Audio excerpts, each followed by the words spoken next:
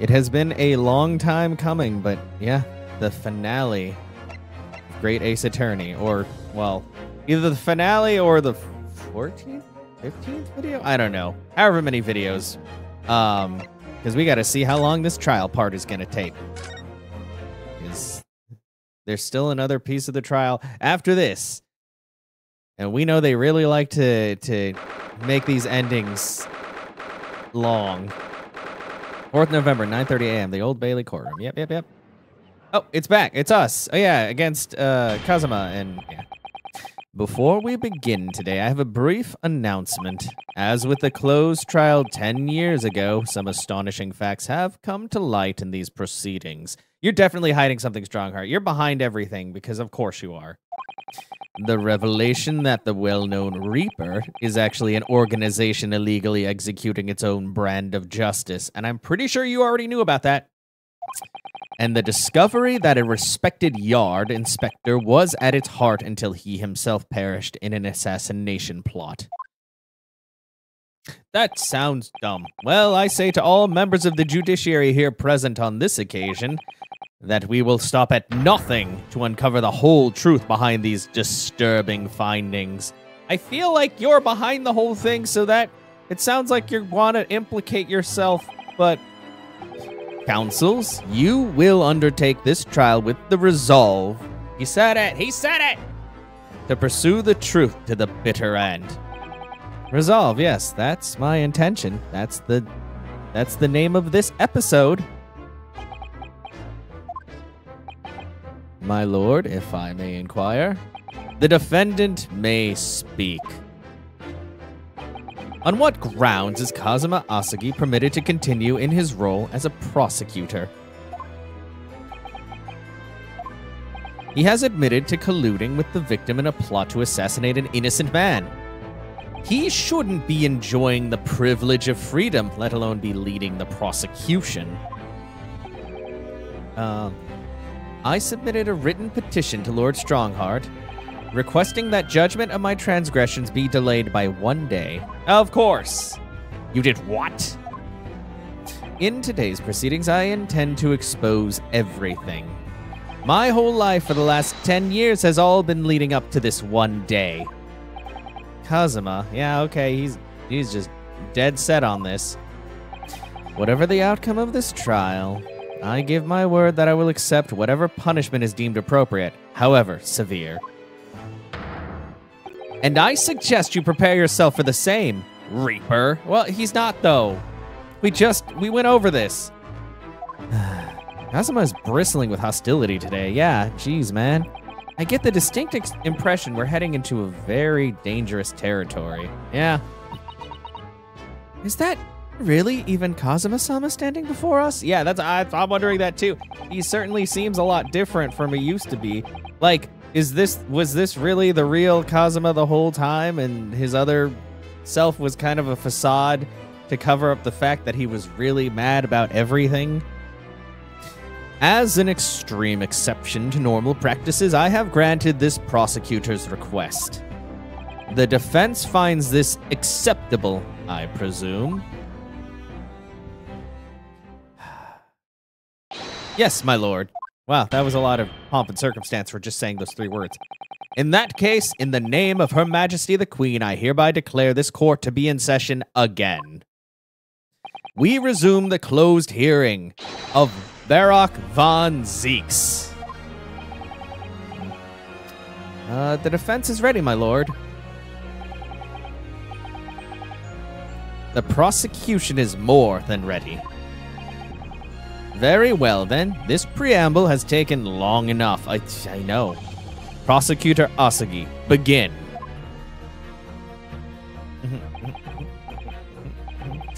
As you wish, my lord. The prosecution calls the first witness to the stand. Bring Seshiro Jigoku into the courtroom. At last, then, we've reached the final battle. No, we haven't. This is like the pre-final battle, bro. But you don't know that. He's putting literally everything on the line now in order to get to the truth. Come on, Ryunosuke. It's time for that steely resolve. God, they just keep saying it. Because this is going to test it to the limit. Yep. It's all about resolve. 100% about resolve. Hi. Did you bring your gavel? I bet he did. It's his thing. Witness, state your name and occupation for the court, even though we already know. Ha!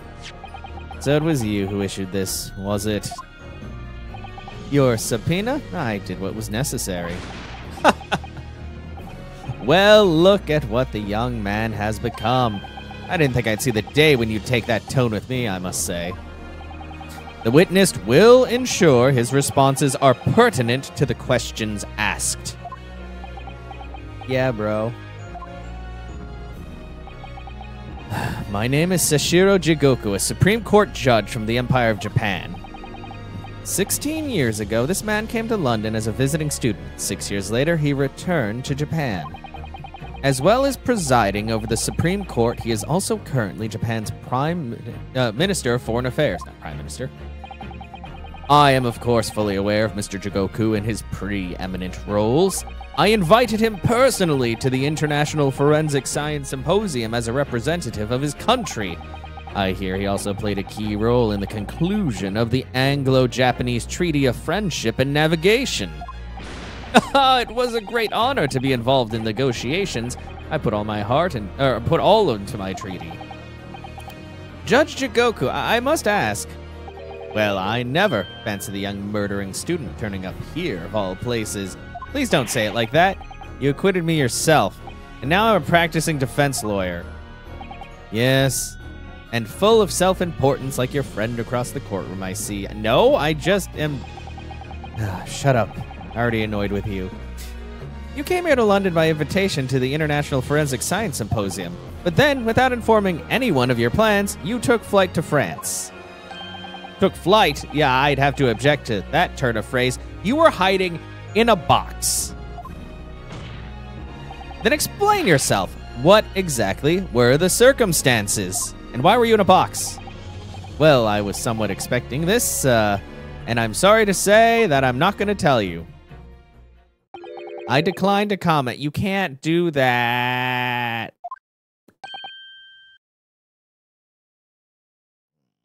What? Leaving the country prematurely when I was an invited guest may be questionable etiquette, but my decision is unrelated to the case. That's untrue. I can't be bound to testify. Unrelated, you say? Yeah, I don't trust you either. I don't trust anybody in this courtroom. I barely even trust myself. I appreciate that a respected police inspector has been killed, for which I offer my condolences. However, being an alien, I'd obviously never met the man, nor do I know the first thing about him. Haha, that's untrue. I have a telegram. As such, I'm in no position to testify. It's as simple as that. So you would run from all of this? I beg your pardon? This case is more far-reaching than the murder of Inspector Gregson. It has ties to another murder, a case that was tried in Japan almost a year ago now. A year ago in Japan, the murder of Dr. John H. Wilson, you mean? That's right, and you, Judge Jigoku, are at the heart of both cases. The defense has evidence to prove it. Oh, I'd like to see this evidence. Well, Ryunosuke, I see the look in your eyes. That you're resolved to carry this through to the very end, too. Okay, I really should have put a counter up for the amount of times they're gonna say resolve, because we're barely even, like, 10 minutes into this trial, and I'm pretty sure they've said it at least 7 times. Are you gonna say it? I have the resolve. Let's see your evidence, then. What proof do you have that Sashiro Jigoku is involved in the case? The telegram. Oh, God, there's so much evidence. Where's the telegram? Telegram. Present. This is a telegram detailing a communication sent between Britain and Japan approximately 1 year ago. The communication contains 4 names. K. Asagi, A. Shin, T. Gregson, and J. Wilson. Hold it! Oh, he doesn't look very happy. You little. Where did you get that? Oh, did they take his gavel? Because he didn't gavel. He hit it with his hand. In Tokyo, from your office, Judge Jigoku. What? How on earth did you? What's all this about? Why is my name on that list? This list of 4 names follows a certain pattern. T. Gregson and J. Wilson are the names of victims. K. Asagi and A. Shin are the names of assassins. No. Yeah.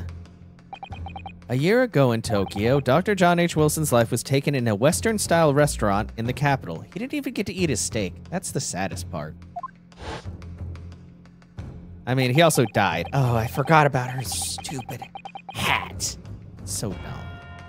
The culprit was found to be a visiting student who went by the name of Giselle Brett. But her real name was Asa Shin, a professional killer sent on a mission to kill from Great Britain. A. Shin and her victim, Jay Wilson, and the murder that just took place here in London was the counterpart to that crime. An assassin sent from Japan, also a visiting student, Kazuma Asagi, whose victim was the British police inspector Tobias Gregson. K. Asagi and T. Gregson.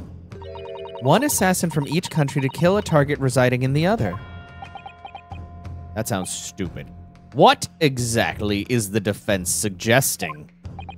These 2 cases of murder, one that took place in Britain and one in Japan, were masterminded by a pair of individuals from each country as a form of assassin exchange.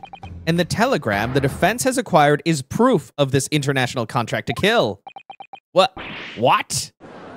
Oh, did you actually not know about that? I thought you'd know about that, but maybe not. Telegram was found in your office, Judge Jigoku. In other words, the mastermind in Japan was you. Judge Jigoku, what's this all about? And you, Kazuma, you lied. During yesterday's proceedings, you acknowledged that you'd accepted the assassination mission, but the mark wasn't Judge Jigoku at all. It was T. Gregson, Detective Inspector of Scotland Yard, as shown by the name on the killing contract. Very impressive, Ryunosuke. But actually, I didn't lie. Huh? What? The name of the target I was ordered to kill never passed my lips yesterday. The idea that Sashiro Jigoku was the mark came entirely from you. Oh, he just never you deliberately avoided saying a name? Wow, what a dick. Also, hey Gold, how you doing? Bonk. The defense claims these 4 names indicate some sort of international assassin exchange.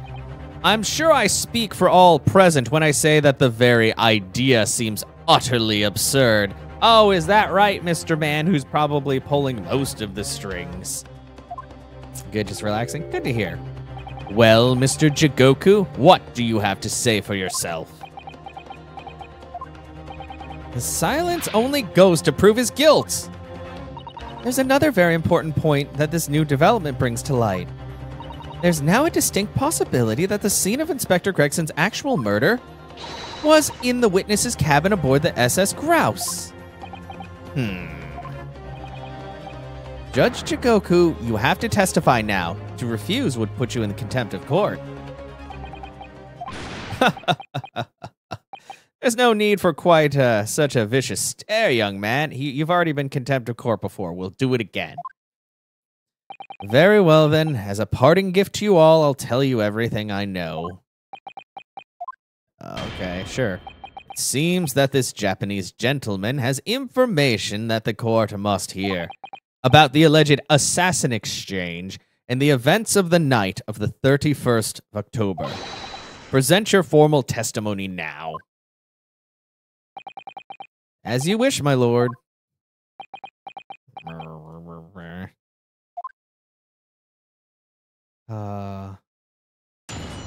Witness testimony.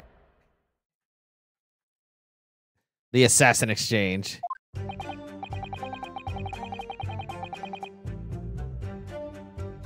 It's true that Kazuma Asagi was assigned the assassination mission 1 year ago now. The target was Inspector T. Gregson. That was a condition of the British study tour. However, in the end, something happened that meant the young man was unable to carry out his mission. On the evening in question, a member of the crew was on duty outside my cabin at all times.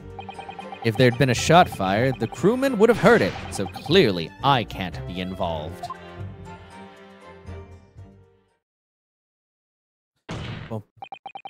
Well, so you admit it then. As this communication suggests, there really was an assassination exchange arrangement between Britain and Japan. A political endeavor at the highest levels, not something I can discuss here. To use such a worthy practice as foreign study to coerce somebody to commit murder. It's the most appalling thing I've ever heard. Appalling? Well, it's easy to judge. Pardon? Asagi had a reason for taking his sword to that British inspector, you know. What? Which is why he accepted the mission in the first place. Isn't that right, Counsel? I'm not going to talk about it. Kazuma-sama? Judge Jigoku, if you are the mastermind behind this operation in Japan, then tell the court the identity of your counterpart in Britain. I can't do that. I'm not obliged to divulge that information. Of course not. As I said yesterday, I've killed nobody. I freely admit that I accepted the mission, but on the night the plan was to be executed, I backed out. In short, this assassin exchange that the defense has identified is unrelated to the events of this case. The crucial point is this. Your police inspector can't have perished aboard that steamship in Dunkirk, because if he'd been shot in the cabin, it's inconceivable that a member of the crew wouldn't have heard it. That's right. Gregson was killed after returning to London, in the room on Fresno Street. No, he wasn't, you dumb bastard. And the perpetrator of the crime was the Reaper, Barock von Zeeks. Why are you so dead set on implicating that man? The prosecution's accusation remains unchanged. Oh.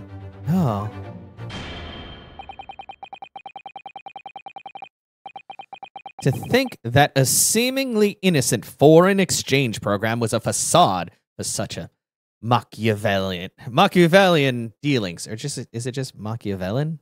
I always get confused when it's that, but you know what I mean.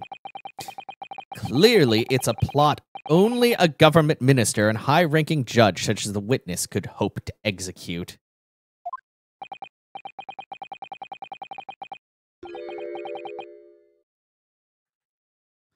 Well, I seem to recall that it was someone on the British side who controlled everything. I don't know. That sounds an awful lot like Strongheart because he's a really controlling man. Be that as it may, it is not the place of this court to pursue this villainous assassin exchange plot. I mean, honestly, at this point, I would be surprised if it wasn't Strongheart that was the mastermind because, like, this whole game has painted him to be incredibly suspicious because he keeps manipulating things. I mean, he told the girl at the forensics mortuary place or the morgue, yeah, to just be like, don't put the time of death because it doesn't matter. It's like, that really does matter, sir. I don't know what you're talking about. This super matters. We are concerned only with the tangible events pertaining to the murder of Inspector Gregson. Is the defense clear on that point, counsel? Yes, crystal clear. Yes, my lord. I'll keep that in mind as I cross-examine the witness and listen to you guys constantly talk down to me. The assassination exchange.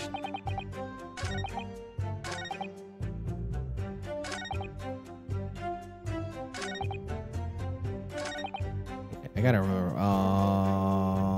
Present. What do I got? Okay, and like none of this stuff in the first few. My God, there's so many pages. Oh, evacuation drill. Wait, let me take a look at that again. Following departure, all crew members review. Drill would take. Okay, a 20-minute drill evacuation drill, which means everybody would be off the ship for 20 minutes, which is more than enough time to shoot a man. So I feel like this is the correct, Objection. Yeah, I don't know what you're talking about, man. You said nobody, nothing, nobody and nothing? Uh-huh. Yes, as the court has heard, there was a crewman posted outside Judge Jigoku's cabin. However, we can be sure that, contrary to the witness's claim, the guard wasn't there at all times. What? I have here a notice of a particular event that was scheduled to take place aboard the steamship on the 31st. Oh, where did you get that? From the steamship. It's evidence gathered by Mr. Herlock Sholmes. You were acquainted yesterday, if you remember. Herlock Sholmes again. According to this itinerary, after leaving the port of Dunkirk at exactly 10 p.m., and for a period of 20 minutes, all crewmen of the SS Grouse were to gather on deck for an evacuation drill. All crewmen were away from their posts? That's what an evacuation drill means, Kazuma! And during that 20-minute interval, of course, any gunshots emanating from your cabin would have been heard by no one. I mean, and it's inside of a ship. If all the doors are closed, I feel like you wouldn't be able to hear much going on inside. In summary, Judge Jigoku, you had ample opportunity to commit the crime. Darg! Yeah. Objection. Oh, Kazuma, why are you objecting? A 20-minute window of opportunity? That's an excellent find, Ryunosuke. But it amounts to nothing. What do you mean it amounts to nothing? It serves a purpose. It shows that it could definitely have been done. That's what I'm doing, finding holes in his logic. Why? Yeah, why? Because the witness clearly stated in his testimony that no incident occurred in his cabin. But we're just gonna trust him at his word when he's already lied about other things? Unless you have some decisive evidence that can show his testimony to be false. Your accusation is nothing more than conjecture. Very true. Well, counsel? Oh, actually, I can! Inspector Gregson was killed in Judge Jigoku's cabin that night. I'm certain of it. Wait. What time is on the watch? What time's on the watch? What time's on the watch? I didn't even think. Where's the watch? It's, that's the hour hand. Wait, that only shows 5 p.m. Oh, that doesn't seem right. That's the wrong time. It would have had to be 10, because that's 10. It broke it when he died. Jeez, okay. Inspector Gregson was killed in Judge Jigoku's cabin that night. I'm certain of it. Because the defense has evidence to prove it. Do I? You will present the evidence for the defense at once, counsel.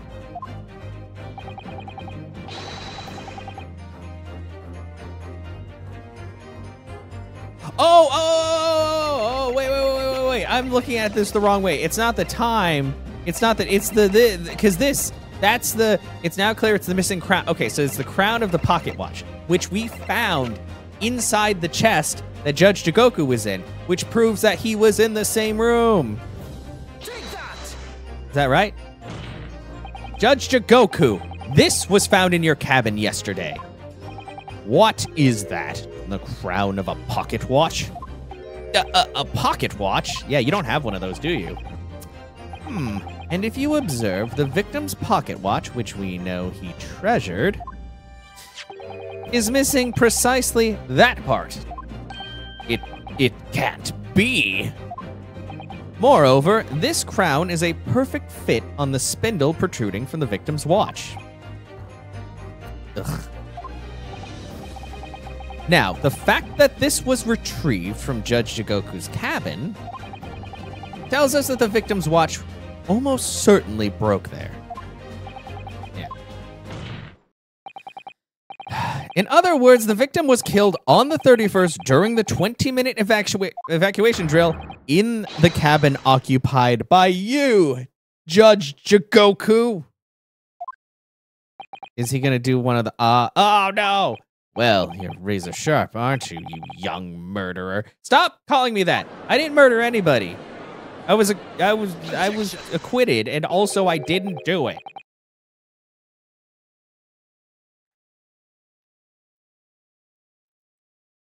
Expertly maneuvered, Ryunosuke.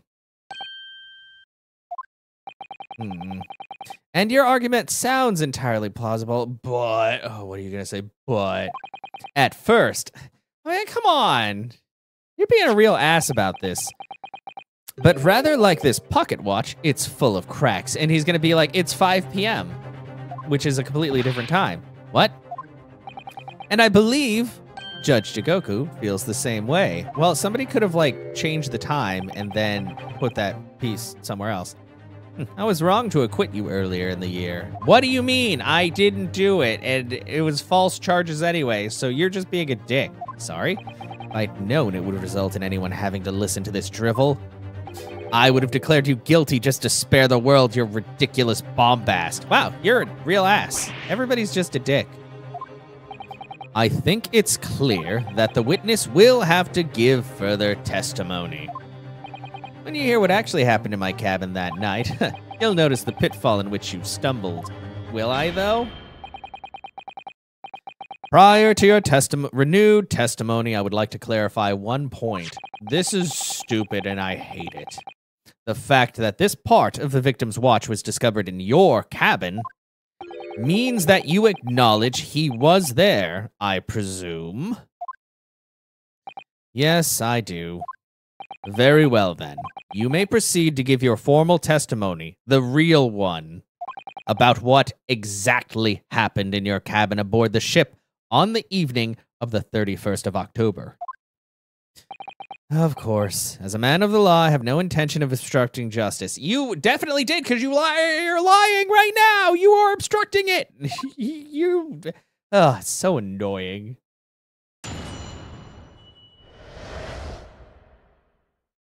The events in the cabin. I had a guest waiting for me when I returned to my cabin after finishing my evening meal in the dining room.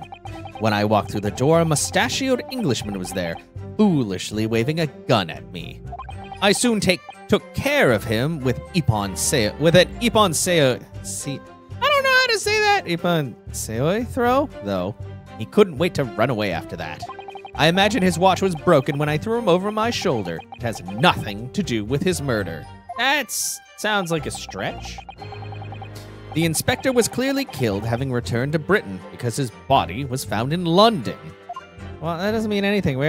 There's a possibility he was refrigerated because there was a big refrigerator on the ship, but nobody, yeah. Ippon seoi, I really wish you guys had voice acting because I feel like I'm butchering that. A common jiu-jitsu martial arts technique in my country. I was careful not to use too much force, but the man obviously landed too heavily for his watch to take. So, Ryunosuke Naruhodo, can you stop saying my full name? I imagine you can see the flaw in your logic now, can't you? What? The fact that the pocket watch was broken in the witness's cabin in no way proves that the victim's murder took place there. Arrgh, we gotta be dramatic. I have no doubt the inspector intended to kill me, but he didn't manage to pull the trigger. Huh. Yes, because he was merely the tactician, not the Reaper's hand of death, like the other guy here. Well, the testimony appears to make perfect sense as far as I can tell. Well, sure it does. Thanks, sir.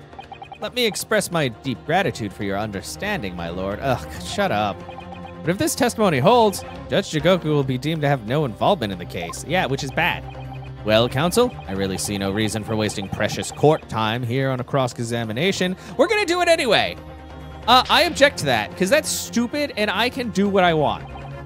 Sorry, my lord, the defense has a right to cross-examine, and I don't intend to squander that. You're an embarrassment to your countrymen, not knowing when you're beaten. Shut up. In that case, proceed, Mr. Naruhodo. Yeah, sure. I will proceed. To break this case wide open. Events in the cabin. Okay. He waved a gun. You threw him. His watch broke. Yeah, how do you know that? you a scienceman? But there's no evidence that proves the victim ever returned to London alive.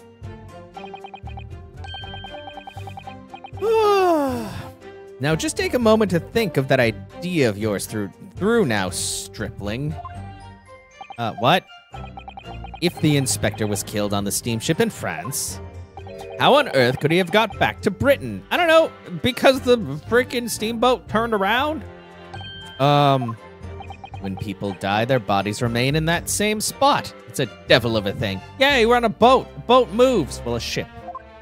Well, then, obviously the culprit... Oh, frick. Obviously, the culprit must have moved the body. How exactly? Carrying a corpse off a ship in your arms would raise a few eyebrows at least, don't you think?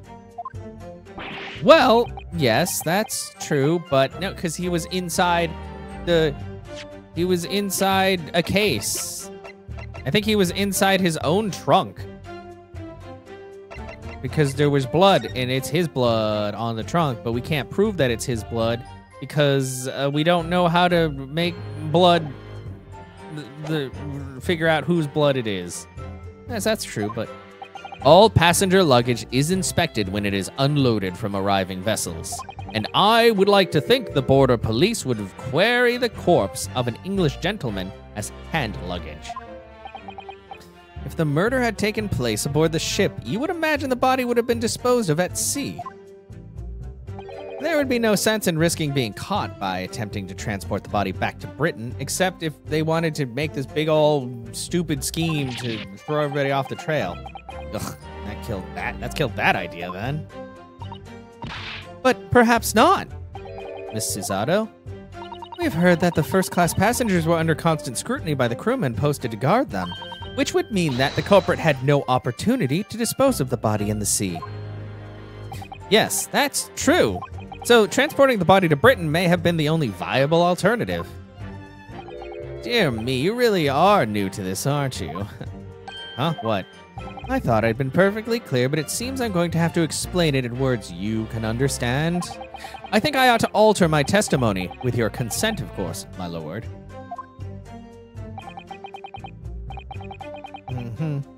I have no objection. State your amended testimony now.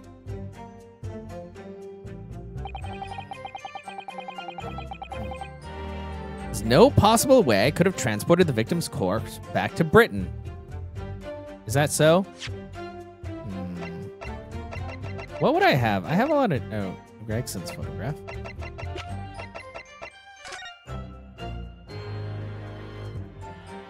Oh, that's big luggage. Oh, is it this? Is that...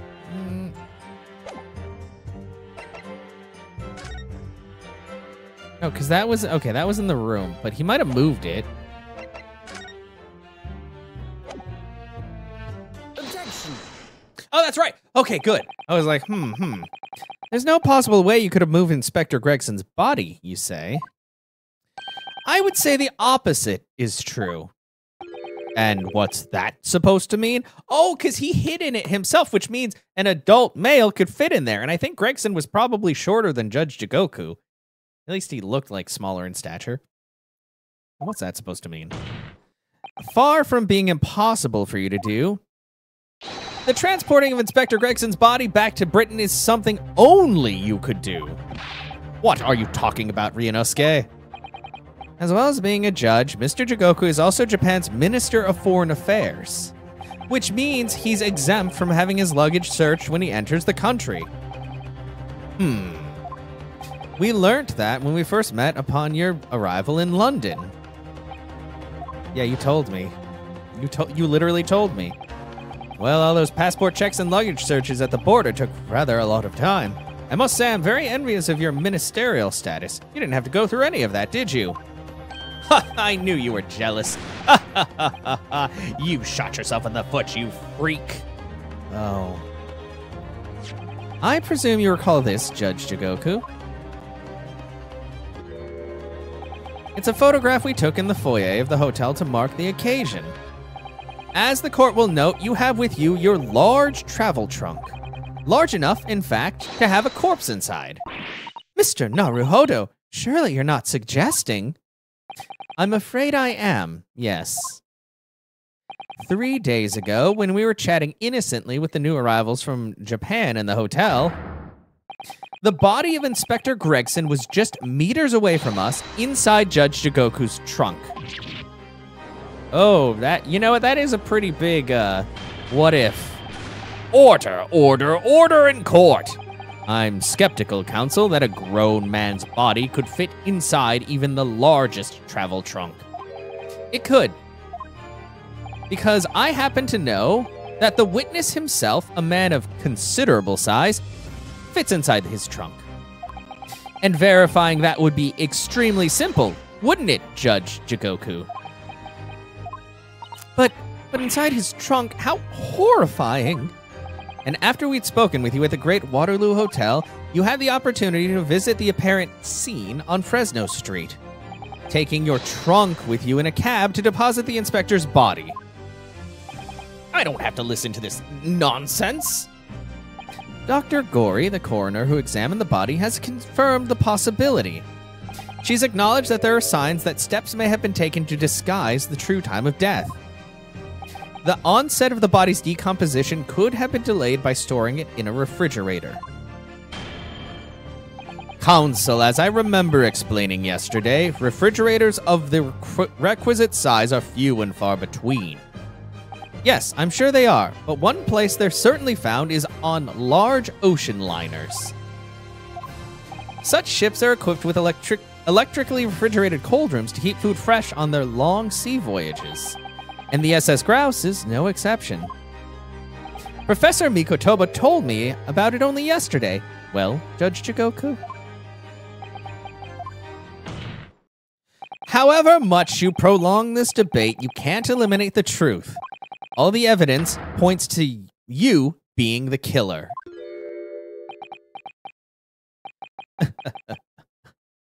Well, this is all very heartening. I can see that it was a wise move letting Asagi and you embark on the study tour. What are you talking about now? Logical reasoning, of course. All court proceedings will be built on logical reasoning in the new century. And I can see that you've both laid firm foundations for that already. Judge Jigoku, please stop diverting attention from the issue at hand. The defense has made an accusation against you. How do you respond? Of course I'm gonna deny it until you have evidence, because that's what we always do. Respond? There's really no need for me to respond, is there? No, there is. Why ever not? Because before you can even begin to answer the question of when the victim was killed, you must first establish one key fact. How? Oh, where was the victim killed? It's quite logical. The actual scene of the crime. The prosecution stance is unaltered. The killing took place on Fresno Street when the gunshot was heard. As the accused, Barak von Zeeks shot the victim at point-blank range. So far, so good, Dixies. I mean, the usual thing where the guy is under scrutiny is like, this is all untrue, until it's proven true, and he's like, well, I'm gonna say something else, and that, yeah, it's, you can't get me. You can't do that. But how are you doing today, Dixies? Since no tangible evidence exists to disprove the prosecution's claim at this time, the defense's deductions amount to little more than an elaborate fairy tale, of course.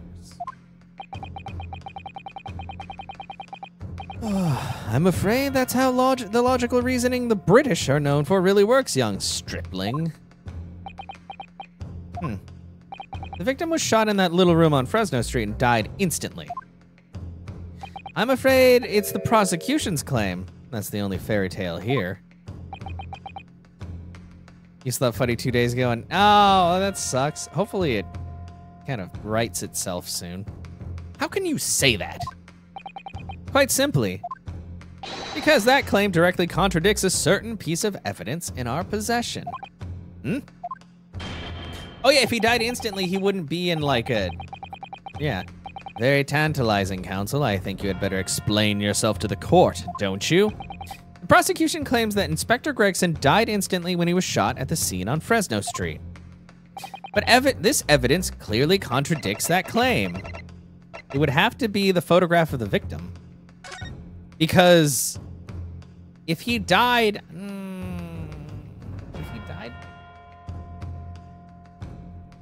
I think if he was standing up and he got shot and died, he'd either fall forward or fall backward. I don't think he would fall in a way that's all curled up. Let's try this. A photograph of the victim in the very location you claim he wasn't killed. Yes, but the point is the posture of the body itself. Okay, yeah. If Inspector Gregson had been shot there in that room, it's out of the question that his body would have been curled up in a ball like that. I'm sorry to disappoint you, but your logic is flawed. He could easily have adopted that fetal position due to the pain of the shot, which subsequently proved fatal. Well, you just said he died instantly. Do you know what the definition of instantly is? It's right away. It's not when it's convenient for you. It's right then. Sorry to disappoint you, Judge Jigoku, but it's your logic that is flawed. What? According to this autopsy report, the victim died instantly. He would have felt no pain, much less have been able to draw himself into that position. Yeah, dumbass. Which begs the question of why the victim's body is curled up in that way. Though the answer should be abundantly clear by now. You're suggesting. The inspector's body took on that posture ahead of its arrival on Fresno Street, before it was coldly turned out on the floor from the inside of a large travel trunk. No! You're quite right. The shape of the body, yeah. It looks exactly as if it had been kept in a confined space. Yeah, I know. I'm good at this. Sometimes. Judge Jigoku, present your trunk for examination. I believe it's very possible that it will contain traces of the victim's blood. Darg! Present my trunk? I refuse. There's too much junk in it. What? On what grounds? I'm the Minister of Foreign Affairs from the Empire of Japan. I don't have to deal with this. I shouldn't have to put up with this treatment just because of some stripling's baseless accusations. You're in a court of law, you dumbass. You're a judge. You know that this is what we do. Why are you being so stupid? In other words, Judge Jigoku, there is blood in your trunk. I decline to answer that. As the Minister of Foreign Affairs, I have privileges that, no. At this moment, you're not a government minister. You are a witness in a trial in Britain's highest court. Yeah, that's right. I don't care who you are or what your status outside this courtroom might be, you will not withhold information. Damn, Yonosuke, laying it on thick. Get him, get him. Nothing is more important than the truth. Good. Ah, that's right. Get dunked on. Dumbass! Order in the court. Well, Mr. Jigoku, what's it to be? You can't be serious. You did it? Have you no shame at all, Kazuma Sugi? What? Very well, I admit it. I did bring the inspector's body into the country. Inside my trunk, exactly as postulated by the defense. What? Dear God, outrageous. Why am I surprised? I am like, this is what happened. And when he admits to it, I'm like, oh, okay. So it was you. You admit to... No, I admit to nothing more than what I've said. But... Of killing the man, I certainly have no recollection. Oh, cool. Oh, I don't know. I forgot. What on earth is that cryptic statement supposed to mean? I merely disposed of the inspector's body, which was left in my cabin, in order to avoid unwanted attention. That's stupid. That's the stupidest thing I've heard. As the judicial assistant over there pointed out, I had no chance to throw it into the ocean. So... I decided my only option was to bring it into Britain with me and dispose of it somewhere else, specifically in this one very particular place. definitely not weird. You can't still deny it. If you didn't do it, then who on earth did kill the man? As you know, there was one other person in my cabin that night. He had the opportunity. And moreover, he'd already accepted a mission to take the inspector's life. Oh, yeah, you're talking about Kazuma. That's right. Who else could it have been? It was you, Kazuma Asagi. Wow, you're trying to deflect now. You. Okay, cool. I never thought you'd stoop to this, Sashiro Jigoku. You've taken the words straight out of my mouth, Prosecutor Kazuma Asagi. You thought by leaving the body in my cabin you could pin the crime on me, did you? Wow. Well, the prosecution counsel has already admitted to visiting the witness's cabin on the night in question. Yes, on an assassination mission, no less. You wouldn't! Yep, he's trying to shift blame.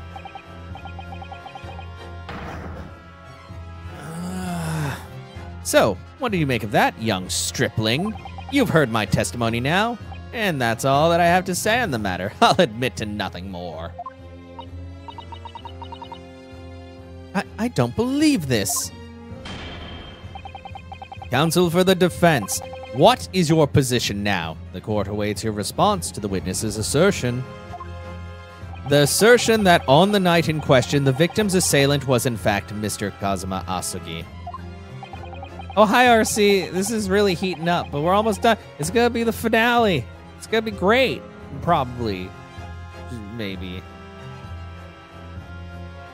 This isn't the dead end it seems to be. The answer's right in front of me. It comes down to Jigoku, or Kazuma. Both of them had the opportunity to kill Gregson, but only one of them did it. And I'm just a step away from proving who.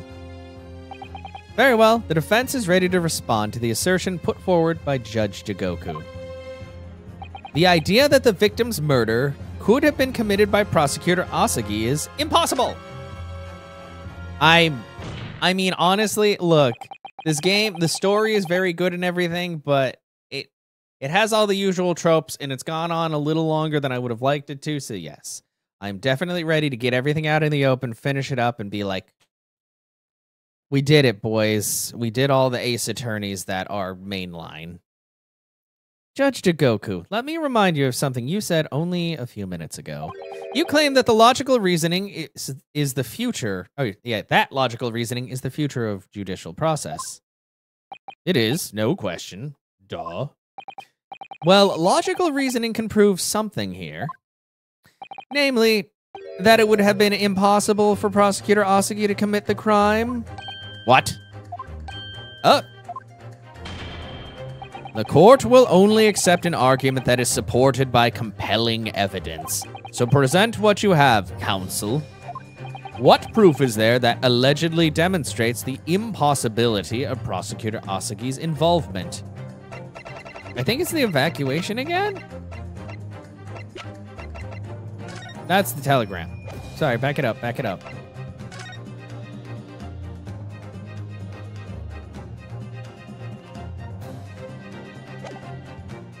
Because I guess he would be immune to that, maybe? Take that! This itinerary for the crew members of the SS Grouse, my lord. This is conclusive proof. An itinerary? How does that prove anything? Judge Jigoku, the moment you acknowledge that you found the victim's body in your cabin, this itinerary suddenly became much more significant. Oh, because if he was in there and he found the body while an evacuation was happening, there's no way that friggin' Asagi could have been in there because he would have been evacuated with everybody else. What? Why? On the night in question, as always, a crewman sentry was on guard outside your cabin door. As long as he was there, nobody could have fired a shot inside the cabin. Absolutely, because it's inconceivable that the guard wouldn't have heard it and come to investigate. So that tells us that the crime must have taken place when the guard was elsewhere.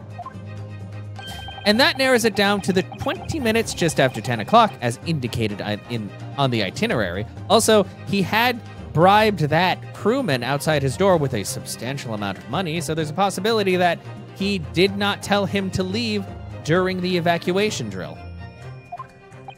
Yes, I see no flaw in your reasoning so far. But the crucial point is this. When the evacuation drill took place, the steamship had already put to sea from the port of Dunkirk. Ah! Now, clearly the murder could have only have been committed by somebody who was aboard the vessel at that time. But Prosecutor Asagi stated in yesterday's proceedings, I didn't come to Great Britain to take anyone's life. So I left Gregson and disembarked the ship. I spent that night at a boarding house in town and returned to England the following morning. Which I'm sure the court will agree is conclusive proof that Kazuma Asagi couldn't possibly have carried out the killing. Ah, because he wasn't even on the ship, you dumb bastard. No, absolutely not. I don't accept that at all. It's logic. You said you were totally down with logic. What do you mean? The boy's just saying that to exonerate himself. We can't trust that he really disembarked the vessel. He has the paperwork. He probably got a bill from the place he stayed at, boarding house. Obviously, after he left my cabin, he hid himself somewhere nearby on the ship. Just waiting for his chance to come back and finish the... Sorry. No, that's out of the question. Isn't it, Kazuma? As the defense rightly recalls, I disembarked the vessel and spent the night in a boarding house in Dunkirk. And as I said yesterday, I signed my name in the accommodations register book. All extremely easy to verify and undeniable proof. God, no, There's no escape this time. You can't forget that you're a judge or a government, or you can forget that you're a judge or a government minister. It's time you gave the court an honest answer as a common man. Oh, this is a different animation. You killed Inspector Tobias Gregson and transported his corpse back to Britain. Then you dumped the body in the room on Fresno Street and made it look as if the murder had happened there. That's really what really happened, isn't it, Sashiro Jigoku? Was that damned trial 10 years ago? That's when all this began. Looking back now, my fate was decided that day. I was doomed already. Ah! Oh, whoa! Okay, oh, okay. Cool, you broke another stand. Where did it go? It's over! My life is over. Well, especially after that stunt, bro.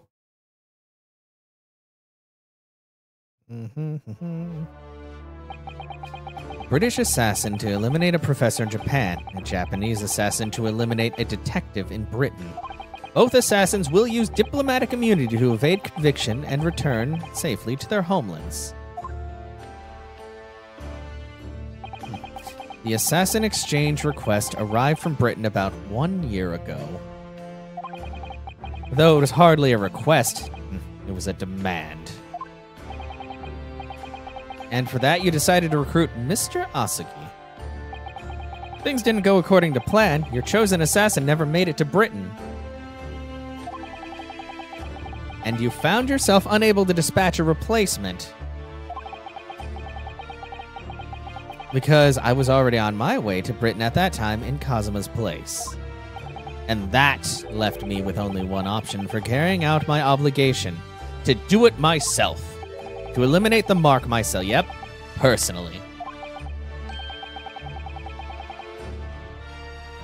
Of course, there was but a single opportunity for me to do that. The International Forensic Science Symposium, I presume. That's right. I decided it would be safest to carry out the plan before my arrival in Britain. So I enlisted the help of my British counterpart and made arrangements for a pretext that would take the inspector to Dunkirk. To lure the man in, he was given a sham mission by the Reaper. What? The Reaper? Who's the Reaper, though? But there's only one person who could have done that. The mastermind of the entire operation, the Reaper himself. Ah! So that means that the assassin exchange was all planned by the Reaper. Well, I mean, I guess that makes sense. Okay. I'm not at liberty to say anything about my British counterpart. I'm pretty sure it's Strongheart. There's like no way it's not Strongheart. Anyway, the inspector accepted the Reaper's mission and dutifully infiltrated my cabin on the steamship. But it was all a trap designed to lead him to France and his own death. Oops, I accidentally pressed the button. Oh, how awful. It was past 9 o'clock when I returned to my cabin from the dining hall that evening. I didn't give him a chance to attack me. I choked him until he lost consciousness. But there was a guard just outside the door, so I left it at that for the time being. Even the slightest noise might have aroused suspicion, so I bided my time, waiting. For the 20 minutes after 10 o'clock. I had intended to finish him by strangulation, but moments before I had the chance, he suddenly came round and went for me in a reckless move. And then you shot him. Oh, poor Gregson. I mean, I know he was involved in like a crazy plot and all that, but he didn't deserve that. He deserved more fish and chips. I'd received the British issue gun 16 years earlier, being a member of the judiciary as a visiting student. I never imagined I'd have to use it for something like that. So the revolver belongs to you, does it? Then the victim was killed inside your cabin on the SS Grouse, which begs the question of why you arranged for his body to be discovered in the room on Fresno Street. The young judicial assistant over there already has answered that question. There was no way I could take the body up on the deck to throw it over the side. That's precisely where all the crewmen were gathered for the evacuation drill. So before the first-class cabin sentries returned, I took the corpse to the refrigeration room. And then on arriving in Dover, you concealed the body in your trunk in order to smuggle it past the border police. I knew that I needed to take steps if the police were to be convinced when the body was found in London. In that case, you must have known. You must have had intimate details of Inspector Gregson's intended schedule. Yes, my British counterpart sent me everything I needed to know. The inspector was due at Fresno Street at 5 o'clock that afternoon, in order to meet a man by the name of Hugh Boone, from whom he would take back his police identification. Ah!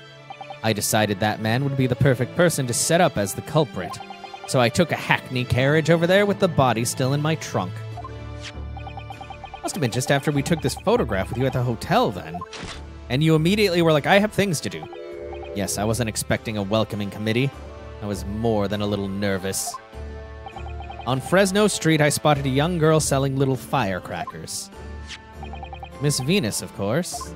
I conceived of the candle trick there and then. So I donned a simple disguise and approached the girl to buy enough firecrackers to replicate a gunshot. What sort of disguise?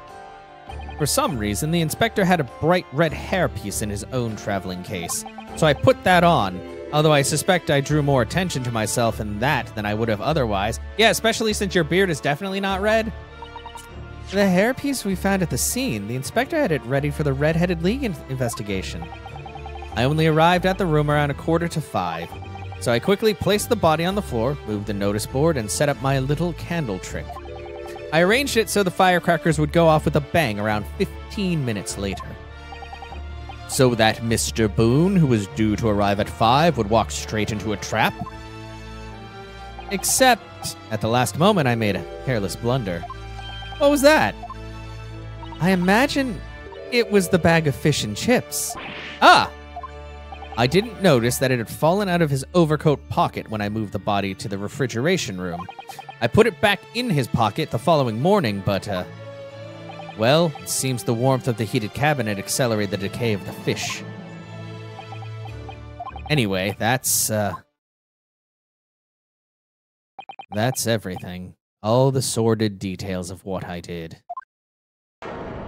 Damn. Oh.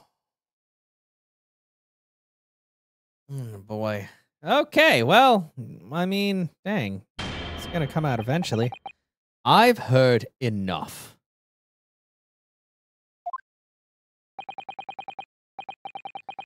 We've arrived at the truth about the murder of one of the country's most capable and respected police inspectors. Okay. The witness will be tried in the coming days.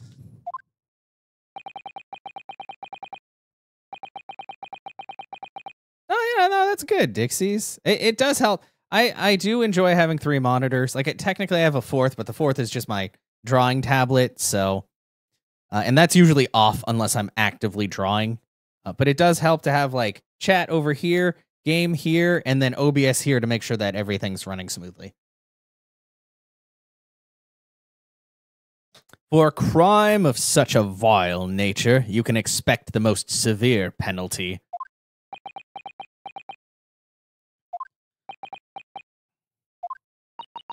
An exchange of assassins? What a foolhardy idea.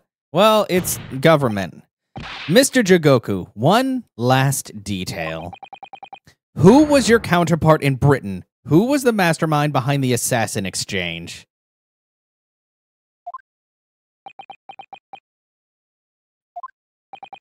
Nothing you say now can make matters any worse for you. Just tell us. Enough! I've already told you that I cannot say. Even though, as things stand, you may very well never set foot in your homeland again. What are you waiting for? Can't we get this over with now? It's finished. All of it. I'm finished.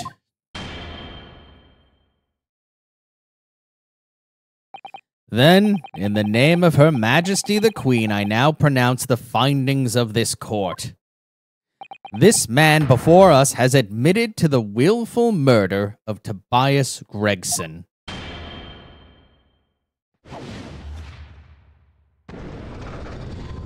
Okay, guilty.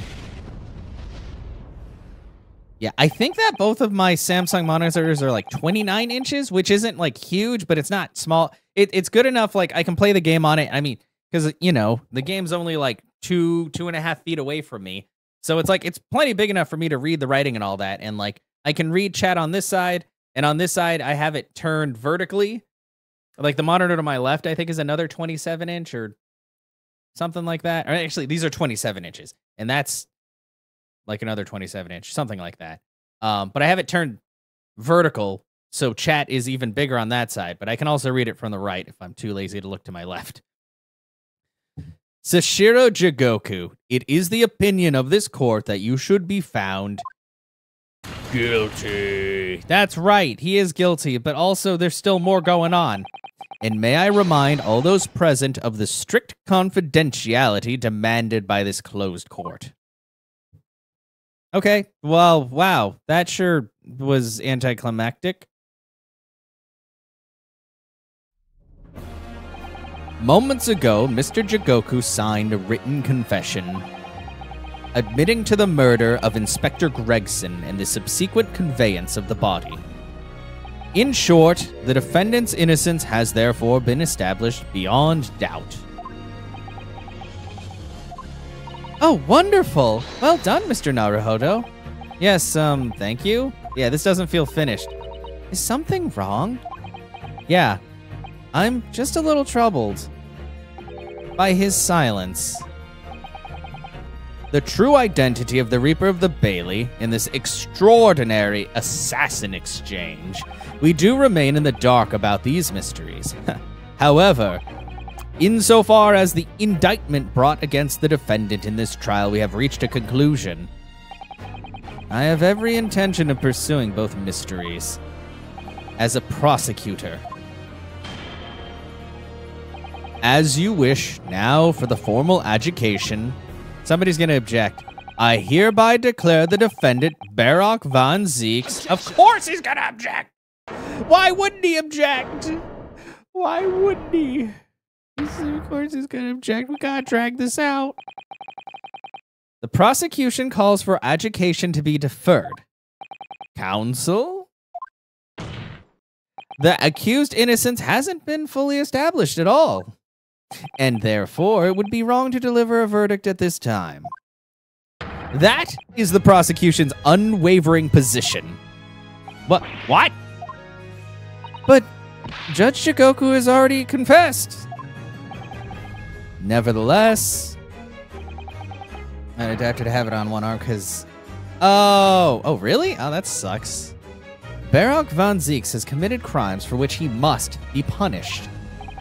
Well, it would appear that you have information that the court needs to hear, Prosecutor Asogi. Certainly, the murder of Inspector Gregson was actually carried out by Sashiro Jigoku, but it's clear from the witness's testimony that he was coerced into complying with the plot, into the sick, merciless assassin exchange.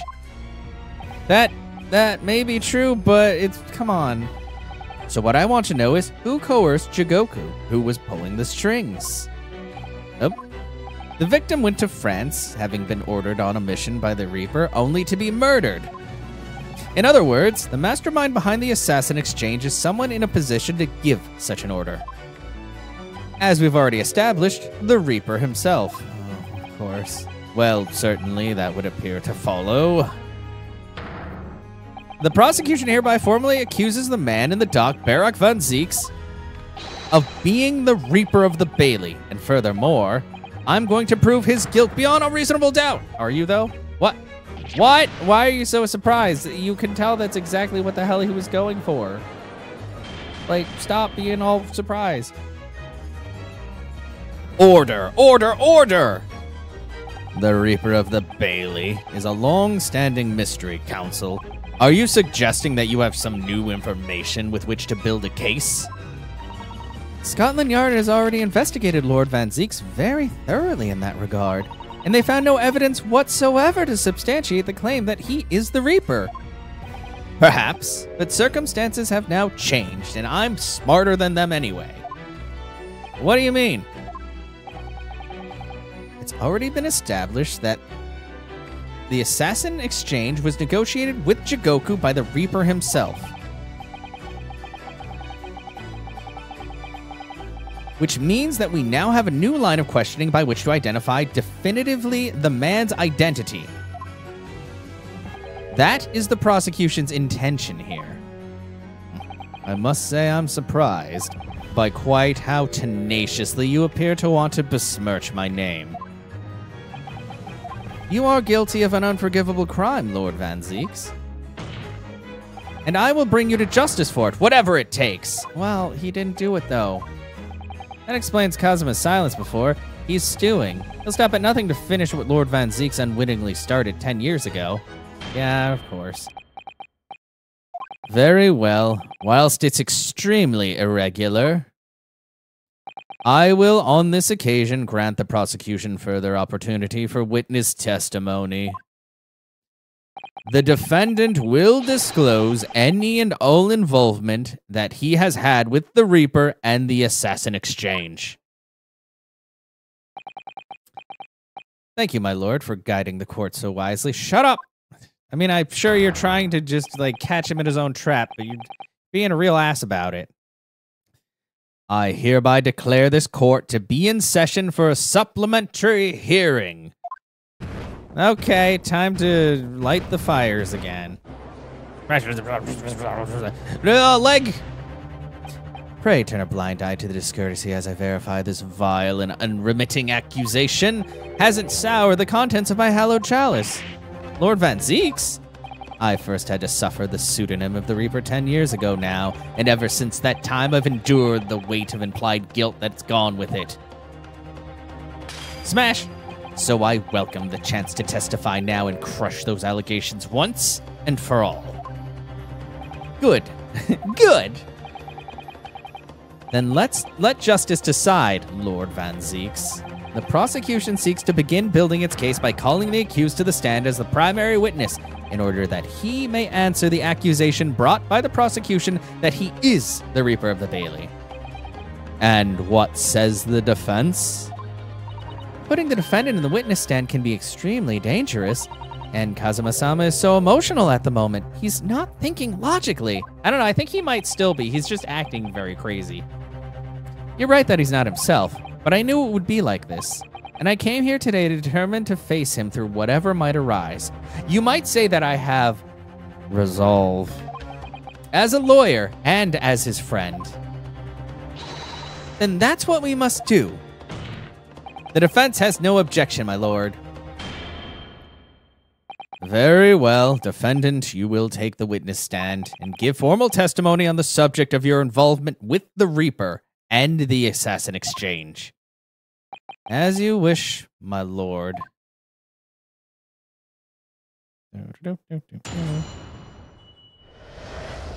The Reaper and the assassination exchange. I've never taken the life of another, nor have I instructed another to kill. I've been investigating the truth behind the Reaper for years, and I was aware of Gregson's involvement. That's the reason why I went to Fresno Street that day and how I came to discover the body. The point is, no common thread exists between myself, Gregson, and Dr. Wilson. Clearly, therefore, there's no reason to suspect me of being behind the assassin exchange. I mean, well, no, am I going to have to present the photo of Gregson and you from years back?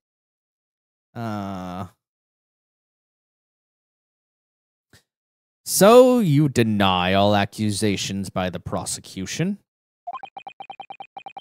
Both that you are the Reaper of the Bailey and that you masterminded the assassin exchange. I acknowledge that the public at large believe me to be the Reaper. However, that's a fallacy, which I alone am in a position to forswear. Naturally, the prosecution believes the testimony is just given by the accused to be untrue, because I'm a dick. Ryanosuke Naruhodo. Yes? Let me ask you, why are you here? What really brings you to the courtroom? You, actually. A desire to uncover the truth. Even if the truth proves your client to be guilty, he's not going to be guilty. From all my experience in the courtroom, I've come to realize something. The truth can't be hidden. Sooner or later, it'll come out. So it's always my intention to work with my client in pursuit of the truth. I want you to remember what you just said. Enough dilatory chatter. Counsel for the defense, proceed to cross-examine the witness. Yes, my lord. I know exactly what you're thinking, Kazuma. I know you're just waiting to point it out. The contradiction you're convinced lies somewhere within this man's testimony. Well, it does, because otherwise we wouldn't be able to proceed with the cross-examination, and then the game would go nowhere.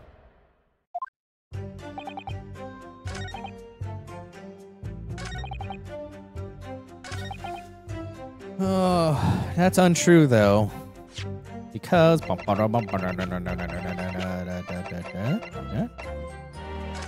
Because if you notice, Clint's autopsy report was... signed by Mr. John H. Wilson! Which means there is a common thread, because your brother... What is this? An autopsy report? Wait, this is 10 years old. From the autopsy of Lord Clint Van Zeeks. What? My brother's autopsy report? I'm pleased to see the defense doesn't intend to run from the undeniable truth. Well, it doesn't prove anything. It just proves that there's a common thread, but not that he's the Reaper of the Bailey. Order in the court. What reason do you have for presenting a 10-year-old autopsy report here, counsel? The autopsy report of the professor's final victim is an indelible link between Inspector Gregson, Dr. Wilson, and the defendant. Not that accursed name again, the professor. I personally researched all the court records relating to that case. I know that at the time, the autopsy was considered sacrilege to the victim's souls, and for a member of the aristocracy like Lord Clint Van Zeeks, it was unthinkable. But someone implored the powers that be to allow the autopsy to go ahead, Inspector Gregson. He declared that he was certain he would obtain conclusive proof from the procedure. And it was Dr. Wilson who conducted the autopsy. His signature is clearly visible on the document. As promised by Gregson, the autopsy did indeed produce evidence. Evidence that conclusively proved Genshin Asugi was guilty of the murders. In my brother's dying moments, he mustered all his remaining strength to leave that vital clue behind. Indeed, that was the key to indicting the professor for his crimes and the conclusive evidence that convicted him. I feel like it probably was planted on him by you. It enabled Lord Van Zieks here to avenge his brother's senseless death with a marvelous victory in court. You're like a puppet master. I think that's the real thing with you. You really like being in control of everything. Marvelous victory, was it? I wonder if that's really true. What? Could the same be said if it turned out that the key piece of evidence in question was in fact fabricated? Well, the thing is, Van Zieks wouldn't know, so... So we already know who the Reaper is. If the inspector, the coroner, and the prosecutor all colluded together to cast an innocent Japanese man as a mass murderer and send him to his death. That's outrageous! And now, 10 years later, for some reason, the secret has been threatened and needs protecting, which is why the inspector and the coroner had to be silenced, isn't it? By someone in power in Japan and in Britain, using the two killers recruited for the assassin exchange. Order! Order at once! 10 years ago, my father was convicted in this very courtroom as a mass murderer to be sentenced to death. But it was all a sham, and I swore to myself that I'd prove it, which is why I had to come to Britain, whatever the cost. You'll have to forgive me if I feel compelled to toast this vengeful Nipponese's tenacity of purpose here. However, crunch. He who fails to quash his emotions in the courtroom has failed as a lawyer. Come on, Kazuma, you know this won't wash. You're claiming your father was misrepresented in a trial that took place a whole decade ago. You must see that without evidence, that's nothing more than a wild accusation. As it happens, I have evidence. What? I said it's true, and that's the evidence, and I'm right.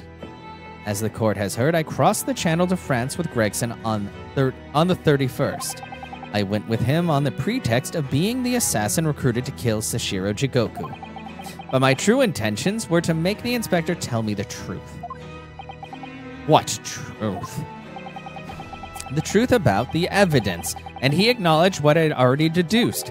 There's a closely guarded secret about what went on in the autopsy 10 years ago. God, everything has to just be smoke and mirrors, huh? Just all the time. Forever.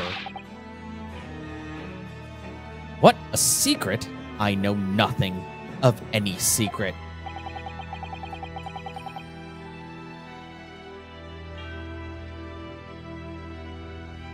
While we waited for my supposed mark in Jigoku's cabin, I drew my clan's illustrious sword, Karuma, before the inspector's eyes.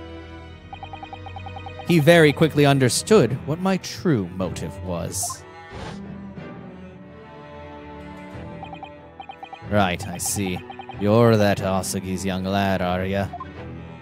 And what? You're gonna cut me down with that thing, is that it? That will very much depend on the answers you give to my questions. I want to know what really happened 10 years ago. The truth, that's all. Before we get into it, let me make one thing clear. I still believe your father was the professor, there's no doubt in my mind. But unfortunately, back then we didn't have the evidence we needed to make the crime stick. So you admit it then? That the evidence used in my father's trial was fabricated? It was for the good of the country. Ah, Gregson, you were a good old boy. Yes, no. Anyway, I was just following orders. Orders? What exactly did you do? Speak! Yep. I'm not saying another word. Even if your life depends on it? Especially if my life depends on it, yeah. That's right, even then. Shing! Oh, and that's when he cut his box and broke your sword. So that's when the tip of the sword broke. Oh, Kazuma-sama. If the results of Clint Van Zeek's autopsy were fabricated, then the investigating officer, Gregson, and the lead coroner, Wilson, must have known about it. And they can only have been ordered to pervert the court of justice in that way by one man. The man leading the case for the prosecution, Barak Van Zeeks. Except the man technically leading the prosecution was Strongheart, who shifted it off onto Van Zeeks. In other words, the defendant did have cause to organize this exchange of assassins. Exactly, and as was established earlier, it has to have been the Reaper himself who liaised with Jigoku in Japan to arrange the exchange. So it follows that the Reaper's true identity can only be that of the man who stands accused in this courtroom today, Barak Van Zeeks.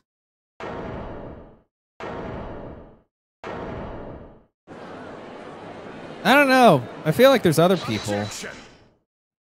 Yeah, of course he's gonna object. Kazuma Asagi. What? What you've just told the court. Are you absolutely certain of your facts?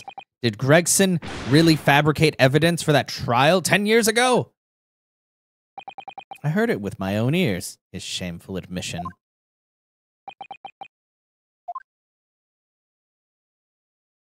In that case, I know the name of the Reaper. What? Lord Van Zeeks? I gave no such orders, I know that for certain. Which narrows down the remaining possibilities to one.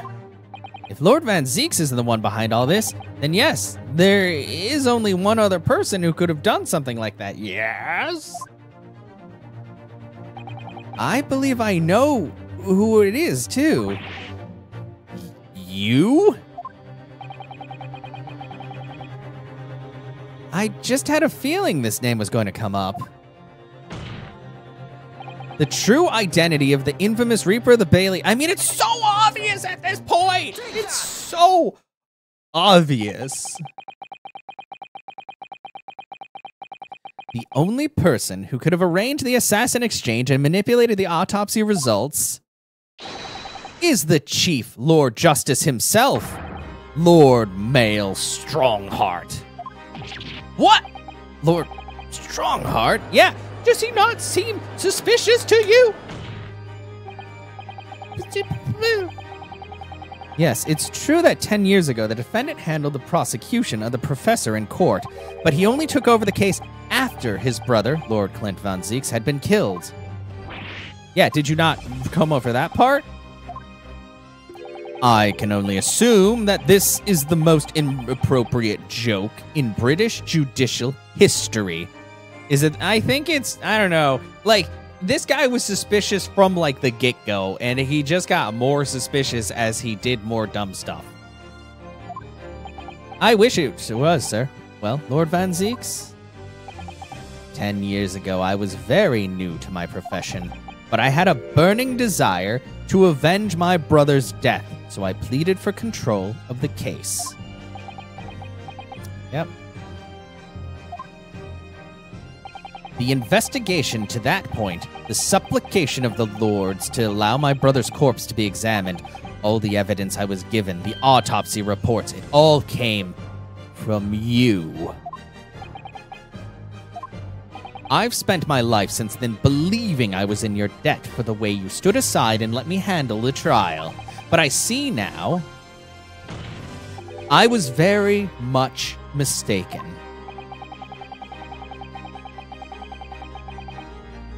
It was a largely influential force that caused the inspector and the coroner to break the law 10 years ago.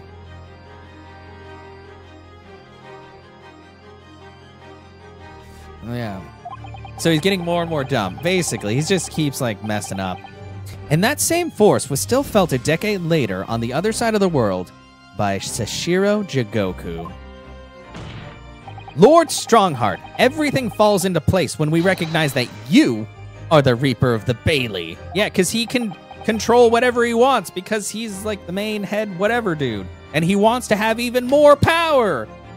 Dangerous.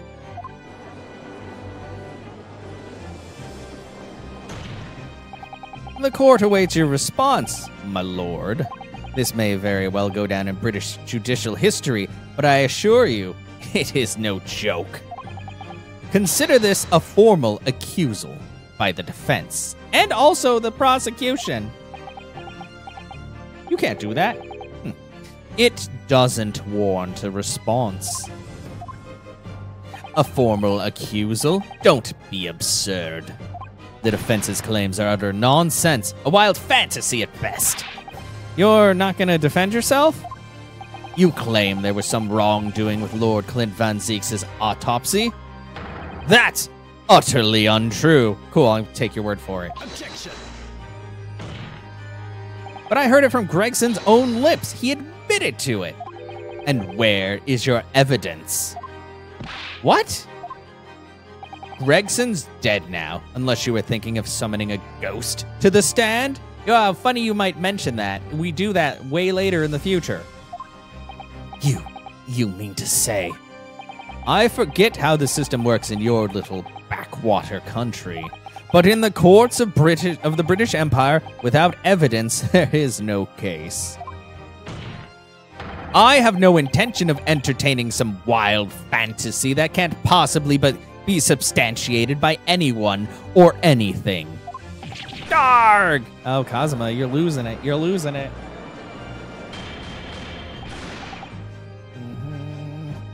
Order in the court. Following Inspector Gregson's murder and in light of Dr. Wilson's death as well, there's really no one left who can testify about the events of 10 years ago. Is there? Wow, it certainly sounds like you're just covering up your tracks. So that was the real purpose of the assassin exchange.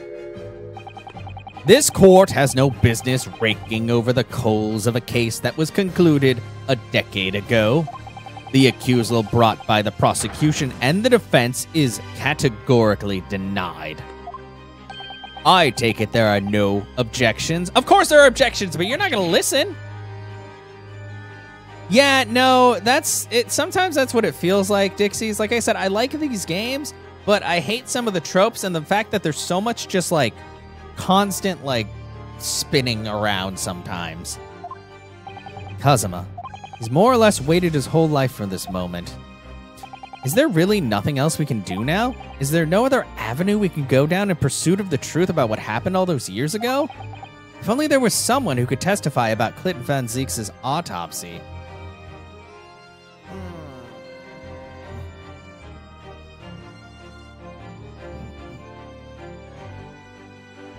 Okay. There is no one left. He's gone to extraordinary lengths to cover his tracks.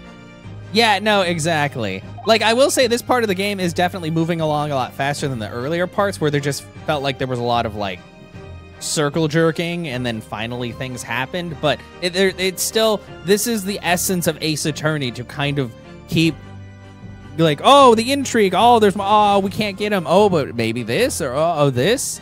And that's why I'm, like, kind of glad that I'm about done, because it's just, you know, it's been 8 games of this. Eventually you get a little bit tired of the tropes and stuff, but yeah. Still, Great Ace Attorney is probably the best it's ever been, so. Even as much as I was complaining during the first few cases. Subjecting an assassin all the way to Japan to ensure Dr. Wilson's silence, and Dr. Scythe won't say anything against Strongheart. Inosuke, please! I'm sorry, Kazuma. Mr. Naruhodo, isn't there someone rather important whom you've overlooked?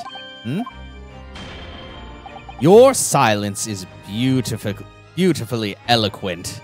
There's a movie, it would be, yeah, no, exactly, because everybody would already know what's going on, and it's like, but the conclusion takes forever. I take it we've reached the end of this debate, then. Let the matter be closed for good. Objection. Or for evil. Wait, who objected? Was it me? Or was it Kazuma? It was me. Actually, there is one person. One person who could still testify about that autopsy. Don't be ridiculous. There's no one left. Who, Ryunosuke? Who? Tell me. Kazuma, please, this trial can't end. Not yet. Okay, you're not gonna like this. I'm not doing this for you. I'm doing it for the truth. The person the defense would like to call to the stand to testify about the autopsy of Lord Clint Van Zeeks is... Oh yeah, my dad. No, wait, my dad. Not my dad. Because he was there for the autopsy. Take that! Other daddy. Not my daddy. It's so bad if you're actually doing stuff instead of just pressing one button. Yeah, I mean, fair. Heaven help us. Another Japanese? Yes. Can you calm down with the xenophobia? An expert in forensic medicine, my lord, Professor Eugen Mikotoba, 16 years ago, he came to London with Sashiro Jigoku and Genshin Asugi as a visiting student. And what could his testimony possibly tell us? Professor Mikotoba was the primary assistant during the autopsy in question. He was also the person who actually penned the report. Incorrect. The autopsy was carried out by the coroner, Dr. Wilson. The report carries his signature. It was the primary assistant's duty to keep a written record of the coroner's work during the procedure.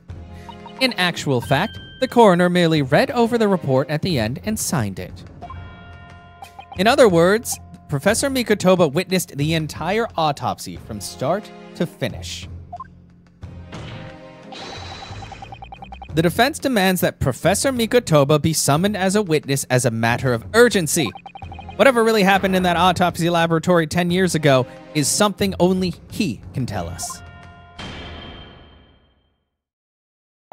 The defense's demand is denied. What? You can just do that? But Professor Mikotoba is in London at this very moment. We could summon him to the stand in minutes. No, of course he's not going to agree to it. Strongheart has no intention of summoning anyone who knows. He's too concerned about protecting himself, like a dick. Prosecutor Asugi, let me refresh your memory, as you seem to have forgotten the prosecution's stance. Only minutes ago, you accused the defendant of being the Reaper and of masterminding the assassin exchange. I did, yes. So present your evidence for those claims and make your case complete. No. At this time, I don't have the requisite evidence, but that's exactly why we need this witness testimony.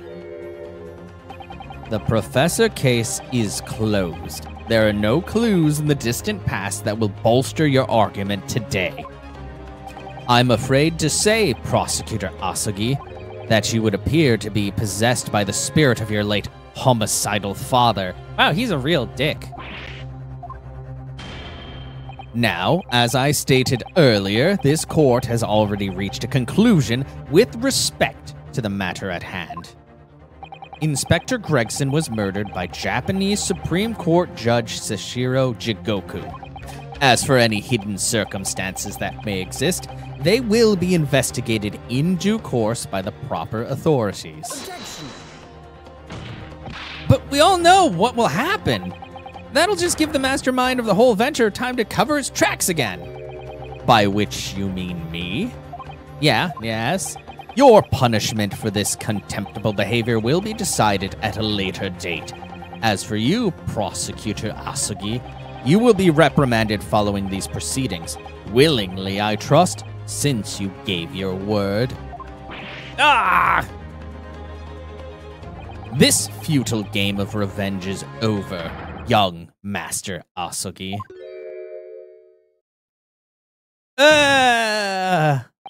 Oh. Okay. Oh. Arg! Okay, I get it. Very dramatic. Can we move on, please? That will be all. I hereby declare this trial to be over. Good. Hold it! Surprise! It's... Who is it? Who is it? Oh, it's the boy Herlock Sholmes! Oh, he has his own song now. But Mr. Sholmes! Or maybe this was always his song. This is no place for amateur detection, Mr. Sholmes. May I remind you that these proceedings are closed to the general public. You will leave this courtroom at once. Objection. Mr. Sholmes was instrumental in the apprehension of Sashiro Jigoku before he fled from Europe. The court should hear what he has to say. Lord Male Strongheart, it is imperative that you refrain from bringing this trial to an end at this stage. Is it really? And why would that be? You need only recall your own words from the opening of the trial to answer that question, if I may. We will stop at nothing to uncover the whole truth behind these disturbing findings. Surely it can't be that the shock of being accused of being the Reaper yourself has erased that from your memory, can it? The whole truth, sir, has already been uncovered. Has it, though? It would seem that we have a great many important members of the judiciary present here today. I put it to you, my dear fellows, should the trial end at this juncture? After all, why have you been invited to attend? To nod along with the prevarications of your superiors? Yeah, is that right? Are you going to be dogs or men? Order in the court! Seems to me that we stand before a door that leads to a new era of legal practices, a door that is ajar. Let us emerge from the shadows of the Reaper's decade-long ascendancy. For you and you alone, my dear fellows, have the power to push this door open now. Kingdom Hearts? The auditors of the gallery have no right to express an opinion on court proceedings. Silence! He's right. The judge has absolute authority here. Yes, if he calls a trial to end, it must end. But will that really do? I sense dark things occurring behind the scenes. Dark things indeed. Is there a single person present who constantly says the same thing he doesn't? Oh, yeah. The trial should get on. Summon the witness. That's right. We need to clear this up before the young Japanese fellow is remanded in custody.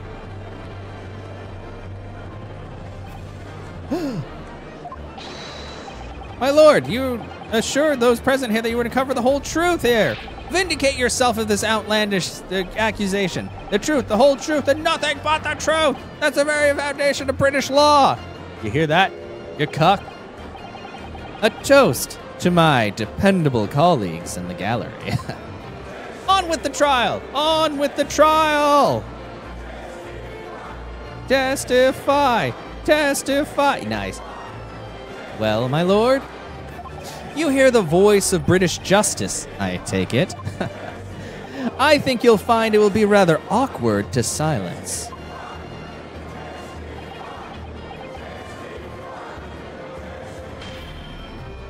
The court will recess briefly. I have no intention of shrinking from these allegations. Bailiff, arrange for the subpoena of the witness at once. As soon as the gentleman arrives at the courthouse, we shall reconvene. Recess won't be necessary, my lord. Pardon? He's already here. Mikotoba is a close friend of mine. He accompanied me today and is waiting in the antechamber as we speak. I do believe he's been enjoying a little trip down memory lane, in fact. What? Professor Mikotoba is here in the courthouse? Mr. Sholmes, you didn't know this would happen, did you? My dear fellow, no one is in a better position to answer that question than you, surely. I wasn't just asking for the fun of it, you know. Well, I must thank you for your assistance in this matter, Mr. Sholmes. However, you are of no further use here. Kindly leave the courtroom at once. But of course, in truth, I find myself rather busy now as a result of these developments. Mr. Naruhodo? Yes? I trust you have Iris's little lucky charm with you. Absolutely. It's still in my pocket.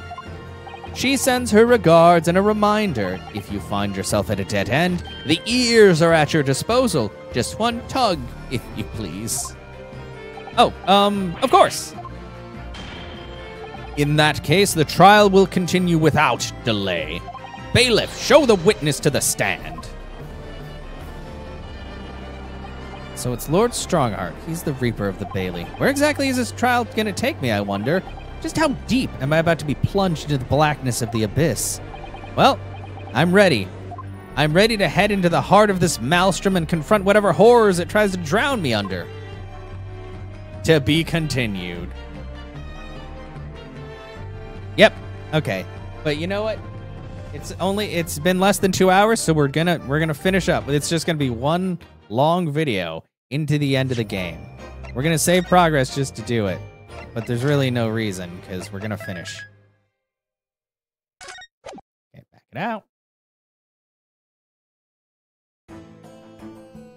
Oh, yeah. Mikotoba and Marie and, yeah, our boy, Von Zeeks. So, witness, please state your name and occupation for the court. Yujin Mikotoba, lecturer in forensic medicine at the Imperial Yume University in Tokyo, Japan. Hi, Gory. What's up? Do you remember him when you were a child? And Professor Mikotoba, the young lady beside you is, this is Dr. Maria Gory, Scotland Yard's practicing coroner, the daughter of Dr. Scythe, I understand.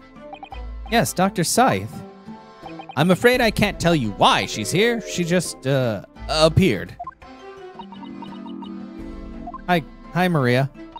You summoned this strange Japanese man as a witness to that autopsy, but you don't summon Mama. That makes no sense. She was there too. That's about the size of it. I've had her eyes boring into the side of my cheek constantly, whilst I was in the antechamber too. Poor man, the idea of it's making me shudder. The revelations about Dr. Scythe that came to light some days ago defiled the reputation of the entire judiciary. She was therefore deemed unfit to appear as a witness in today's proceedings. The Ministry of Justice's decision on that is final. Well, we wouldn't want any more perjury to be committed, would we?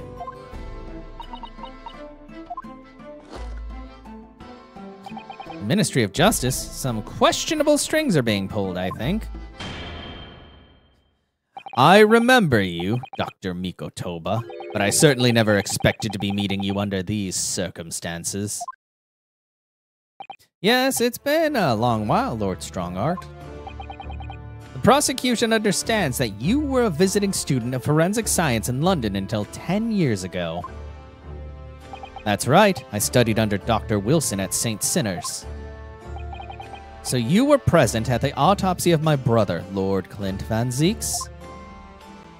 I was, yes. I assisted Dr. Wilson with the entire procedure. Mama is far more skilled than him. Well, Dr. Wilson asked me to be his primary assistant on that occasion.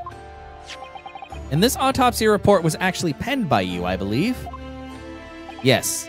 I noted all of the doctor's findings, and when we were done, he read through the document and signed it. Poor Mama, as a secondary assistant, she wouldn't have had such a good view of all the innards. So, Professor, do you remember Inspector Gregson? Yes, of course. If it wasn't for his insistence, Lord Van Zeeks' autopsy would have never happened. But he was absolutely convinced that it would reveal decisive evidence against Genshin, you see. So Lord Strongheart had to entreat the nobility to allow it to take place. Do correct me if I'm wrong, my lord. It was as a result of that autopsy that a mass murderer was apprehended and justice was done. But Gregson admitted it before he was killed. He admitted that the results of the autopsy were fabricated.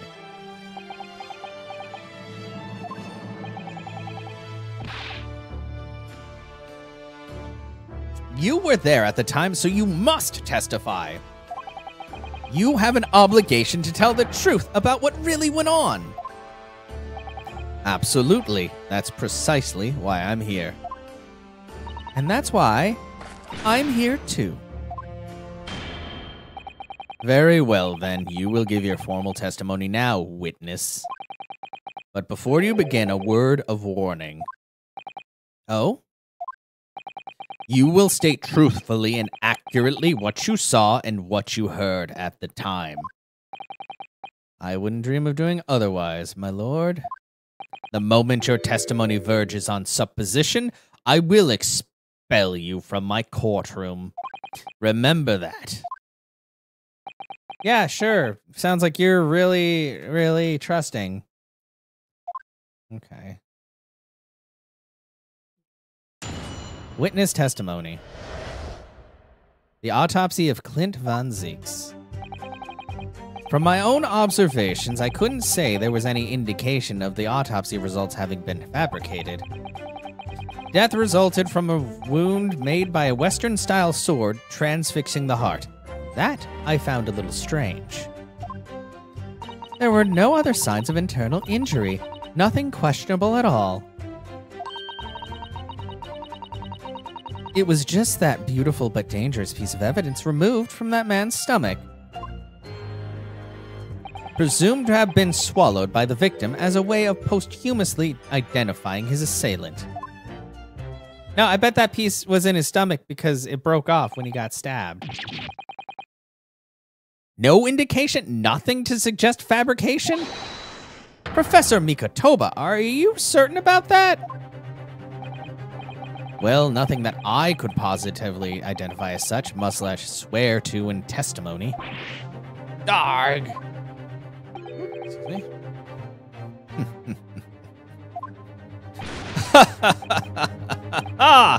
Well, that clears things up nicely. Yeah, that's exactly how a sane person would react to that. The only fabrication here, Asagi, has come from you. What? You claim the inspector confessed just before his death, but that is the fabrication. No, he freely acknowledged it. I swear he did. Freely, with the tip of the sword at his throat? That man was clearly at his wit's end. The court will give no credence to this confession that was uttered in obvious desperation. Quite simply, there was nothing questionable about the investigation of Lord Clint Van Zieks' death. And with this testimony, we have, without question, uncovered the whole truth of the matter. No, we haven't. We've barely uncovered anything. If I may, my lord, there was most certainly something questionable about it, and the whole truth does rather elude us, I feel. I beg your pardon? Well, you're obviously aware of the facts of the case. All four of the professor's previous victims died when an enormous beast was set upon them that ripped out their throats. Oh, such horrifying crimes. But curiously, the killer's last victim, Clint Van Zieks, suffered a different fate. Yes, you're right. He was stabbed through the heart with a sword, which is very different from being bitten and stuff. That's enough. I believe I warned you about this, witness. I promised to curtail your testimony as soon as it entered the realms of supposition or speculation. He's not really speculating, he's just saying it's... Very well, my lord. In that case, the defense will pursue a conclusion to this during the cross-examination. What? I have the right to cross-examine every witness after testimony. And I fully intend to exercise that right, like the last time. I've said that multiple times this game. Inosuke. I'm afraid that even the presiding judge has no authority to contravene the letter of the law. As I'm sure every member of the judiciary present in the gallery would agree. Wow, we're using everybody to our advantage. Let him speak! Very well, you may begin, counsel. However, the moment your argument strays from the established facts, I will not hesitate to bring the cross-examination to an end. Proceed with caution.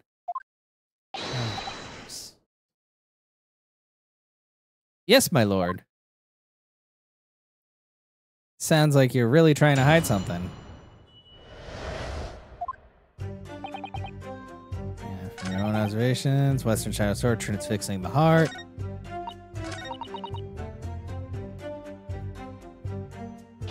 Beautiful but dangerous. What does that mean? What do you mean? What exactly was it, though? What does beautiful but dangerous mean?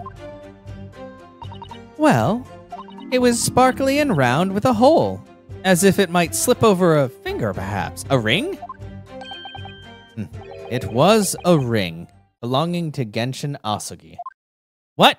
My father's ring! Yeah, they really like to do that a lot, Dixies. Or they like to repeat the same thing somebody else just said, like, with 3 different people. My father's ring was inside the victim's stomach? At the time, Genshin wore a large ring on the digitus quartus of his left hand, the 4th, or ring finger. I'd understood it was some sort of keepsake. When my father left Japan for London 16 years ago, I was 8 years old. But I remember that ring. You do? My father's possessions were sent to our family home in Japan after his death, but the ring wasn't among them. Obviously not. It was a key piece of evidence. It remains under lock and key in the stores at Scotland Yard to this day. After the autopsy, Genshin was summoned by police to check for the presence of his ring. It wasn't on his hand, of course. Moreover, there were deep abrasions on his finger where it had been pulled off. They arrested the man there and then, right before my eyes. How could they? I brought the ring along with me today. Thank you, Maria. Oh, you beautiful, beautiful woman. What?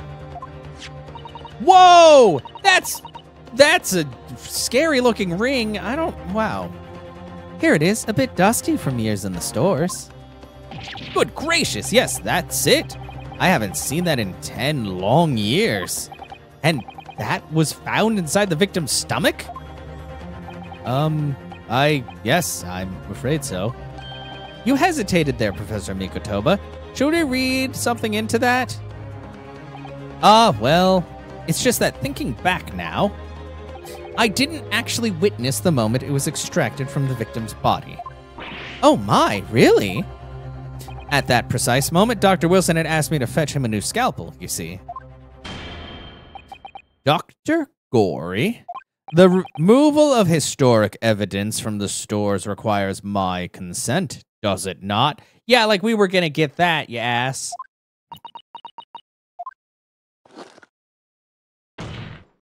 However it came to be here, the court cannot deny that this is a crucial evidence for today's proceedings.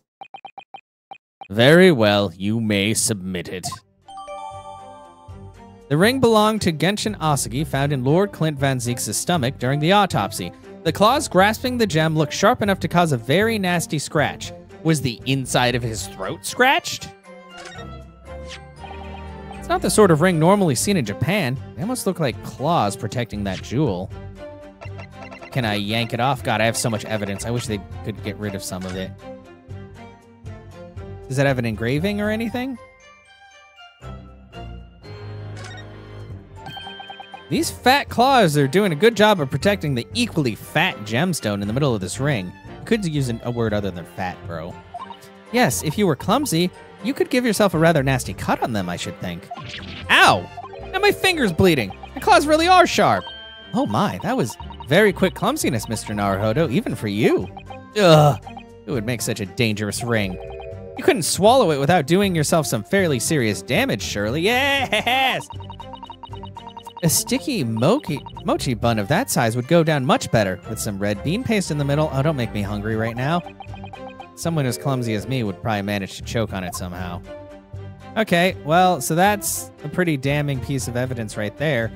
So how could he have swallowed it if it would have just torn up his throat? We must examine it very carefully, Mr. Naruhodo. Very carefully indeed. I already did that. I've learned my lesson.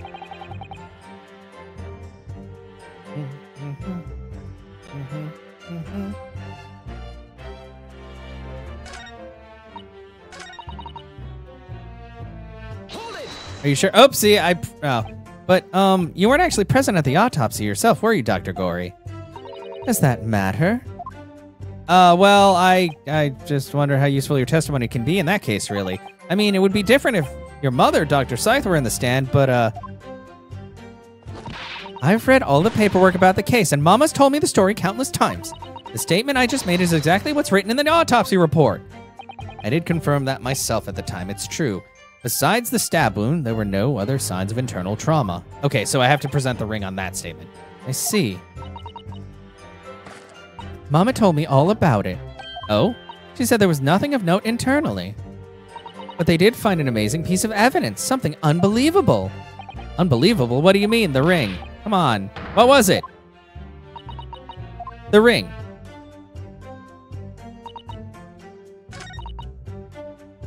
Okay, present the ring. Because we looked at it and it's very sharp. I cut myself on it by looking at it wrong. It would have messed up their throat. The court has heard the ring was extracted from the victim's stomach. But you didn't actually see it being removed, did you, Professor Mikotoba? That's right. And as I said in my testimony before, at that moment I was fetching a replacement scalpel that Dr. Wilson had requested.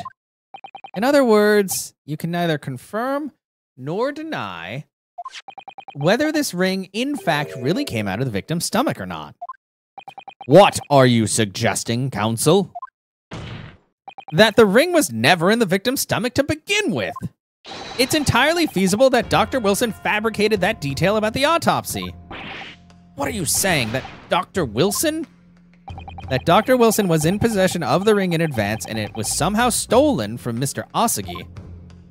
And he proudly produced it during the procedure, pretending to have found it in there in the victim's stomach, there and then. Supposition at best. What possible evidence do you have to support such a rash claim? The fact that you said that he had no injuries. This evidence right here. That's the autopsy report. It's explicit in that report, counsel. Other than the ring, nothing unusual was noted internally. So I'm not sure how you intend to prove your point. I just did. You've already done it for me, my lord. The lack of internal injury says it all. What? To swallow a ring of this size would require considerable effort and determination. And in addition to its size, there are sharp claws around the gemstone to contend with. My brother was a determined man, and on the brink of death, even more so, I'm sure. He would have stopped at nothing to ensure that evil killer was brought to justice. But the problem lies in with, But if he really had swallowed that enormous ring, it's inconceivable that no traces of its passage down his throat would have remained as internal trauma. No! What do you mean no? Yes! And there you have arrived at the sticking point. That's precisely why I had my doubts about the findings myself 10 years ago. Then why didn't you say something at the time? I didn't have evidence. I did. I still remember the conversation I had with Dr. Wilson in the laboratory that day. Look at this! Now, this is a very curious thing to find in a man's stomach, wouldn't you say? But isn't that rather peculiar, Dr. Wilson? What's that now, Mikotoba? Well, if he swallowed a ring of that size with those sharp metal claws that it has, surely you'd expect to see damage to the throat and esophagus, torn mucous membranes at the very least. Dr. Mikotoba, may I remind you that I have vastly more experience than you. I'm terribly sorry. I can think of plenty of ways to explain why no injuries would be seen. I'm not going to tell you any of them, but I can think of them. No, let's say this. The victim would appear to have ingested the item as evidence to identify his assailant. Go ahead, write it down. So I was right. Dr. Wilson deliberately fabricated the results of the autopsy to implicate my father. Uh-oh, this sounds a lot like supposition. I'm disappointed, counsel. That argument is nothing more than speculation, and you know how much I hate speculation. What? Dr. Wilson was Britain's leading authority on forensic science and autopsy work. More the reason why you could force people to believe that whatever he said was true, even if it was not true. There is no scientific basis on which to doubt the man's expert opinion. Pardon the interruption, my lord, but damage to the mucous membranes of the throat is easily identified even in living subjects. Using a device called an endoscope recently demonstrated in practical use in France. I want one. The government can pay. I don't think so. And Dr. Gory, rest assured that your removal of evidence from the stores without permission will not go unpunished. Man, I don't care. We open up the dead to find the truth. I beg your pardon? But Mama, she chose to stitch her corpses up with all her secrets inside. That's wrong.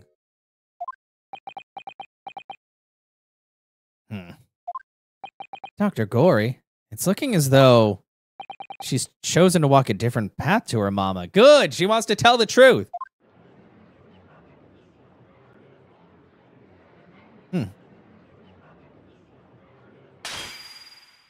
Yes, the ring. What about the ring? I've just remembered something. An earlier incident. What incident? The one I recounted to you before about a memory I have. One of Genshin Asugi saving my life. They stole the ring from him. That's what they were there to do. They were there to steal the ring so the ring could be used as evidence against him. What? But my father saved your life? I know, hard to believe. It was 10 years ago on a foggy night. Genshin and I, yeah, and all of a sudden we were attacked by brigands. Yep. They were on. Oh, he had the ring on then. Yeah, they were attacked, but he scared them away, but I think he got injured. Saying I knew there was silence all around. Blood was seen seeping from his left hand. He'd shield. Oh, his left hand, because they took the ring. They took the ring. Show the next frame. Never mind, there's not another frame. They took his ring. That's why his hand was bleeding. That's why he was injured. It was on the ring finger of his left hand that he used to wear that ring. Ah, are you saying... I've always believed those thugs were after me, but now I'm starting to question if perhaps I wasn't the intended target at all. What? Wait, but... Genshin was arrested 2 days after that attack, and in that short interval, the decisive evidence needed to indict him was miraculously found. You mean, the ring was stolen from him? You think that's what those thugs were after that night? That's exactly what they were after. Objection. Who's objecting? Kazuma. Why? You pathetic coward. You expect me to believe that you weren't involved? What do you mean by that? It was you, wasn't it? You're the one who took it. You stole my father's ring. You set the whole thing up so you could paint him as a mass murderer. Shut up. Kazuma, you're being emotional again. Open your eyes. Inosuke? Yeah, stop. You must know deep down. The truth can be completely obscured even when your judgment is only slightly clouded. But at the moment, you seem to be floundering through a dense fog. Is that why you were so insistent I should be present in this trial? To see you like this?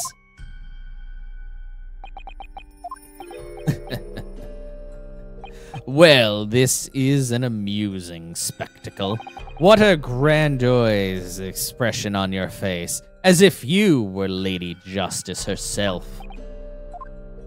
It seems you've thoroughly convinced yourself of this alleged fabrication of the autopsy results. So much so that you're apparently blind to the blatant contradiction that would be born out of it. What contradiction? You really like to make stuff up, so I don't believe you. We know how... No, we're definitely on the very last leg of the last trial of the case. They're just going to talk in circles because that's how they do things. So it's extremely hard to believe. Let us imagine that there was some misconduct during the autopsy. And this time I won't be streaming till midnight to finish like I did with the last game. If that were the case, why would Asugi not have disputed the findings of his trial? Oh. Whoops. In the closed court hearing 10 years ago, the defendant never once denied the claims against him. I mean, what was he supposed to do? Isn't that right, Lord Van Zieks? Yes, that is indeed correct.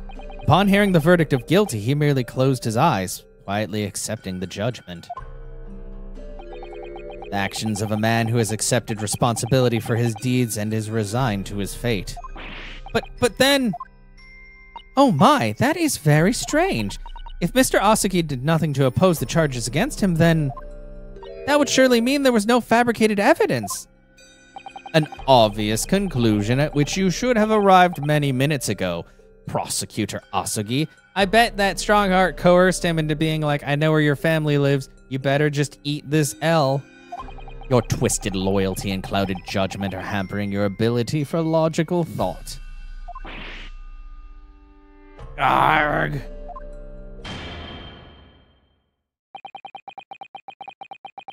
Genshin Asagi's silence at his hearing can mean only one thing. There was no fabrication of evidence during the autopsy of his final victim 10 years ago. Ah, it's not true. You can do whatever you want, I guess, up there. Objection. But if that autopsy was fake, sorry, objection. Who's objecting this time? This one. But if that autopsy was all above board, there'll be nothing to stop Lord Strongheart bringing this trial to immediate conclusion and being a dick. Thank you, Ryunosuke. If it wasn't for your frank words just now, this trial may well have ended prematurely. Kazuma? What's this latest absurdity, counsel? My lord, your reasoning is perfectly sound, but for one giant hole. I beg your pardon? You claim my father's silence was due to the fact that there was no fabricated evidence, but there's another possible explanation. You've overlooked the possibility that he had a reason for maintaining that silence. Objection. Silence that would lead him to being convicted and sent to his death? If the autopsy results were an invention, there's no conceivable reason why the man wouldn't have protested. Oh, those results were an invention, all right. There's no question about that. Or are you forgetting that the two people with a connection to that autopsy have been assassinated? Yeah, I mean, true. If I force the grievances I feel from my mind, I start to see you in a very different light. I think perhaps it's you who's been living in a delusion these past 10 years. I think it's both of you. Everybody just stop. Me? Kazuma-sama has created one last chance for us here, Mr. Naruhodo. If we can show that there was a reason for his father's silence in the trial, a reason why the man would have said nothing even though he was innocent, could it have been part of some negotiation, perhaps? Enough rhetoric! The court must be shown evidence. What proof do you have that could possibly explain Asogi's silence in court?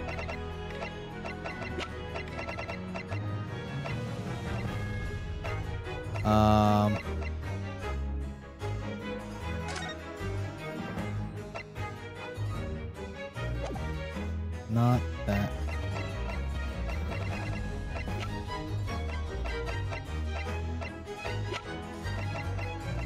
Oh, there. Chief order daily vigil is relieved of his post immediate. Okay.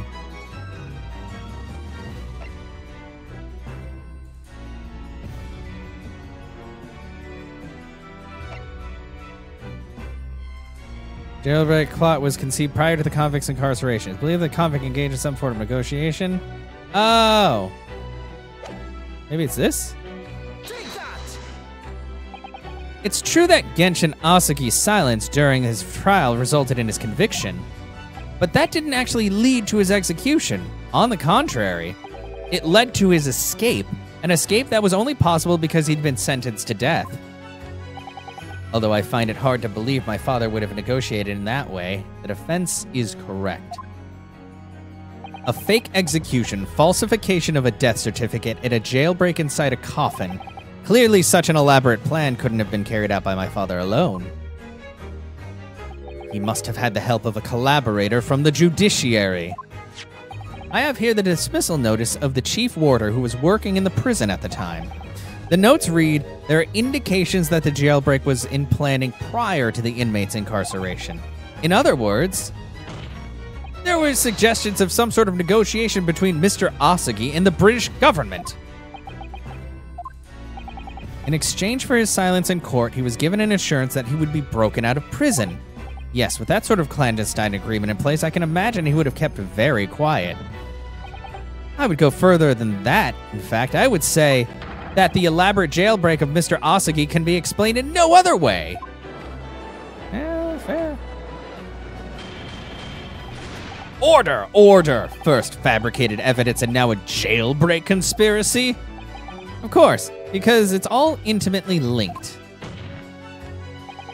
Prosecution wishes to summon new witnesses to the stand. Witnesses? People who can testify about the jailbreak that took place 10 years ago. Ah! Governor Caden and the poor chief warder of the prison. I won't allow this trial to turn into a farce to summon the governor of the prison after all these years. Oh, it wouldn't be any trouble, my lord. What? Father? Oh, he's already here. My dear friend may appear a little rattle-pated at times, but I can assure you he is extremely thorough. He wired both Barclay and the local prison earlier, asking Governor Caden and Mr. Vigil to attend the Old Bailey as a matter of extreme urgency. Mr. Sholmes did that? Are you telling me that? Both men are, unless I'm much mistaken, waiting just outside to testify. My lord, you must permit this trial to proceed as you declared at its outset. You promised that we would stop at nothing to uncover the whole truth behind these disturbing findings. Very well, bring in the witnesses. Make no mistake, I too would like nothing more than to lay this business to rest once and for all. Yeah, because you did it, you dumb bastard. It was the judge. Oh, well, we already know it was. Kid, you're not wrong. That man is totally the one who masterminded everything, but he keeps being like, oh, you don't have the evidence, don't sub. We just have to pick at it for another hour, and then we'll get him. I mean, he was so suspicious the whole time, but yeah. Would the new witnesses state their names and occupations for the court, please? Oi, Barry Caden, governor of Barclay Prison. Yeah, no, exactly. Like, especially the way he's heavy handling everything. Your other persona, if you don't mind. Oh, he called himself Gossip. Whoops. Oh, I do beg your pardon. Of course. You don't have your weird lip. Time to be depressed. My name is Daily Vigil. I used to be the chief warder at Barclay Prison. Wow. The reason you've been summoned here to court today is to testify about the jailbreak of the so-called professor 10 years ago. He's just very skinny. Losh! The professor, we've already been through all this before, a decade ago. And the conclusion was that there was not anything untoward happened. God, sorry, really slipping up. Convict escaped from your prison, Governor. Hardly what you call a nothing untoward. Ah, well... Convict's death certificate was somehow falsified after he was allegedly executed, and he escaped the prison inside his own coffin. A plan of that complexity could never have been carried out without the help of somebody of influence inside the prison. Governor Caden, don't imagine that the passage of time will afford you any protection. Oop. If it turns out that you were involved in the plot to break Mr. Asaki out of prison, then of course, the consequences will be very serious. In all likelihood, a capital punishment. Gods! Hold on there, laddie. All I did was, witness Governor Caden. Oh, yes, sir. Yeah, oh, that's not weird at all. You have a critical role to play in the public safety of our country. A great responsibility to shoulder. The significance of your testimony in court cannot be understated. Therefore, think carefully before you speak. Basically, don't make me look bad. And Prosecutor Asagi, if you threaten the witness again, you will be held in contempt of court.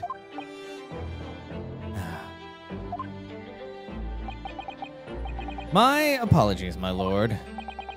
There's no disputing the fact that an intricate jailbreak plot was enacted 10 years ago. Clearly, you were both involved in some way, so you will testify before the court now and explain exactly what took place. Very well, let the witnesses give their formal testimony. Tell the court everything you know of the plot to break Asagi out of Barclay 10 years ago. Like, that's the whole thing. We know he's guilty. It's just we gotta keep, like, chipping away at stuff and finding other people and back and forth, back and forth. It was the end of the day that Japanese jock was found guilty. The directive came from the prosecutor's office. I assigned the convict the chief order vigil here and put the plan into action behind the scenes. I was responsible for Asaki right up until the end of the night of his execution, but I knew nothing of the plot.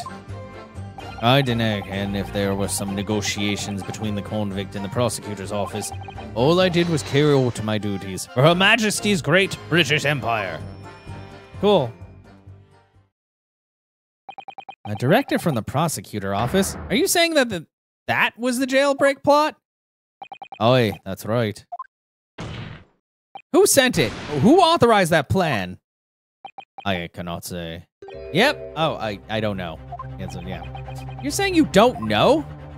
Listen, there was nothing about the professor case that was not unusual in some way. I did not ask any questions. I just did what I was told to do. More than that, I could not tell you. I see. But if the jailbreak plan originated from the prosecutor's office, then one thing is very clear. As suspected, there were clandestine dealings going on between Mr. Asagi and the office. But there's, yeah, nah, not really. Like, it's definitely, like, kind of dragging at this point, where I'm like, okay, cool, new evidence, da-da-da, but let's get on with this. Jailbreak was promising in exchange for Mr. Asagi admitting to the crimes he didn't commit. And there's always this, like, we get to the cross-examination, they say their piece, and then there's like 5 to 10 minutes of yelling, and then I can finally cross-examine.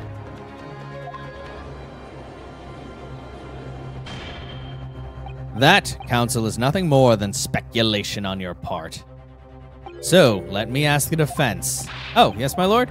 I fail to see how these witnesses have any more pertinent information here. Do you intend to assert your right to yes, you dumb bastard? Absolutely. I'm not gonna squander it ever. It seems all you Japanese are fiercely tenacious. Wow, can you stop saying it like that? 2 minutes and then it's another, yeah, exactly. So, very well, proceed, counsel.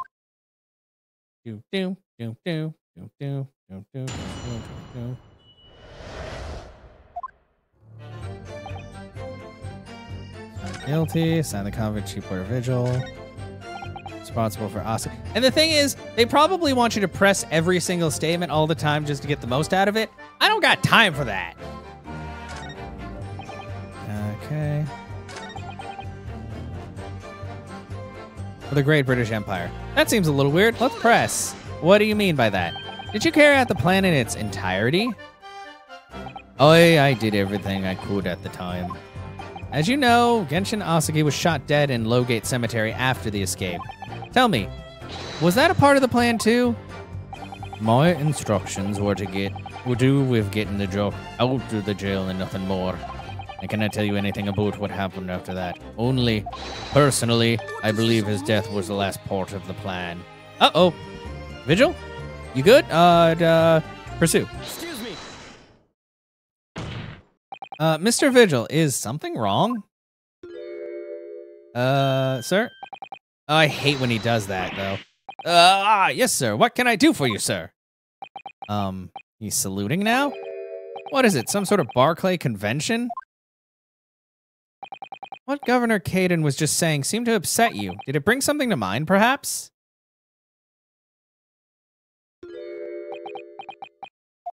For the last 10 years, I've completely blotted out the memories of that time from my mind.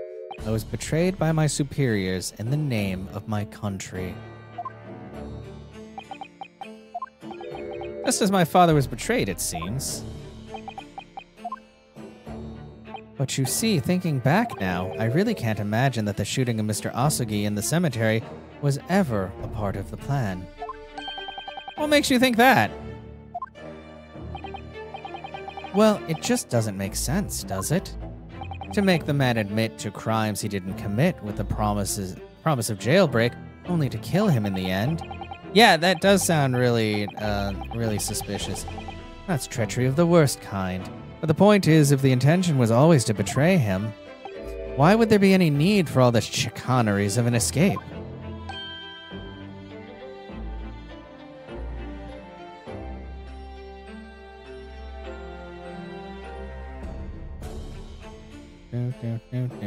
Ah! Yeah, I mean, fair. Yes, that's quite true. If whoever negotiated with Asagi never intended to keep his or her end of the bargain, it would have been far simpler to just let the man be executed in prison as dictated by his sentence. Oh, God. Sorry. It all happened in the vast chamber of secrets that is Barclay, behind high prison walls. I suppose nobody knows what really went on in the execution room now. Yes, it's an unsettling mystery, certainly. Except somebody knows. Truth be told, there is a wee matter that's never quite made sense to me. What? If you believe there was some kind of negotiation behind the jailbreak between Asagi and a body at the top, it does not quite add up, does it? Oh.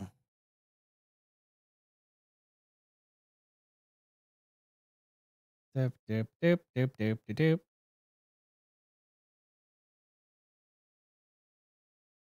Boop.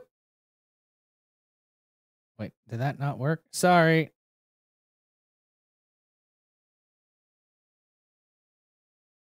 Oh my gosh.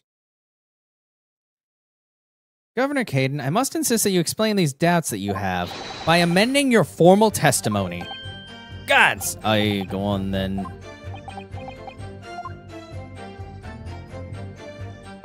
Seems to me that the Japanese fella did not have nothing to bargain with. He totally did. It was the thing that you gave me that was literally called the frickin' Asagi papers. Objection. Like, bro, why did you just lie to my face?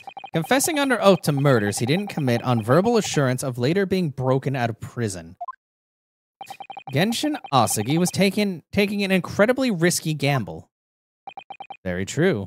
There was nothing to stop the British breaking their word and executing him behind closed doors anyway.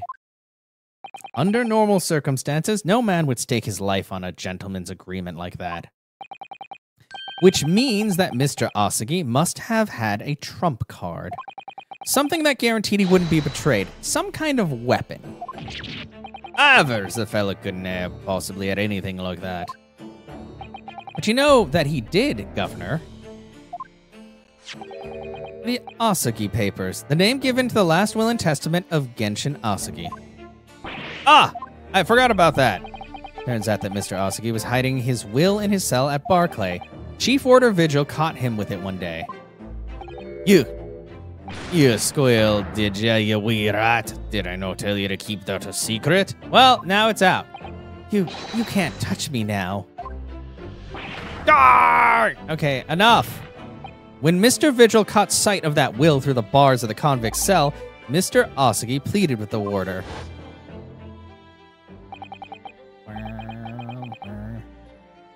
All right then, but what's on the paper? The last will and testament. This will is the only weapon I have left now.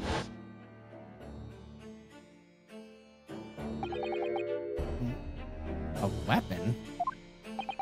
And after the convict had been killed following the elaborate pretense of the jailbreak, that document mysteriously disappeared, didn't it? Well, yes. All the prisoner warders searched through the belongings in his cell, but that will was just nowhere to be found. As I understand it, an exhaustive search was made for the document, which became known as the Asagi Papers. Governor Caden, I believe you ordered your prison staff to find it at all costs, didn't you? Would I be right in saying that you knew? You knew that the so-called Asagi Papers had the potential to make great waves somehow? Jings! What in the blazes are you blethering about? That the will was found right and proper in the fella's cell where I said it would be.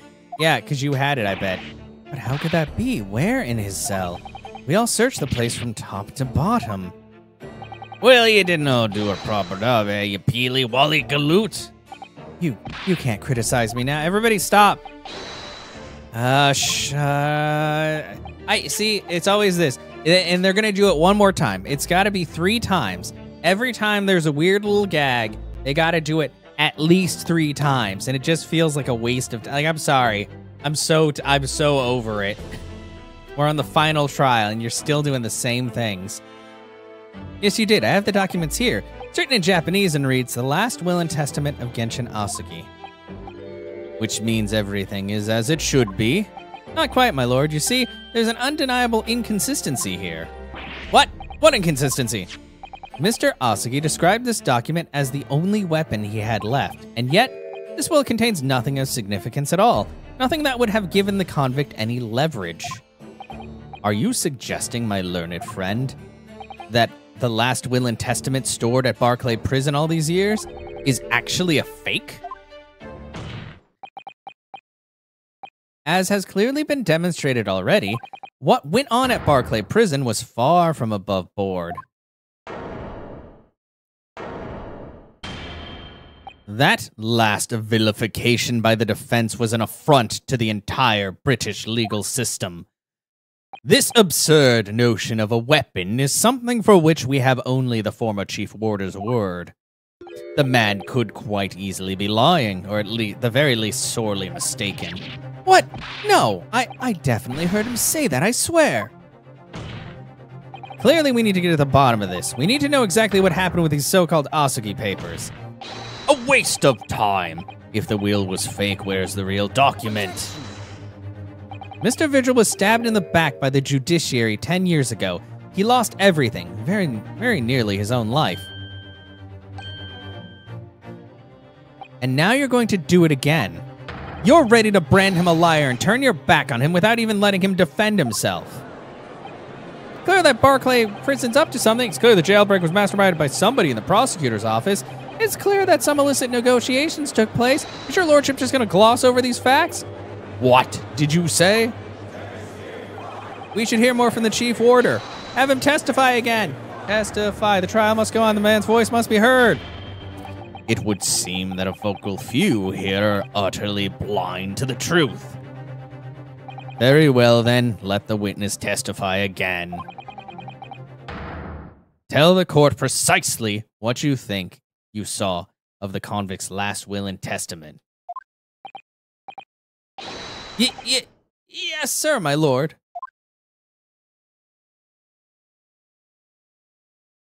Okay, witness testimony again. Asagi papers. As the word responsible for the condemned convicts, I attended to Mr. Asagi and kept watch over his cell. The night after he was found guilty in court, he was doing something with that will in his cell. We turned the cell inside out to look for it after the execution, but to no avail. I only found out about the Asagi papers when the directive came telling me to impound them. The document was in the folds of the fellow's robe that was left in his cell. A kimono, I think it's called. Yeah.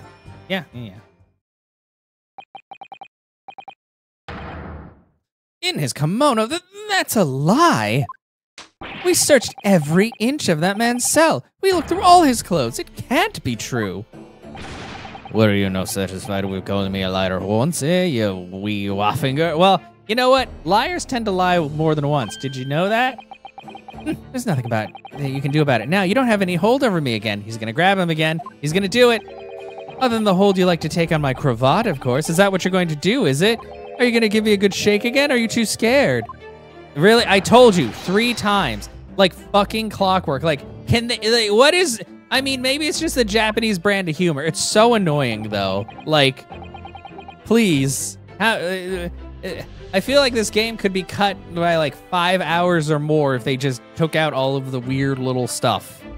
Like, once is fine. Twice is, okay. 3 times, please. We've been over this. Little and large, what a double act. It's always got to be the straight man, the crazy. We complied with Asagi's will as far as was possible. All of his personal effects were delivered to his family home in Japan, except for the ring, because it was evidence, as a courtesy to the homeland of the most notorious killer our country has ever seen. He's not, though, and we are very much obliged. I can confirm that all of my father's belongings arrived safely, except for his will and also the ring. Oi, and you cannot deny the handwriting is that of your old man, eh? Yes, there's no mistaking that it is my father's brushwork. Really? And this last will and testament was the man's last weapon, was it?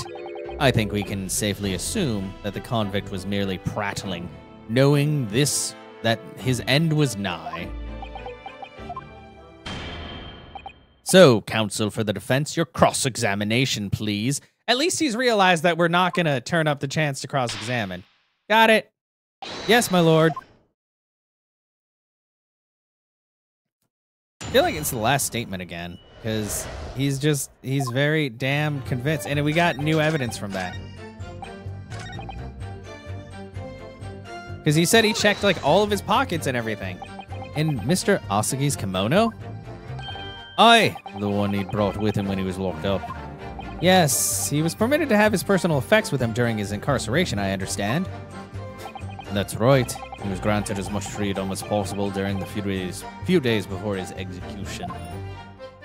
Indeed, he had a number of items of personal significance, I remember. He was very reluctant to part with them. Some books, that kimono, his sword. His sword? Karama, the famous sword of the Asagi clan, bears the soul of my family. I don't doubt it, but I wasn't really getting at that. Forget it being the soul of the clan. Could the man have had a more obvious weapon?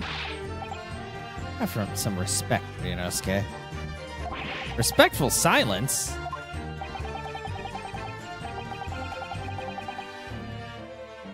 The warders carry firearms at all times, and the inmates have shackles around their ankles. He couldn't have hurt anybody with that thing. Still, he was allowed a sword, but no writing materials. Oi. He wrote to that wheel before he came to stay with us at Barclay, you see. Dr. Mikotoba was asked to bring the necessary Japanese writing implements to the prosecutor's office. Suzuri inkstone, black sumi ink, and some Hanshi rice paper, no doubt. I was present when he wrote it, but I'm sorry to say that the letters just looked like a squirming mass of jet black earthworms to me. Earthworms. Excuse me, what's wrong? Are you feeling faint, Mr. Vigil? Mr. Vigil, sir! It was Scarlet, sir! What? Oh, I'm terribly sorry. I did not mean to blurt it out like that. I hate when he does... Yeah, less swaying and more explaining. Stop swaying! Is this something about the testimony we just heard? Have you recalled something of importance? Stop. Stop. Something of importance, possibly, or possibly not. I'm unable to tell which way he's leaning. It's funny, because he's just wobbling. Fucking stop that. My lord, the defense asked that Mr. Vigil be permitted to supplement his testimony with this possibly or possibly not important detail.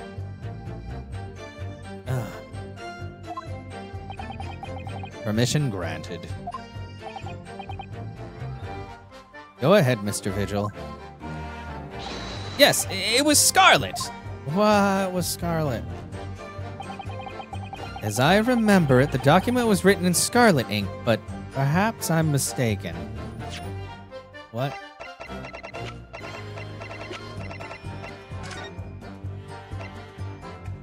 It's definitely not scarlet ink. That's black ink. Maybe it was written in blood.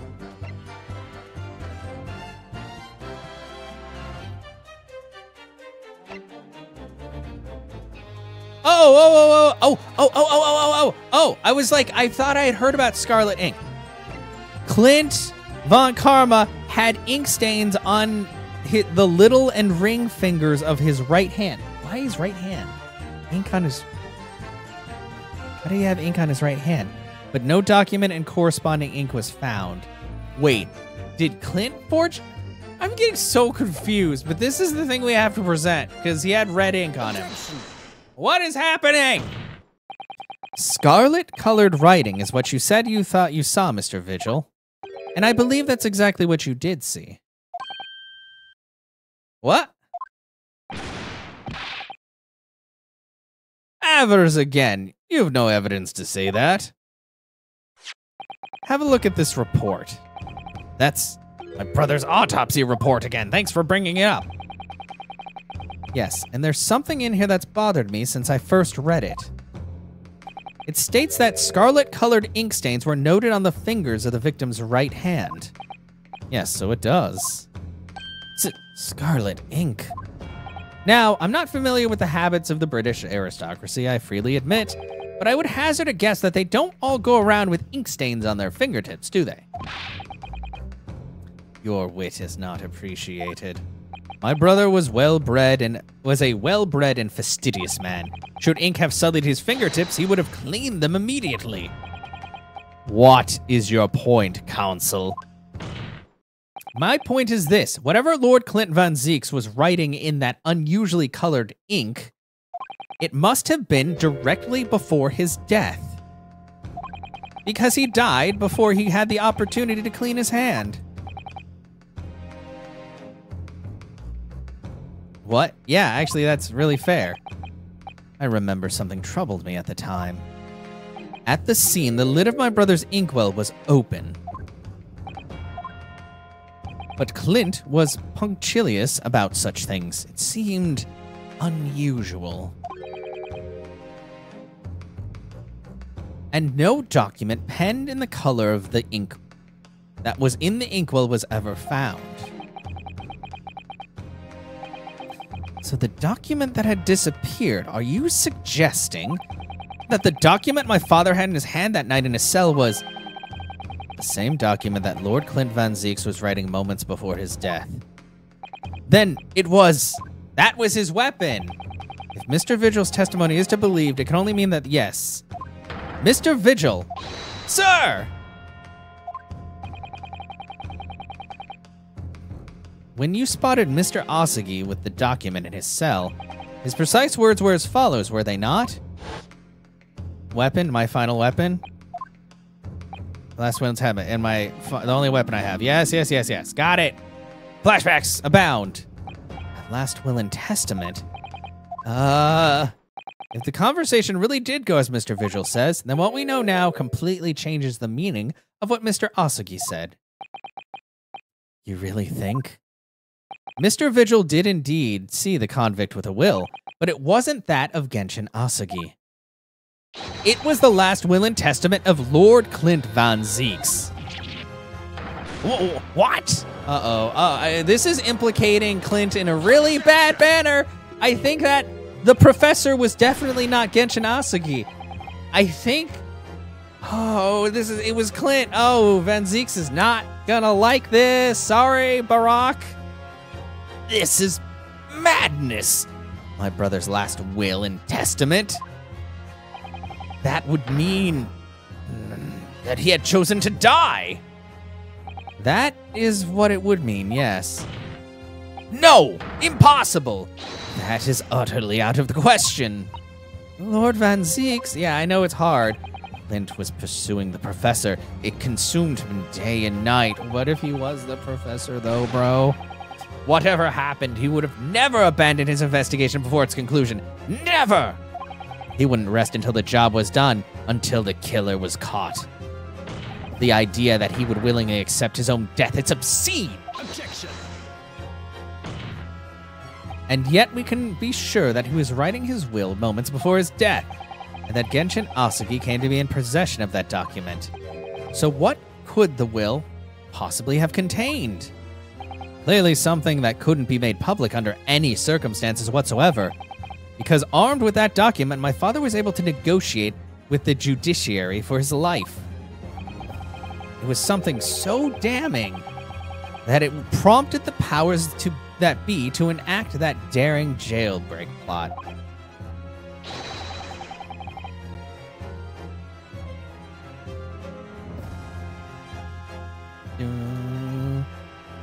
Okay.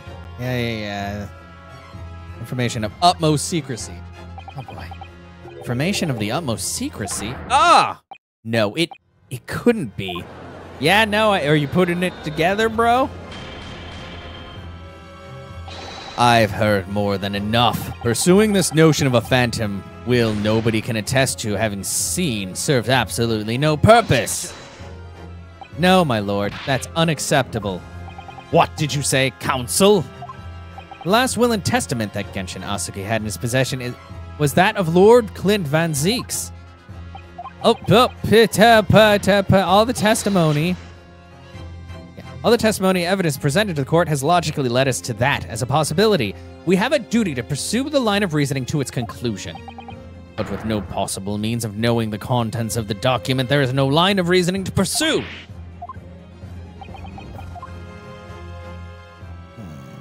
reason why Lord Clint Van Zieks, a man of high noble standing, would have chosen death. Information so secret people in the judiciary would be willing to negotiate the jailbreak of a condemned killer.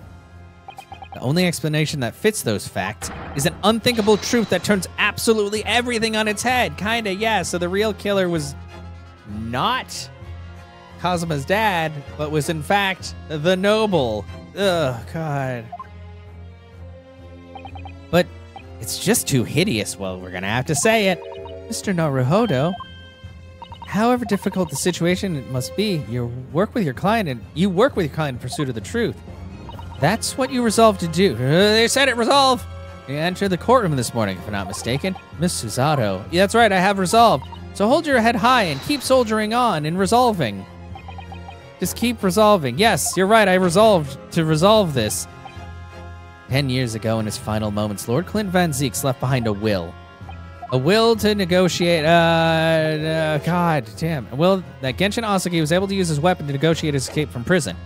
In all probability, the details in the will were related to the professor case. The defense's last statement is mere conjecture. What are you getting at, man? Inosuke?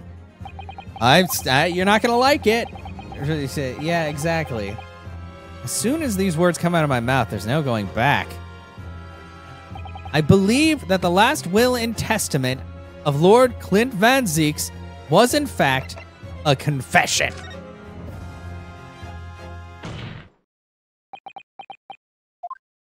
You can do this, Mr. Naruhodo.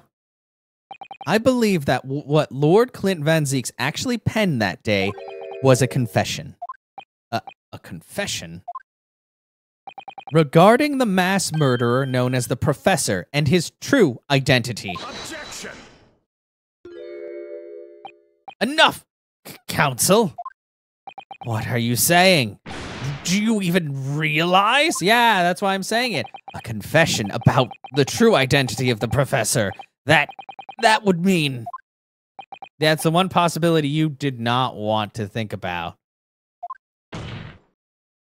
Lord Van Zieks, I appreciate this must be hard to take in. But it's the only explanation that fits. The killer that terrorized London a decade ago and became known as the Professor, the man believed to have murdered 5 members of the aristocracy, wasn't Genshin Asuki at all.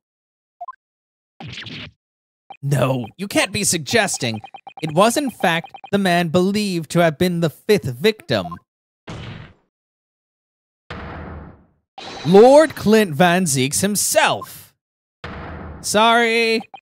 Oh, he's not gonna like it. He doesn't like that. Oh, okay. He don't like that at all. Please don't kill me, but it just... It's finally open, is it? Pandora's box. Oh, of course you do. Pandora's box. The great Van Zieks family. They've been thoroughbreds of the British Empire for years. And Lord Clint Van Zieks, he was a paragon of justice for the capital. But he was actually a mass murderer. Oh, a perpetrator of atrocities of the vilest nature. The general public finds out, law and order in the country will be finished. Okay, that was them. Sorry. My brother. Oh, this is too awful. Poor Lord Van Zieks. Also Cosmic, because his dad died for 0 reason. I wonder, though, did he never suspect? Mr. Naruhodo? I mean, he is intelligent. Lord Barak Van Zieks is a brilliant prosecutor. Exactly. Is it conceivable that he didn't realize what his older brother really was? Order, order, order in the court. Lord Van Zieks. The professor made use of an enormous hound as his murder weapon. Tell me, did your brother own a dog? Yes, he did. Balmung. He was a well-known hunting dog. People called him a giant. I don't believe this. When my brother would go hunting in the forest of the grounds behind the house, he always took Balmung. After Clint's death, the creature passed away too, almost as if he were following his master. He was a magnificent hunting dog, worthy of the jewel-studded collar around his neck. Whoa, whoa, whoa, whoa, whoa, whoa, whoa, whoa, whoa, whoa, whoa, whoa, whoa. We never picked it up as evidence, but we definitely had it with that collar. I remember. It was his. Oh, shit. I don't have it, though. A jewel-studded collar? It was in... Wait. I think it's actually inside. Excuse me.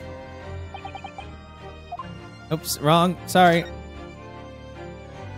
Let's have, yeah, I'm pretty sure, because this is, oh, no, it's not in here. God, where was it? There was definitely a collar somewhere. Okay, this is, oh, God, no, not this chest. Fuck. It was inside, wait. Was it inside the Hound of the Baskervilles? I think it's inside the chest in Herlock Sholmes's place. I believe that's where it was. God, I already forgot. But no, definitely there was a collar. It wasn't in there. Okay. That's right.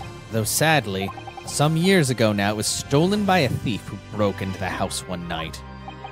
Jewel-studded collar stolen by a thief. It so happens that myself and my colleagues have come across such a collar during our time in London. How could you? There was an old emblem attached to the collar too, made of pure gold. Yeah. I think that was in the chest. It was topped with a small crown and bore an ornate capital letter B for Balmung. What? An emblem bearing the initial B? Oh my, you know it? That's his collar. It's the insignia of the Baskerville family. What? The Baskerville? Why is that name coming up now? Baskerville is the family name of my late brother's widow. That pure gold emblem was an heirloom which Clint acquired upon their marriage. There can be no doubt, then, the collar you've described was Balmung's. Family insignia of Lord Clint Van Zeeks' widow? There was a considerable amount of blood on the collar when we saw it. Since we know the dog was used for hunting, it could have been from its quarry, of course. But it could equally have been from human prey. Yep, okay. So it's true, then. Clint Van Zeeks really was the professor. Impossible. These Japanese are making it up and shut up! To exonerate one of their own. So in fact, the person responsible for these murders of nobles and royals was a noble himself. And that threatened to be an enormous scandal that would irrevocably destabilize the British society. My father knew that, in using it to negotiate his way out of the unjust charges brought against him. But at the very last hour, those he'd bargained with betrayed him, slaying him mercilessly on foreign soil. Well, can you deny it, Lord Strongheart? 10 years have passed, and still now the 6 million inhabitants of our great capital rest easy believing that justice was done. That, though his anonymity remains, the diabolical murderer was caught and executed. Very well, then. You may have the truth. Finally! Okay, but he's not the Reaper, but I'm pretty sure he is the one who killed Genshin. It had to have been him. Tell me, then. Tell me what Clint really was. Lord Clint Van Zeeks was too pure of heart. When he became a prosecutor and went in pursuit of the black roots of crime, he drove himself into a corner. He came to the uncomfortable realization that to fight the most fiendish of criminals requires one to become even more fiendish oneself. I don't think that's how that works. Clint.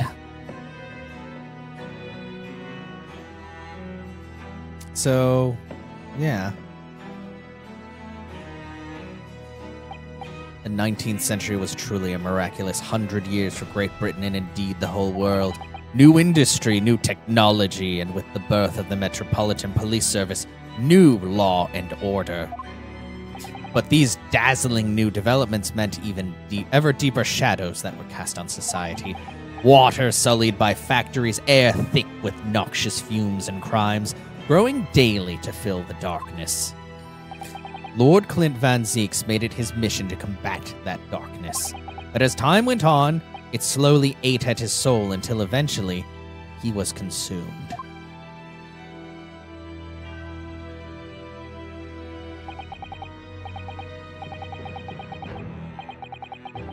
It's ironic, really, and somewhat surprising that the truth has once again been unearthed. Yeah. By a Japanese. Once again, what do you mean? 10 years ago, your father, Genjin Asugi, turned up at my office one night. Oh, he knew! The professor? Yes, beyond all shadow of a doubt. You must issue a search warrant, a warrant to search his home at once. Don't be absurd. The man comes from one of our country's most illustrious families. He is a paragon of justice here in the capital. Yes, that's the point. That's why none of you British can see it. He's using his noble status as a diversion while he commits these atrocious crimes behind the scenes. Do you have evidence? Well, nothing definitive as of yet. But he keeps an enormous savage hound on the estate. We need the full support of the judiciary for this. We're up against a member of the aristocracy. So a large family estate has a fierce guard dog. You should know that's commonplace here in Britain. I'm sorry, but I can't possibly put Scotland Yard on this based on the tenuous accusation of a visiting student. Rude. Ugh.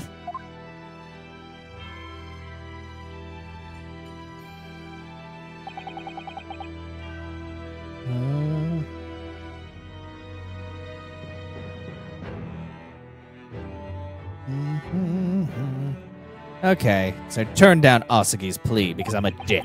And as a result, he took it upon himself to visit the Van Zeeks mansion on his own. We can only imagine now what happened between the two men. Though we know of the outcome, of course, Lord Clint Van Zeeks perished. But, they already said that it was not... The reason why he died was not because of a katana. He died because he was stabbed by a Western blade. And I wonder who would have had a Western blade, except for maybe Mr. Man here. I don't believe this. So, in actual fact, Kazuma-sama's father did? No! Made the late Lord Van Zeeks meet the same fate? I don't think so. Put a permanent end to the professor killings by taking drastic measure of ending the perpetrator's life. No. As soon as I heard, I hurried to the mansion. When I arrived, it was easy to grasp what had happened. And? What about the will? Like, are we really going to trust what this guy says? Asugi must have already taken it. Nothing of that nature was found at the scene.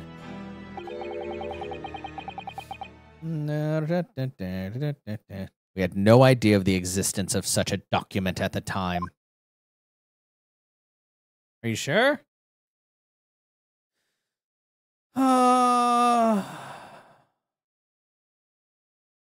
I don't know. I don't take this man at his word. I was the only person who knew of the true identity of the professor. So, I resolved to keep it a secret and to guard the secret to the bitter end.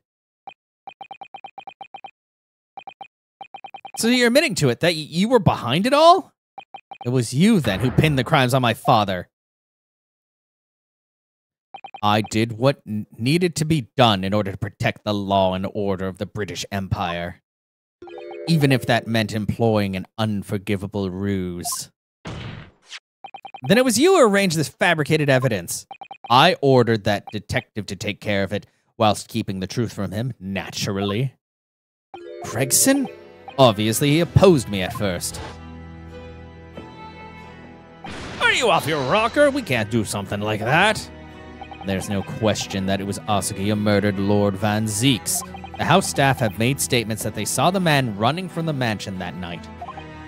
Yes, well, I've no doubt that it was that Japanese fella. But we haven't got a shred of conclusive evidence against the man.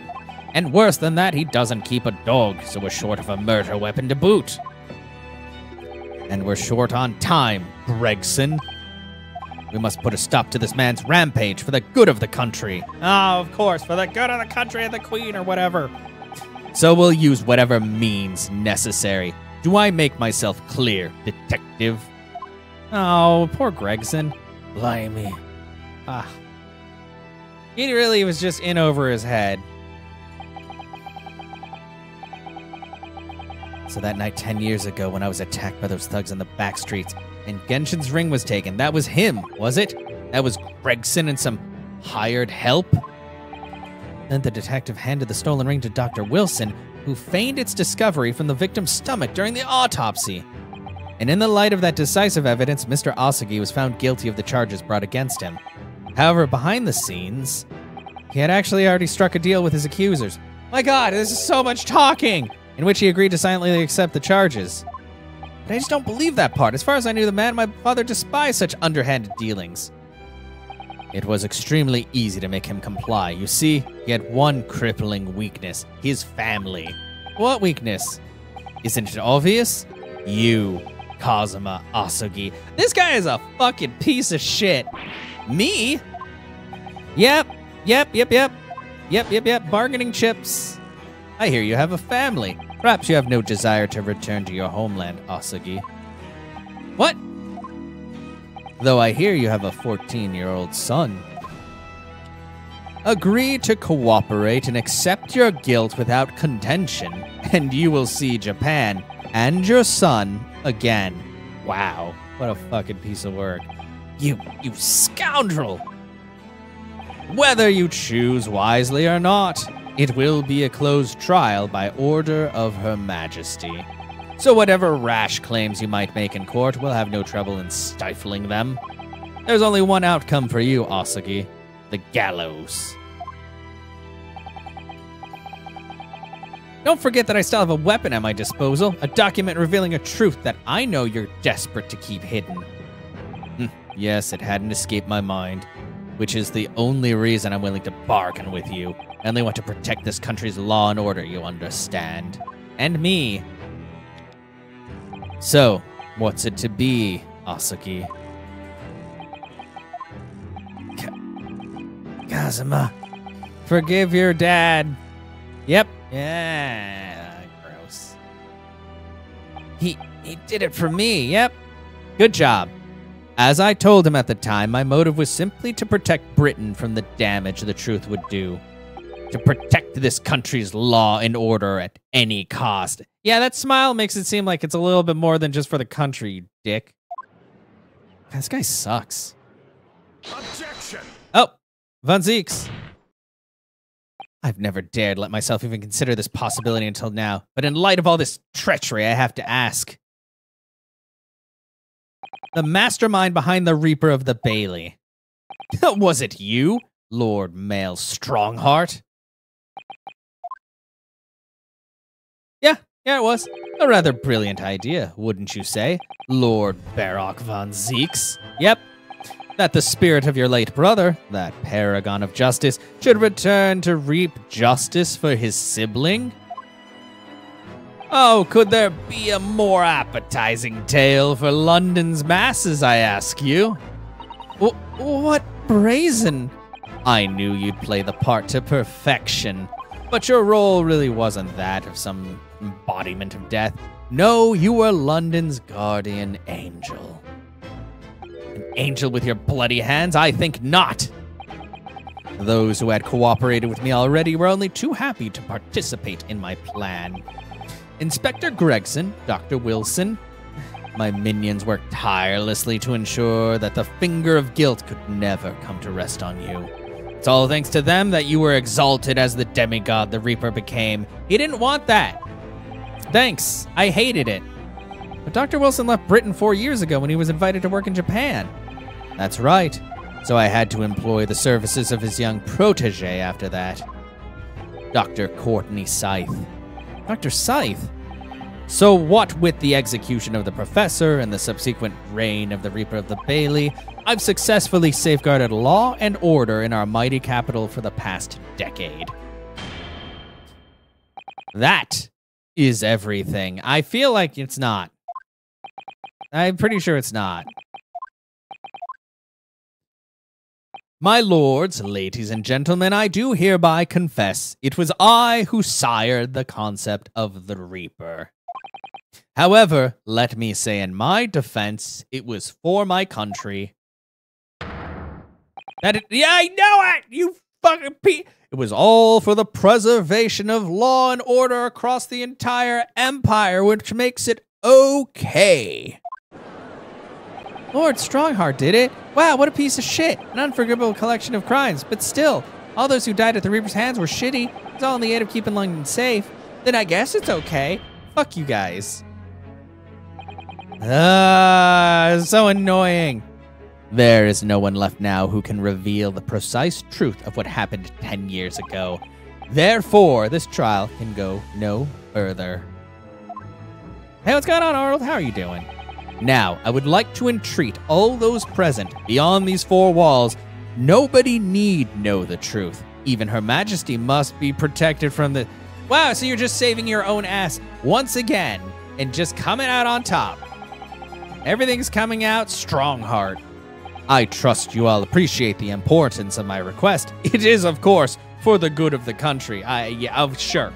No? Can he really do this? Can the trial really end now? Yeah, no. No way. I have one last question. For the accused, Lord Van Zeeks. What? Of course, I know you're a highly accomplished prosecutor, so I find it hard to believe that you didn't have any doubts at all. That you never suspected your older brother. Oh, he's saying the thing that I didn't say. Yes, the same thought occurred to me. It was only once, but yes, I couldn't say I never had my doubts. My brother's sense of justice was extremely strong. Perhaps too strong, I observed. At that time, there were members of the aristocracy who were bleeding the country dry for their own gain. And since they were nobles, they were untouchable. For my brother, it was a source of great turmoil. And coincidentally, at the same time, the professor began his terrifying reign. During the time of the professor killings, my brother did not appear to be himself. And that made you suspect? Yes, but it was only once, not more. Only once, really? Clint wasn't the culprit. That was my conclusion at the time, and I still believe that now. Do you have any evidence to support that idea? The third victim was the Lord Chief Justice at the time. It was he who had recognized my brother's potential and trained him as a prosecutor. No matter what the circumstances, it's unthinkable that my brother could have killed his friend and mentor. Actually, yeah, wait, maybe Lord Strongheart really did kill everyone and then God damn. Uh-oh, the implications of this, because that means that you killed that guy so you could get into his position. That will do. I don't know. Neither Clint Van Zeeks nor Genshin Asagi still walk this earth. However much we debate this matter now, we cannot hope to reach a conclusion. Where's that smile? But he's gonna smile. There are only two extant pieces of evidence from the time. The woebegone ring that acted as the incriminating evidence to condemn Genshin Asagi, and the 3-paged last will and testament penned in black ink and left behind by the man. Wait a second. Wait. He says 3-page. This is only 2 pages. This is only, oh man, this man is lying again. The wretched truth of what happened is exactly as I have explained. So he knows about the document. He knows about the real ones. Prick. Later today, I will present myself at the Ministry of Justice for whatever sanction is deemed appropriate. That is all. Court is adjourned. Objection. Objection. Ah, there we go. It's me? Is it me? It's me. Dude, you fucked up. It was at that point that Lord Strongheart fucked up. Or he knew he fucked up. Thank you, Kazuma. Me? If it wasn't for you, I wouldn't have made this 11th hour discovery. Yeah, this really is like the 11th hour. Please. What discovery? My lord, I'm afraid I must insist the trial continues. I beg your pardon? As the court has been reminded today already, we must stop at nothing to uncover the whole truth. And to that end, one particular statement made by somebody in this courtroom moments ago revealed a very subtle contradiction. What contradiction? But all I did was ask the accused one simple question. Yeah, you did. Well, it began with Lord Van Zeeks and his recollection about his brother, but Lord Strongheart didn't say anything. I merely pointed out we could draw no further useful conclusions. So what are this contradiction? Everybody, it's so easy. One of them definitely said something contradictory. Time to identify who. Lord Strongheart. He said 3 pages! It was Lord Strongheart, I'm sure of it. Something he said was slightly off. Come on, Ryunosuke. Think over his words. Find the problem.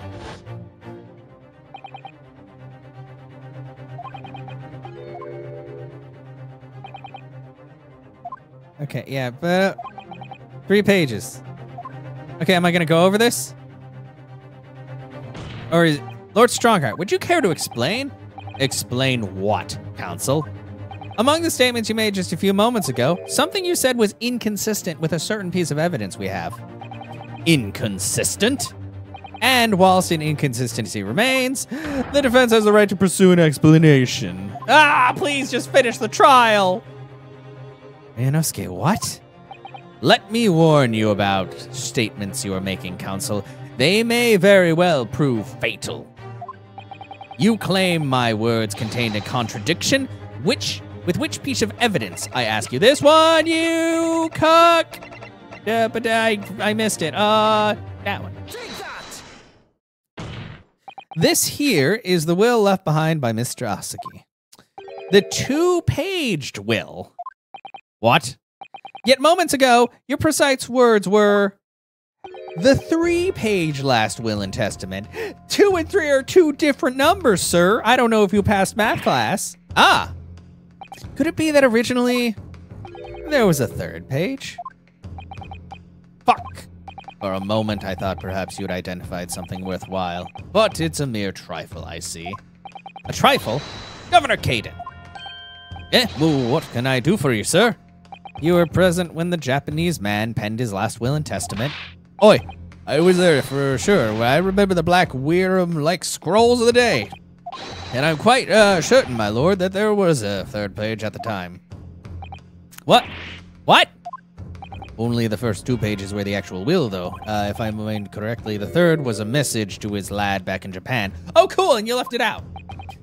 For legal purposes, we required only his will. And we would not have wanted any uncomfortable words about Britain to get back to Japan, eh? So it was decided the 3rd page ought not be sent. Objection. Wow, cool. What? How dare you make that decision? I had a right to know what it said, to hear my father's final words to me. Courtroom is no place for sentimentality, counsel. Yeah, apparently not. As it happens, I have the 3rd page of the document with me here now. Yeah, show it to me. My father's message. It will be given to you at the end of the proceedings.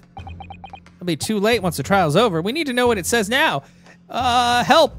Even the slightest thing may give us a vital clue.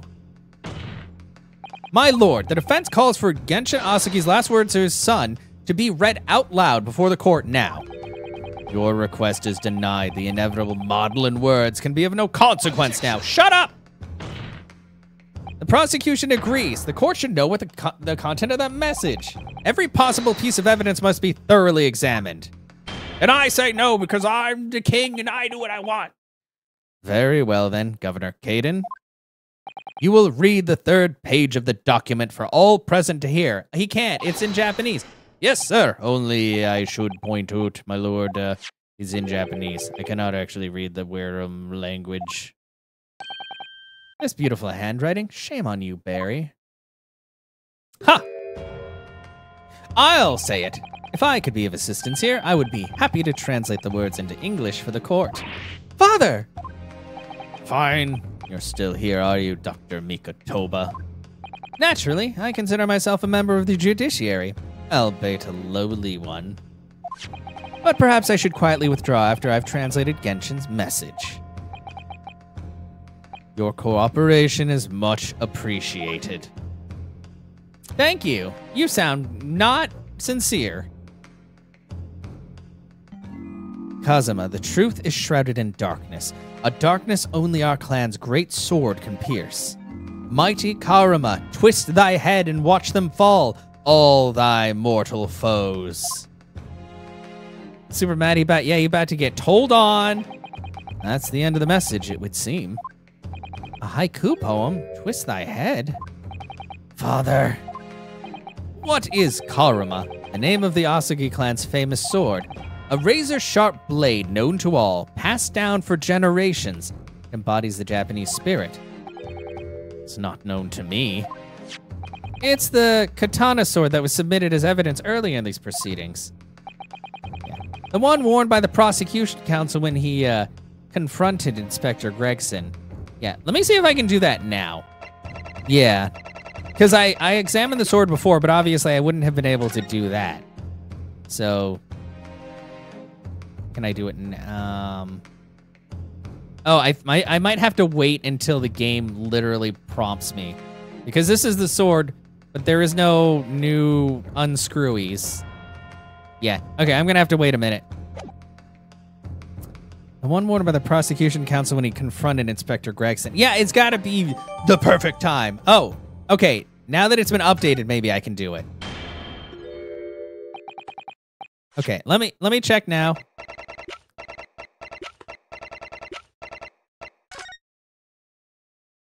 Okay, now I can do it. I had to wait until it updated. Mighty Karama, twist thy head and watch them fall, all thy mortal foes. That's the proper way to use the sword, is it? Maybe I should try it. It hurts my neck, that's the trouble.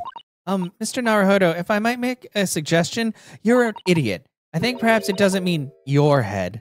Oh, yeah, see, stuff like this. We're this far in the game, and it's... I once studied the history and development of the katana some time ago, and as I'm sure you're probably aware, the sword's head is a part at the very end of the hilts. This part. It's written as head in Japanese, but it's pronounced as kashira, I believe. Kashira? So Mr. Asaki's word really meant twist the butt of the hilt? Haha, butt. You don't think. Twist it. Oh, yeah. Doo-doo-doo. Ah, look what's inside it. Is that a tightly wound sheet of parchment? Oh, it's the last will and testament of Mr. Clint. Scarlet ink. It's written in scarlet ink. I penned this, my last will and testament, in the final moments before my inevitable and willing death. This is it, isn't it? Mr. Naruhodo, look at the signature at the end. Clint Van Zeeks and the date, 10 years ago on that fateful night. So for 10 years, it's been silently concealed inside Karuma and nobody knew. Last will and testament of Lord Clint Van Zeeks. Wait, oh my goodness. Look at this. This is unbelievable. Okay. Yeah, okay, well, I'll have to look at it in a second. Also, I gotta look at the head again. Twist thy head and watch them fall, all thy mortal foes. Okay. Certainly thought of an ingenious hiding place.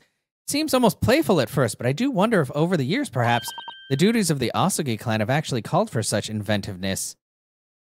When I notice her yeah, true. Protecting great secrets, you mean? Those sort of duties? Well, I could believe that. Oops. Oh, I got a thing for that. Can I look at it? Kazuma conducts himself like someone with the weight of his clan's long and noble history on his shoulders. Oh, well, there's that. Let's look at this. I can't read it. Of course I can't. I can't read it. You got to present it at the right time so it's all super crazy, critical, and very dramatic because it's Ace Attorney and that's what we do. That's just what we do. All these procrastinations are beginning to try my patience. Adjournment for this court is long overdue. As the presiding judge, I have been accommodating as possible of the will of this courtroom. However, despite all that, no new information has come to light.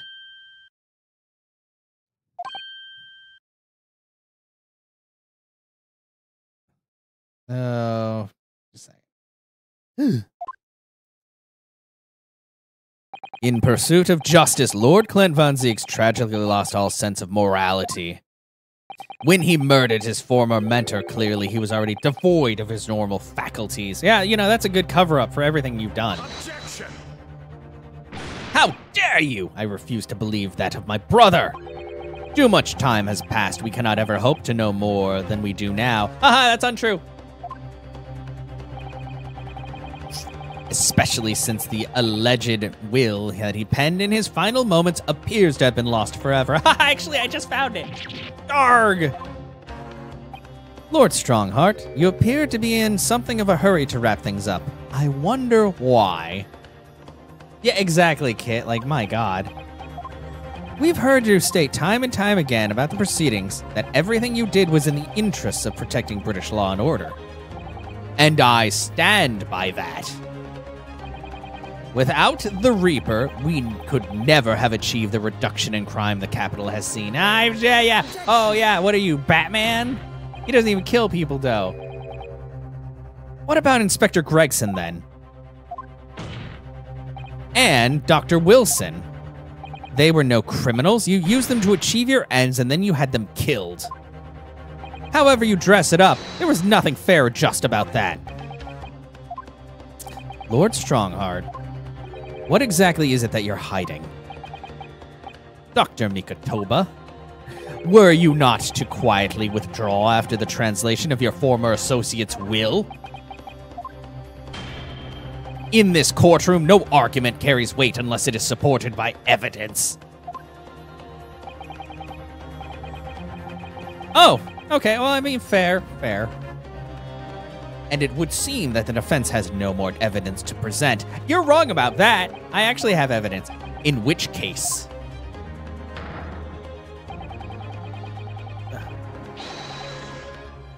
I hereby order all discourse from these proceedings to be struck from the record. You can't do that. Nope. Bitch, please. This is my last chance. Mr. Naruhodo, I have to present some decisive evidence now or it's all over. But can I? Yeah, I have it. I pulled it out of the thing. Oh, are you ready for this? Wait, my lord. As it happens, the defense does have evidence to present. What? What? Don't be absurd. There's nothing of relevance remaining from the time. Objection! It's high time that you realize something, my lord.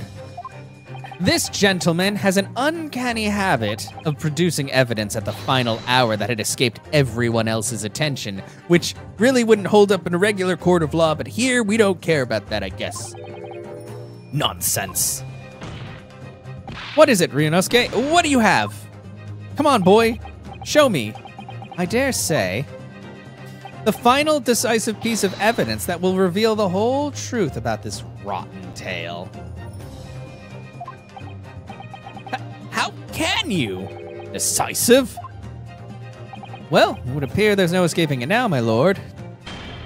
Let it be so then. Present whatever you think you have that can settle this decade-old enigma, if you're capable.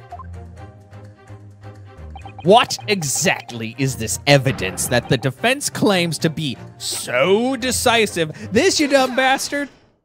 Yeah, take that. There is a single piece of evidence that can clarify what really happened 10 years ago. The last will and testament of Lord Clint Von Zieks. Ha! A wonderfully astute observation, I'm sure.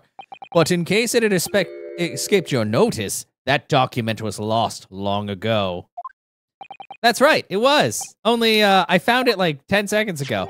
I have it right here. Discovered just moments ago. What? Huh? What? Impossible! That can't be! Everything that's happened comes back to this will. This document is the key that will unlock the entire mystery! It's like a skeleton key, but for this case. Yeah! Please. My brother's last will and testament! Where did you find that? Inside this sword. It was rolled up inside this. Like a blunt. Inside Karama? 360 camera spin, that was serious. I know, you know it's serious when they spin the camera around in a game that has pretty fixed camera angles. That ultimate weapon Genshin Asagi obtained has lain undisturbed in the hilt of this sword in all these years. Wow, what a literal weapon. Just waiting for the right time to emerge and reveal the truth. Not much. I'm almost done with this game, and I'm very happy because while this series has been fun, I'm very tired of the law stuff and the talkies. But we're almost there. The signature and seal certainly look official. My God, it's true. It's my brother's handwriting. There can be no mistake. Yeah, sword, pen, enough talkies. Yeah, exactly. More guilties. I forbid the contents of that document from being read out. Do you hear me? I strictly forbid it. Objection. Sorry, you can't do that. You can't do that, my lord. This document could explain everything. And also, I don't care. I'm gonna say it anyway. Fuck you. That document could literally destroy the meaning of justice in this country. You mean destroy you. It's gonna put you in the ground, sir. I demand that you hand it to me at once! Why? What are you trying to hide? Could it be, that you already know what's written on this page? What are you implying? Court is adjourned with immediate effect. Clear the courtroom. Objection. No, you can't do that. Oh, leg! Leg time, leg time. Do that, my lord, and you'll suffer a fatal blow as Lord Chief Justice. I beg your pardon? Forcibly ending a trial without good reason, and not any trial, a closed trial by order of Her Majesty the Queen. To defy the monarch's will is treason. Yeah, he's got a great kick. Yeah, good. Get fucked, dumb bitch, ass man, stupid bastard. Read the will. Lord Clayfax's will is exactly as the young Japanese man said. Read it out now. Read the will. We have a right to hear what's in the will. A right and a duty. They said duty. Well, well, my lord. It would rather appear as though proceedings aren't going quite as you'd hoped. You fools. Go ahead, Ryunosuke. Read it. The prosecution gives its full support. Thanks, bro. Very well, then. No. For God's sake. No! Well, too late. I'm going to read it. I'm going to do it. I'm going to do it. I'm doing it right now. I'm going to read it. We're reading it. I pen this, my last will and testament, in the final moments before my inevitable and willing death. Yeah, it's a real big no. The hour is 11 p.m. and I sit at my writing desk in my office. My good friend Asagi stands at my shoulder. He has expressed his intent to invoke the dying ritual of the duel, that I may depart this world with honor. An honor of which I am utterly undeserving. The Japanese are a truly merciful people. I, Clint Van Zieks, Lord of the Manor of the Van Zieks Estate, hereby confess to the following. I am the killer who has come to be known in society as the Professor, guilty of 4 counts of murder. What? No. What? But I thought you weren't. I will not hear. I think you mean hear that one, not that one. I will not hear discourse. Or I will not oh, okay. No, he does mean hear. Because God, it's such weird writing frippery. He's talking about he's not gonna write out the discourse on that paper. I will not hear discourse the corruption rife among the aristocracy, which is to me, as one of them, so apparent. Oh, that's words. However, 6 months ago, I took the life of a member of the House of Lords at the heart of the depravity. A demon who habitually sacrificed the common man to further his own interest, abusing his position of power. The law is impotent against such vile avarice. Only a fellow demon can rid society of this menace. Yet, hitherto, wherefore, thereupon, etc., etc., exactly. Hi, dog. That demon was my quarry, upon whom I willingly set my great hound. But though I am a hunter of some experience, I am a poor felon, it seems. My guilt was at once recognized by another, and I became subject to his extortion. Lord Strongheart, he made him kill the other 3 people. He held over me the threat of exposing my wicked crime to my beloved wife and brother. So he only technically killed 1 person on his own, and he was coerced the other 3 times. Under that threat, I have done this man's bidding for months now, killing those he demanded I kill. As I watched my former mentor perish before my eyes at the jaws of the hound I commanded, I realized that I had lost the last shred of decency within me and sunk to the level of a wild beast. There is no path back to the light. Be it I or my dear friend Asagi who dies this night, I am eternally damned. To my extortioner, male Strongheart, may you feel the jaws of the beast at your throat every time you swallow. Holy fuck! Okay, so he only killed 1 person on his own, and everybody else, because he was coerced. Ha! He's smiling! Oh, cool! So oh, you fucking piece of shit. Oh my god. I think that's gout, maybe. So now we know. Yes, Clint Van Zieks was a murderer, but somebody was directing him and naming his victims. His extortioner, Lord Male Strongheart. It was you! God, I would have gotten away with it, too, if it wasn't for you and your meddling kids and dog and whatever. Lord Strongheart, a moment ago, you claimed that what the court had just heard could destroy justice in this country. But you weren't trying to protect justice at all. All you were trying to do was protect yourself. Oh, was to conceal the secret of your true nature and the countless lives you've sacrificed up till now. I don't know. I feel like he's already... well, it'd be funny if he had like a little face under there, but... it just didn't make sense to me that the 3rd victim, the former Lord Chief Justice, was my brother's benefactor and a man of lofty principles. As I said, Clint had no possible reason to kill the man. But you did, didn't you, Lord Strongheart? To eliminate the man who stood between you and the office you'd set your sights on. So you used your own hunting dog, Lord Clint Van Zieks, to take him down. It had to be done. London's unsavory shadows are deep, and the arm of the law fails to reach their depths. Crime must be cut off at the roots, but the Lord Chief Justice at the time couldn't see that. He was weak. Lofty principles, you say? Tantamount to cowardice, if you ask me. Which is why I took his place, in order to fight the crime he was allowing to spread like wildfire. By murdering the man? The Reaper, the Professor, the name makes no difference.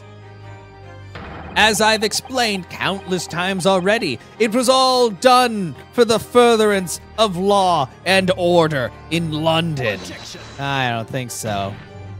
Are you going to legitimize the murder of my father now, too? Ah, Genshin Asagi. Well, that was unfortunate. I had fully intended to send him back to Japan as we'd agreed. I don't believe you. It was you, wasn't it? You killed him. Yeah, he was the one who shot him. No, it wasn't me who took your father's life. Then who? On the night following his mock execution, I went to Lowgate Cemetery at 3 in the morning with Jigoku. Oh no, was it Judge Jigoku who did it with the same gun that he killed fucking Gregson with? There had to be a collaborator on the Japanese side to manage Asagi's treatment after his repatriation. Jigoku had fierce ambition. It made him easy to manipulate.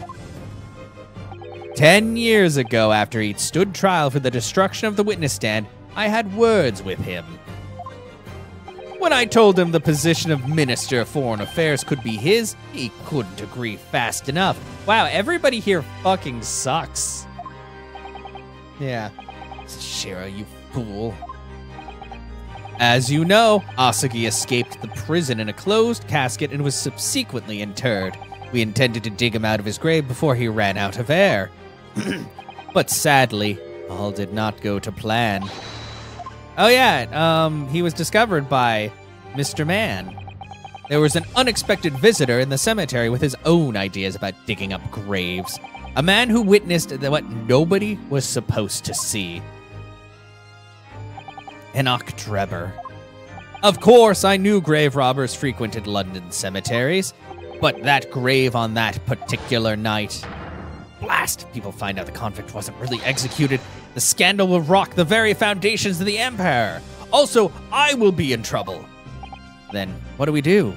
Shoot him, Mr. Jigoku. Shoot Asagi at once. He can't live now that this has happened. He has to go. What are you talking about? We had an agreement. You promised him he could return to Japan. Everything has changed now. If the truth got out because of this, both of us would be finished forever. Oh, finally the truth comes out. Yeah, exactly. That is the foundation, if you think about it. Come on, Jigoku, do it. Pull the trigger. Do it. Shoot! Pew! Bang! Goes the gun. Ouch! Goes the dad. Sorry, Dad. Jigoku shot Asagi from the shadows. The grave robber was so close the blood sprayed over his coat. He fled as fast as his legs would carry him. Then Jigoku and I put Asagi's body back in the grave from which he just emerged.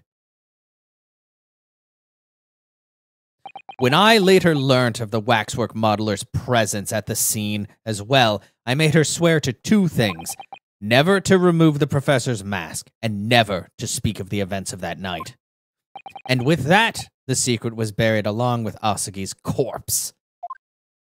Yeah, use a real pew-pew, exactly. So, now you know what really happened in Lowgate Cemetery that night.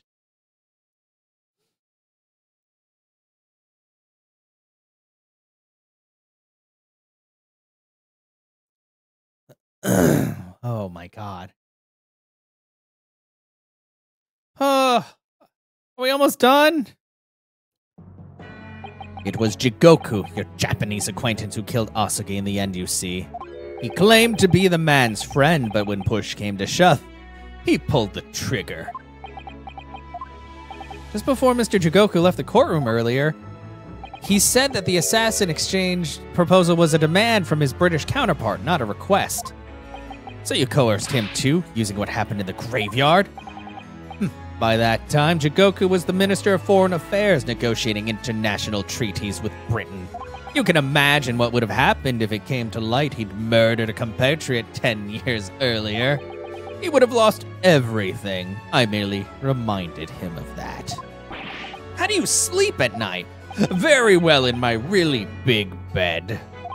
The past 10 years I've fought tirelessly with the darker recesses of London's criminal underworld, and I've used whatever means necessary to ensure that justice prevails and law and order reigns supreme. Objection. That couldn't be further from the truth. The fact is you haven't fought crime at all. How dare you? I saved Clint Van Zeeks from dishonor in his death. Objection. No. Whilst behind the scenes, you systematically buried anyone who stood in your way. And then you made my father take the blame. It was unavoidable. It was the only way to protect our justice system and public order. Let's not forget the others he had killed as well. Setting the defendant up as the Reaper to cover up the truth behind the murders of countless more. That's enough! Do you have any idea of the conniving that led to the acquittals of those wretched criminals?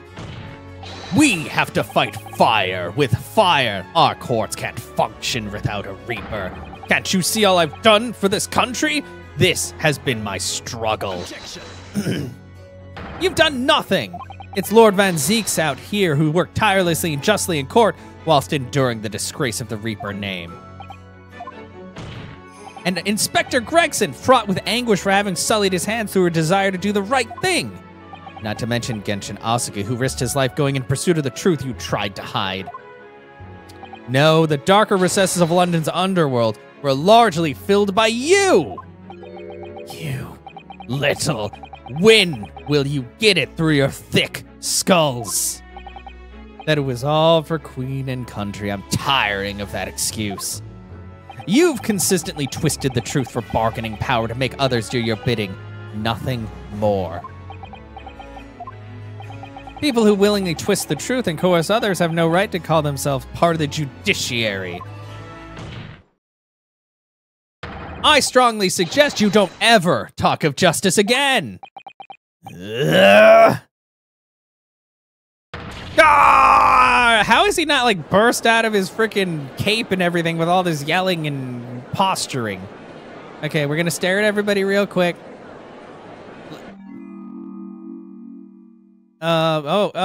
Okay, he seems pretty chill. Oh, he's clapping.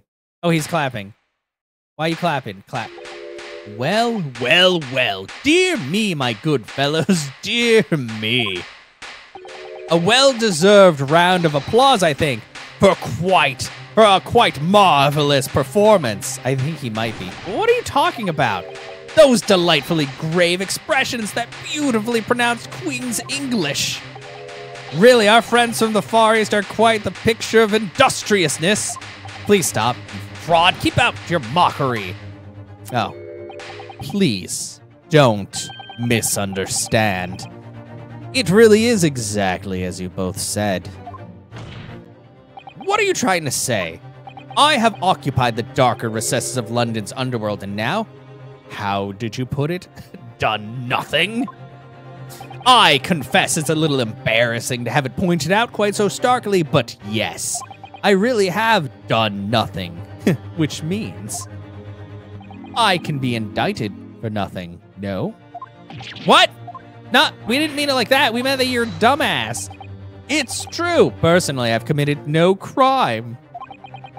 I've merely been surrounded by fools who've acted very rashly indeed. You can't get away with that. You've consistently preyed on people's weaknesses. And what? Threatened them? Are you sure it wasn't just bargaining? Oh, God. Man, fuck this. I would like to address all the good lords, ladies, and gentlemen of the judiciary here present. Yeah, exactly. But it's like, no, but I can't. You can't do it. You can't do it. You all know of these darker recesses in our great capital, and deep down, I believe you also know that to fight those who dwell there requires at least some of us to occupy the darkness ourselves. What better person than me?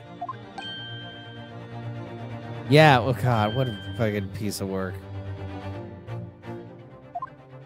So let me appeal to your good sense now. Consider the situation with me. If this catalog of horrifying revelations were to become common knowledge among the 6 million inhabitants of London, what might happen? To learn that the infamous murderer of royals and nobles was a respected member of the aristocracy himself?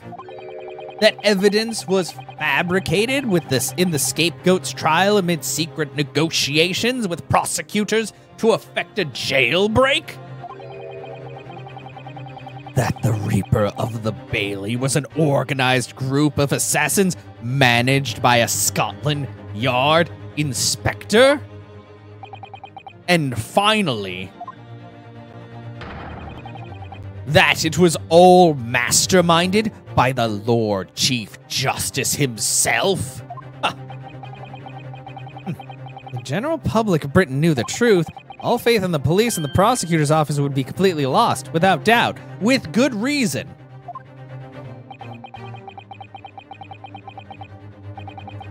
Public order in the capital would completely break down. Oh, wait, up. We'd be cast back into the lawless days of the last century. Precisely. As it was 100 years ago when 1 in 10 of the population were criminals. Think what we've accomplished since then. A public policing force, a comprehensive set of laws. And if we want to continue to protect this new era of law and order, I say again, we must at times occupy the darkness ourselves. Mostly just me, though, really, honestly. We have successfully identified and apprehended the man responsible for taking Inspector Gregson's life. That is all that was expected of this trial. All these other matters that have been discussed will be eliminated from the minutes of these proceedings in the interest of preserving law and order. Man, this guy sucks. And to protect Her Majesty the Queen, of course. Well, my lords and ladies and gentlemen, what say you? I don't know, I think you're a cuck. He has a point. No, he doesn't. The thing the Lord Strong have done are quite unforgivable. But on the other hand, it is less crime. Isn't our duty to maintain law and order in the capital? Can't deny that the threat of the Reaper over the years has done wonders for the crime rate. Oh, great. And by fair means or foul, it's all thanks to Lord Strongheart. Are you fucking kidding? What is this? Super Smash Bros? When somebody's like just sweeping? Oh, my God, I hate this. Are you hearing this? Yeah, this is the dumbest. This is the will of the British judiciary? Can you throw your cup at everybody? Just at everybody. Do you hear them? Oh, look. For your rousing response, friends, I express my heartfelt gratitude. Therefore, in accordance with the overwhelming wishes of the court, the records shall be erased. You have to respect the man's ability to turn a situation in his favor. Lord Strongheart really is a master of manipulation. You've conclusively proven his guilt, and yet he still manages to evade justice. I just don't know what we can do. Inosuke, looks like the trial really is going to come to an end now. Almost out of options, I think. There really is only one path left open to me. Use evidence. Time to get our boy Herlock Sholmes on the case. Shut up! Yes, as I know only too well. The only thing that carries any weight in court is hard evidence. Or soft evidence, depending on what the evidence is made out of.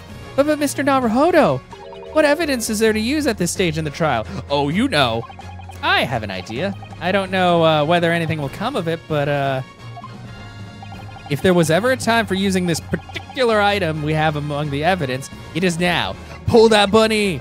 Bunny time! Oh my, yes, Mr. Sholmes asked you if you had that with you earlier. We've exposed all of Lord Strongheart's wrongdoings now. I've no doubt that Mr. Sholmes has already deduced exactly how the truth would unfurl. Also, hi, Lig. Bro, we're so close. We're so close to the end. The talking, it'll almost be over. I'll be able to stop talking and rest and eat food. So I think it must be time for the great detective to take center stage, don't you? Yes, absolutely. Let's take the hair by the ears then, and heave. All right, here goes. Heave! Yeah, exactly. Like, seriously. I feel like the further I go in these games, the more time there is between you making a selection and them just talking, like, incessantly. My dear fellows, I must remind you every time, a gentle tug will suffice. Mr. Sholmes, you're looking in quite the wrong direction, Mr. Naruhodo, because I'm over here. Ah, Mr. Naruhodo, he's, whoa, a projection? A ghost? Yeah, I mean, this is true. But at least like in Final Fantasy, they're fairly to the point. Ace Attorney is very much in the camp of be as roundabout as possible until you know what's going on, but you have to wait until the exact moment that it's super fucking dramatic, like right now. It's Mr. Sholmes in the flesh. He's a projector. He's being projected though. He's a hologram in the early 19th century, 20th century. I wasn't expecting you back, Sholmes. Delighted to be here again, Lord Strongheart. What? What is the meaning of this? Bailiff, seize him! Put the man in irons! This is a closed court! You've already been warned once already, man! Oh no! Whoa, what the? We can't get hold of him, my lord! Woo! We just go right through him! Like a ghost! You spooky ghost! I'm afraid your efforts are wasted. You see, the great detective you see before you is composed entirely of light and shadow. An image, if you will. I know exactly. Oh! Mr. Naruhodo, I must congratulate you on your fine deductions. Mr. Sholmes, what on earth is in due time? Are you familiar, I wonder, with the invention known as the telephone? Oh. Well, yes, I hear that some public telephones have been installed recently in Tokyo. Sound of the speaker's voice is converted to an electric signal and transmitted instantly to another place. Yes, we stole it from Edison. Or whoever did it. Wait, Edison was the light bulb. Who did the phone? Ah, I forgot. Alexander Graham Bell. That guy. Yes, not Edison. I think Edison was trying to do it or something. Sorry, I'm very bad with inventors of old times. Quite. Sounds are transmitted, so could not images keep them company, I mused. Iris and I did some modest experimentation to develop such a device specifically for this very day. Modest experimentation, Mr. Sholmes. What a modest description. And somewhat incidentally, I thought we might just as well transmit an entire scene. Somewhat incidentally, Mr. Sholmes, now you're just being immodest. Yeah, oh, this is true. Do you mean to say you're not actually there, Sholmes? Oh, I knew my trusty partner would have no trouble grasping the concept. Except he's grasping the stand to steady himself after your shock arrival. Poor father. I would have hoped he'd have been forewarned, being the great detective's partner.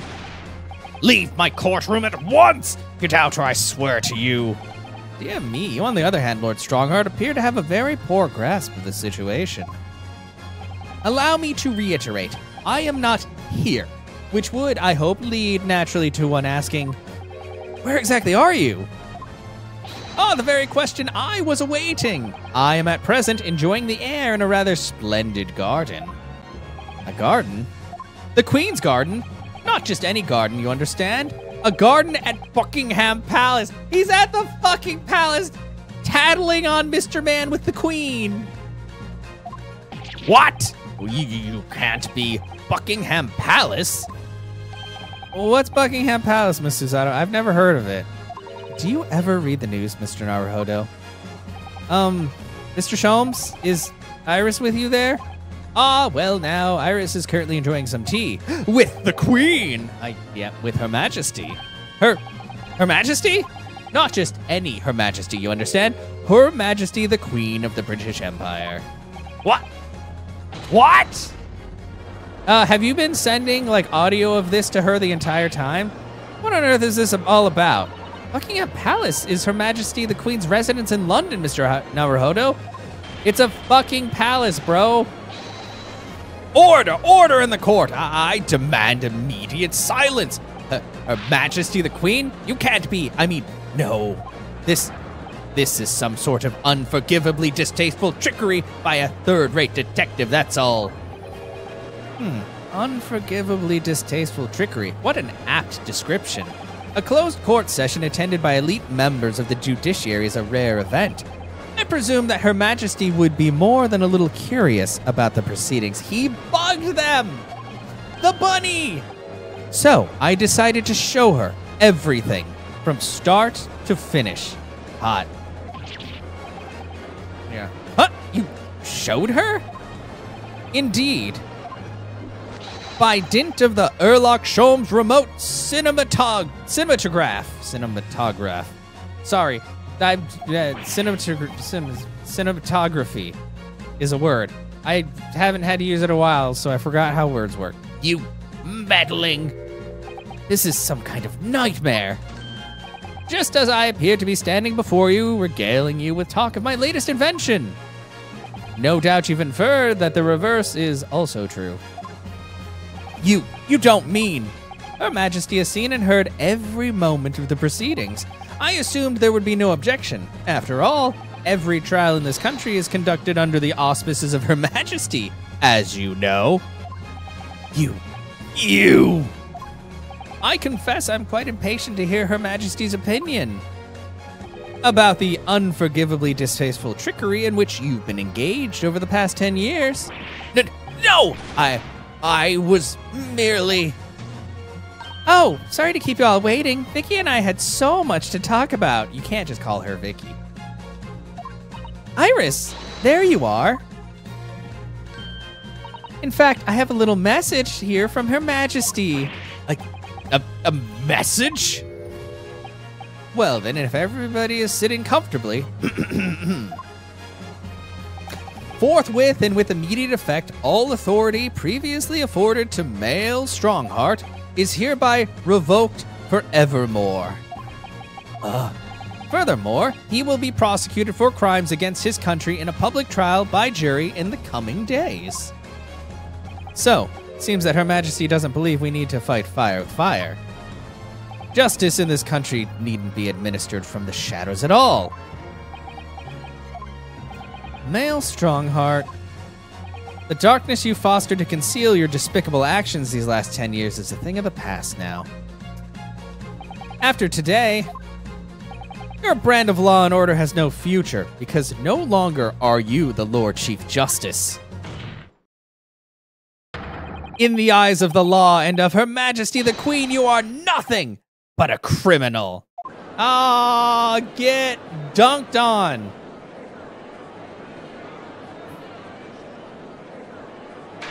Adjourned! Adjourned! Adjourned! Adjourned! Adjourned. Court is adjourned! Oh, he broke his horse. Oh, But it would be hilarious if he just kept rolling. Oh, he's the guiltiest. He's so guilty. Oh, oh, he's so guilty that he broke the scales of justice and lit the court. Oh, is that man about to die?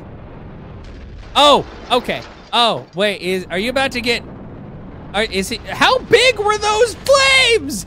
Ah, okay, what the fuck? Is he just gonna die? Are we gonna die? Everything's made out of wood in here, and that's a lot of fire. Did we just destroy the whole courtroom? Hello? Oh, he's fine. His clothes are a little burned. I don't think that's how that works. Lord Clint Van Zeeks left a will in which he confessed to everything. When those words came out of Asuki's mouth, it deranged me completely. I knew I must do anything and everything in my power to contain the situation. But I couldn't find the damned document. I searched his cell, but it wasn't there. Which precipitated the jailbreak plot, I presume. What do you mean? The need to obtain that will was all-consuming. I was sure that if I facilitated Asogi's escape, he would emerge with the will somewhere on his person. But despite searching his limp body in the cemetery that night, it still eluded me. Ew. Never even crossed my mind that it was concealed in the sword's hilt. Well, yeah. Yeah. Well, we managed to keep anything else from burning, even though there was wood everywhere, and that was the biggest flame ever. It doesn't make any sense. What pains me now is that my brother left this world without a word to me. I'm sorry, Lord Van Zeeks. In point of fact, I think perhaps that isn't the case. Sorry. How can that be? There is more to his last will and testament. What? What? Yeah, what? Oh, we forgot. He wrote on the back, too. Or he wrote more at the bottom. PPS. Sorry, baby bro. Your brother done fucked up. As I confront the prospect of my demise, I feel bitter regret for my younger brother. Barak, you have always looked up to me, and now you follow in my footsteps to become a prosecutor. It is my fervent wish that my unspeakable deeds should not hinder your advancement. I ask not for understanding, for none could understand my depravity. I ask only for forgiveness. For a foolish older brother who didn't like injustice. Asugi is a fine detective and a hunter worthy of respect. He has agreed to honor my final 2 wishes. The first is that this document survives. The second, I cannot commit to paper. Yeah, no, it really doesn't. I have confessed my sins to my wife. May she find resolution in my death. With my eternal gratitude to my Japanese friend, I rest my quill. Clint Van Zeeks. Clint.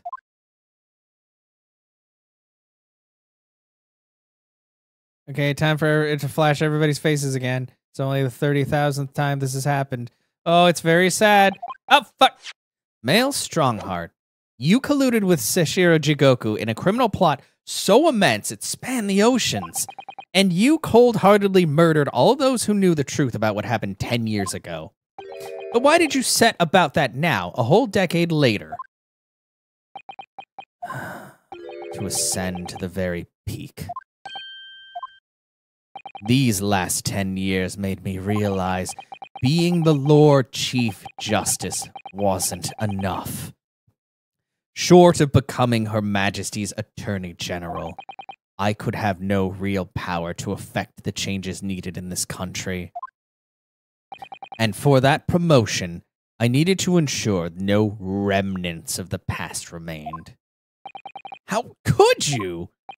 I like everything to run smoothly in the exact manner that I prescribe, like a well-oiled machine. And I was just a step away. And for your ambition to succeed, did you even bother to count the number of brilliant people you had killed? No, not really. Ah, Mr. Reaper, you're not forgetting something? Such as? You very much adopted your usual prosecutor-like demeanor in the proceedings now. But the reality of the situation is that you are the defendant in this trial. However, the presiding judge would appear to have fallen from the bench, as it were. May I suggest, therefore, that we entrust the final adjudication to an old friend? My lord! Gandalf! No, not that old friend. As a member of the judiciary, I have been following the proceedings from the gallery, and I must say, I shan't ever forget the extraordinary battle between good and evil that I witnessed here today. The darkness that has blighted justice in our land these past 10 years has at last been dispelled, thanks, in no small part, to the efforts of a bright young star from the East. Defense Counsel Naruhodo. Yes, my lord. On behalf of everyone here present in the Old Bailey, I give you my heartfelt thanks. You're too kind, my lord. First time I faced you in court just under a year ago now, I had the faintest of intimations that if British justice so warped and twisted over its long history was finally to know change, this might just be the man to do it. What? But at the time, I wouldn't allow myself to acknowledge the possibility. Couldn't overcome my hatred of the Japanese after the circumstances of my brother's death. Mr. Naruhodo, allow me to apologize for the countless discourtesies on my part. You are a lawyer of boundless talent. Oh, Lord Van Zeeks! Ah, shucks. Oh. When I first arrived in Great Britain, I thought you were kind of a dick. I was literally a nobody, certainly not a lawyer. The truth is, my fortunes have been entirely made by the miraculous people I've met. My best friend, Kazuma Asugi, who led me here to Britain in the first place. My loyal and ever-patient judicial assistant, Miss Suzato, who helped me study to become a lawyer. The brilliant Lord Van Zeeks, who never failed to challenge his Nipponese rival. And not to mention, the exceptional master of logic and reasoning who showed me the true art of deduction, Mr. Sholmes. Saving the best for last, Mr. Naruhodo. What a relief. I'm well aware that without all these people's help and support, I wouldn't be where I am today. The truth is a guiding light that always leads to happiness. Maybe not always, I don't think. Okay, there we go. Always lived by that principle for a long time now, but actually it's not true. The truth can also cause great pain, sometimes even leave people on the brink of despair. And for that reason, there are those who feel the need to hide the truth, who do it instinctively even. But as soon as we allow our eyes to settle on something other than the truth, the darkness takes hold. And from there it grows until eventually it makes us blind to the guiding light of the truth altogether. So that is why it's my belief that we must all resolve. Oh, they said it again! How many times was that? Like 40? To never avert our eyes from what is just and true. Honk. So that we can continue to walk the straight and narrow path ahead. Yes. Yay! Thanks. Yay! Sholmes?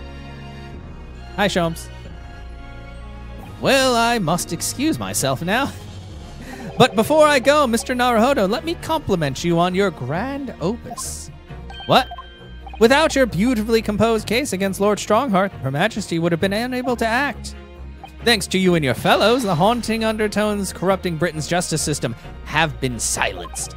Thank you very much, Queenie.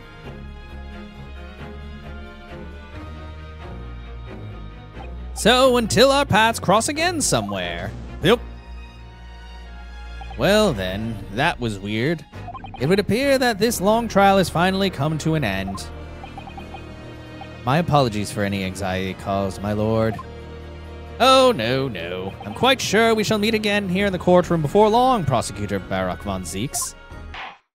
In conclusion of these proceedings, I hereby declare the defendant Barak von Zeeks not guilty in fancy handwriting. Oh, we just hit the 4-hour mark too. Final trial part 2 and 3 took 4 hours. And you know what? They're not done talking yet. They're not done. I just can feel it in my bones. That is all. Court is adjourned. Thank you, Judge.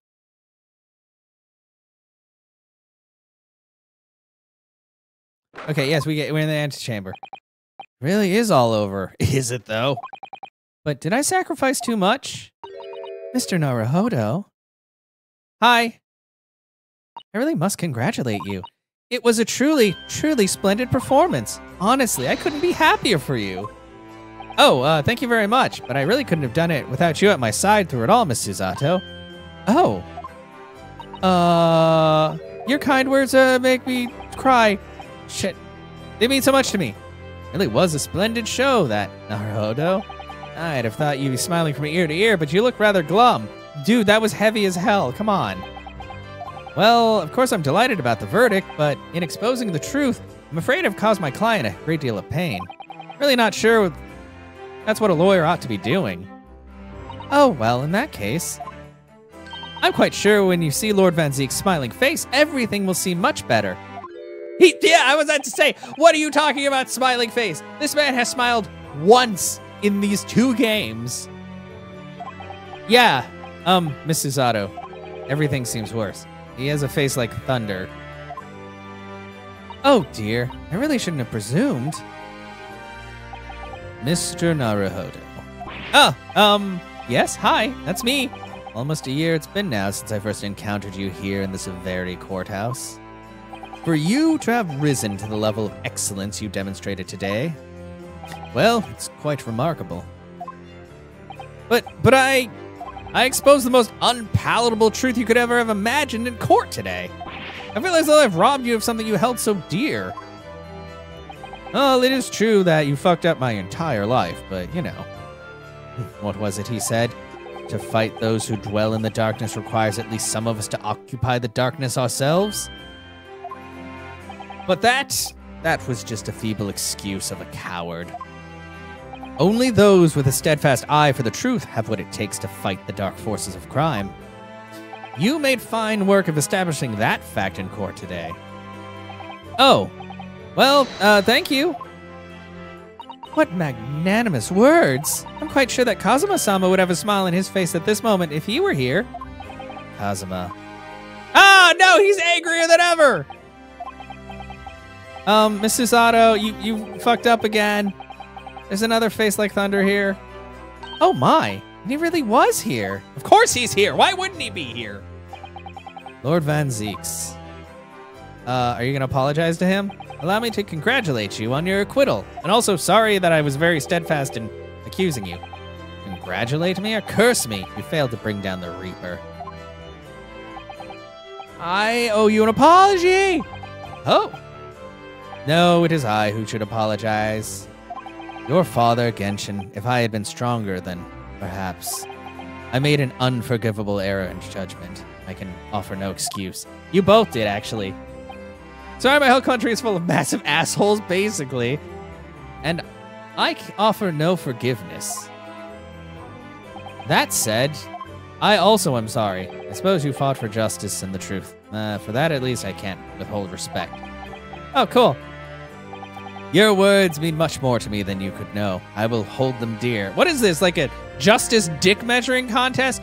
Who has the biggest justice boner right now? Is it me, Kazuma, or Van Zieks? The answer is none of us. It's just the judge. Kazuma-sama.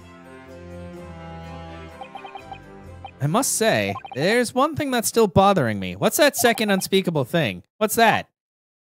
The will that Lord Clint Van Zieks wrote before his duel with my father. It's fine, detective. The second I can't say, I has to send to my wife. Go find the wife. Where's his wife? What can that second piece of his final wishes have been? That your father agreed to honor, you mean? I think perhaps... Hello?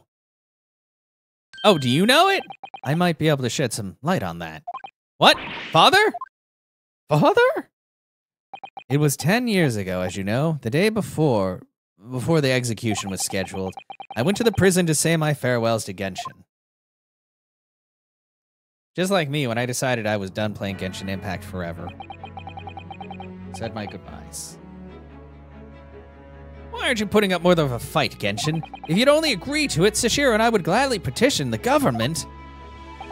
We've been through this already. You needn't have to worry about me. Anyway, Yujin, I have a favor to ask of you, something of great importance. You know it's an important favor because I put the U in the word.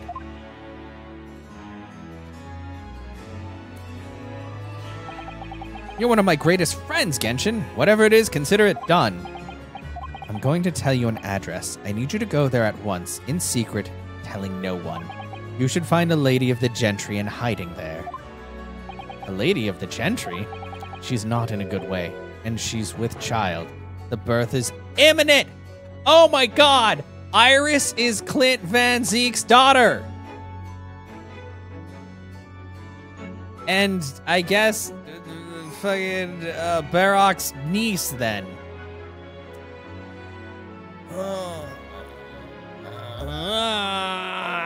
It's gotta be Iris. There's no way it's not Iris.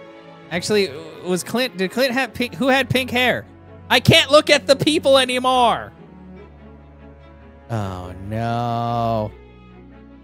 Birth is imminent. As a medical man, I'd like you to attend to her. Please, you're her only hope. By any chance, is the child yours, Genshin? Don't be daft. It's Clint's. The favor that was asked of me by a man I knew as his dying wish. My goodness! I swore to the man that I would help, that I would do whatever I could for his wife and his unborn child. But if something should happen to me, I need to ask you that same favor. You're the only person I know that I can truly rely on. Well, what did you say? If something should happen to you? Tomorrow night, you're going to be... You never know, though, do you? What life will bring. All right, then. Tell me the address. I'll head there at once with Sashira. No, not with him. Pardon? This is a favor I'm asking of you, and only you, Yujin. Right, I see. Very well, then.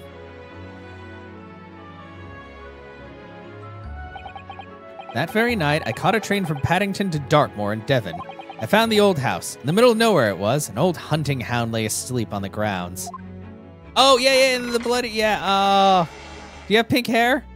The poor woman was on the floor at the back of a darkened room. She was in mortal danger. I broke her waters to precipitate the labor before she weakened further, but it was a torturous birth. I did everything humanly possible for her and her child. Show me the child! And in the end, I was lucky enough to welcome a new life into the world. Even if the other life, yeah. But tragically, my efforts to save the mother's life were in vain. Why couldn't they add one more frame? I held the healthy newborn girl in my arms and wept for longer than I care to remember. Eventually, in something of a daze, I looked around the room. I saw... Oh, it's the chest. There's precious little in it, but an old travel trunk caught my eye.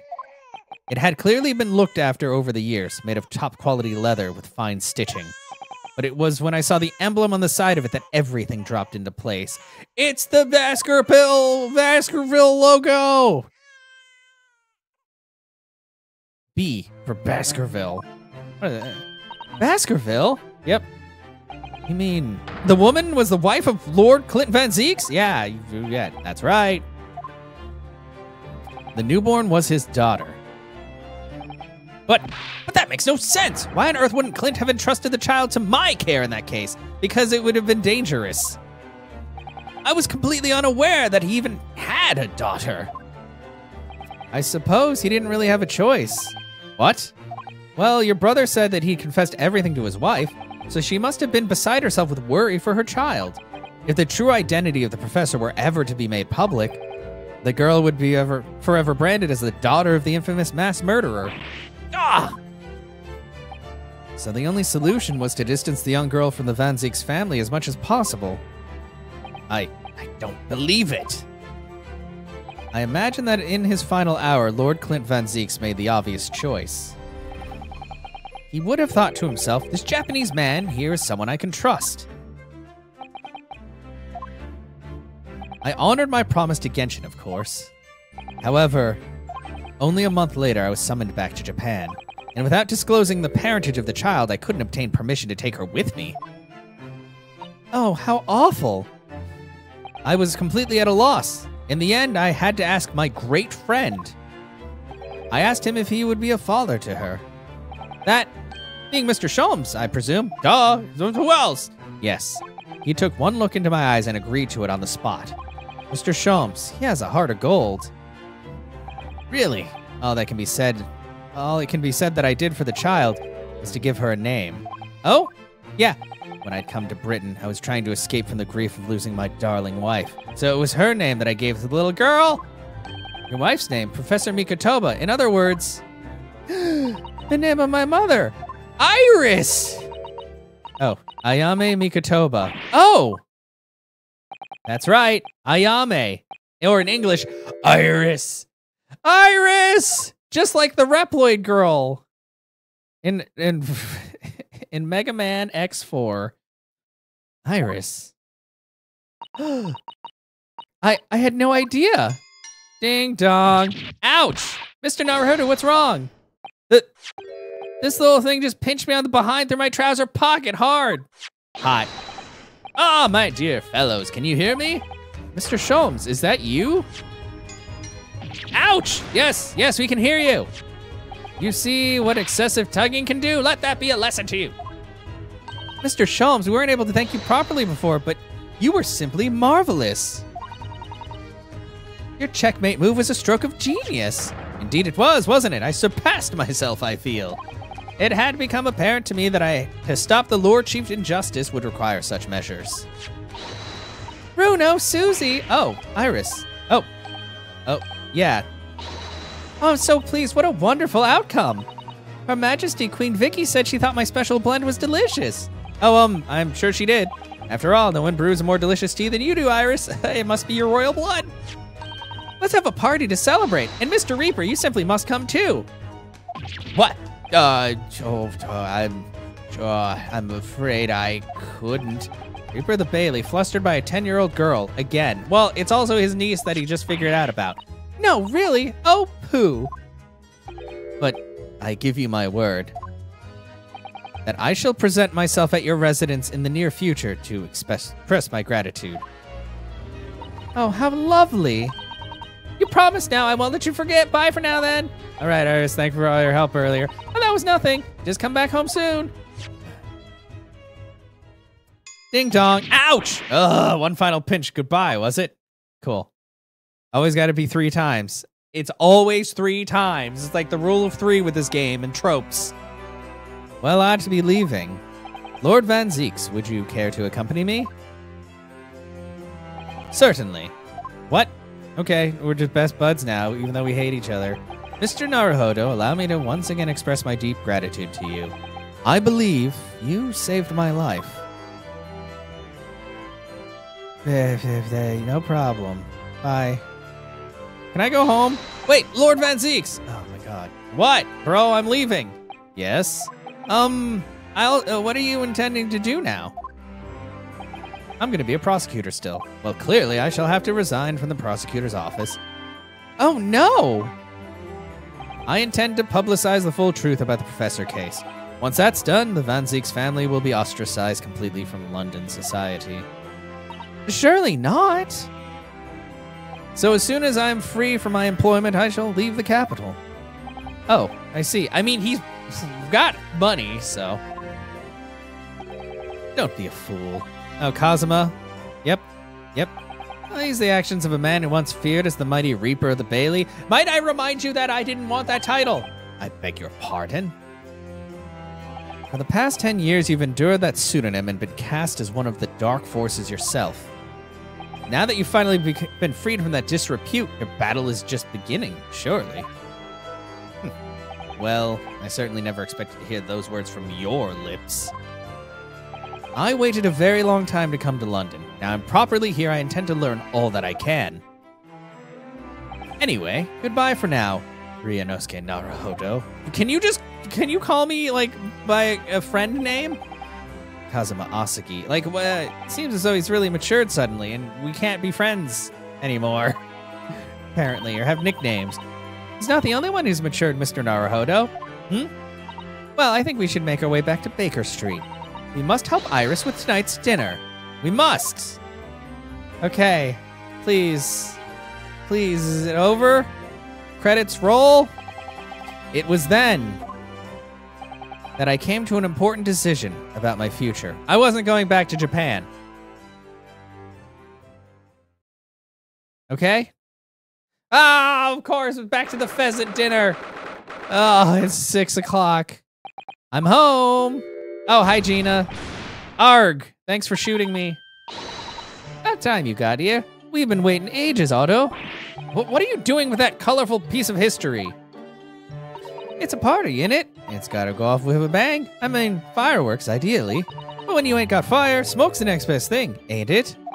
There's a girl on Fresno Street who could help you with that, I think. Don't. Right. I'll remember that. You don't have to reload the thing every time I speak. You really must hear this. It's quite the most extraordinary thing.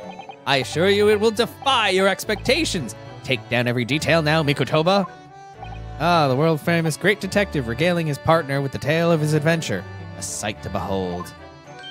Would you care to hazard a guess? Where do you suppose the fiendish runaway has concealed himself? Would you believe? Inside the trunk I found abandoned in his cabin. I would believe it, yes. I say, Mikotoba, I detect not a hint of surprise. I wonder why that is, Maybe because I was there at the scene as well, Sholmes. What? You were? Why didn't you say anything? Not quite the sight I was expecting to behold, but still. Hard not to feel privileged to see it. Hello, Mr. Sholmes, Professor Mikotoba. I'm finally back from the Bailey. And not a moment too soon!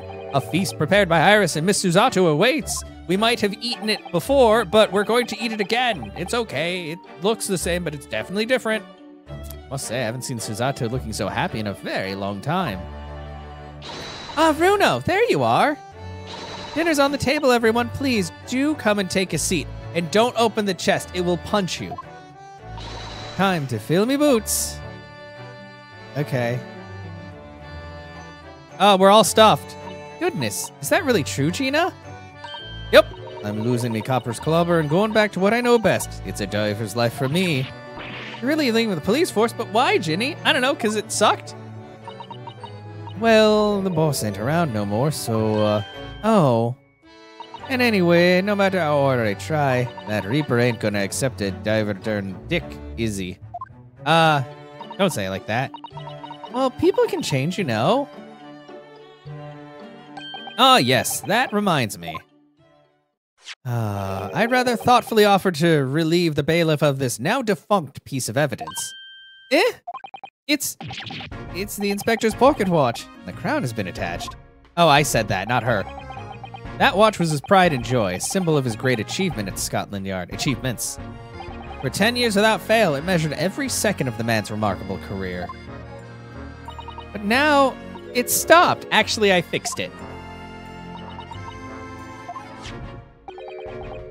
Someone needs to keep the memory of Inspector Gregson's career alive by taking on the great responsibility of winding that watch every single day again.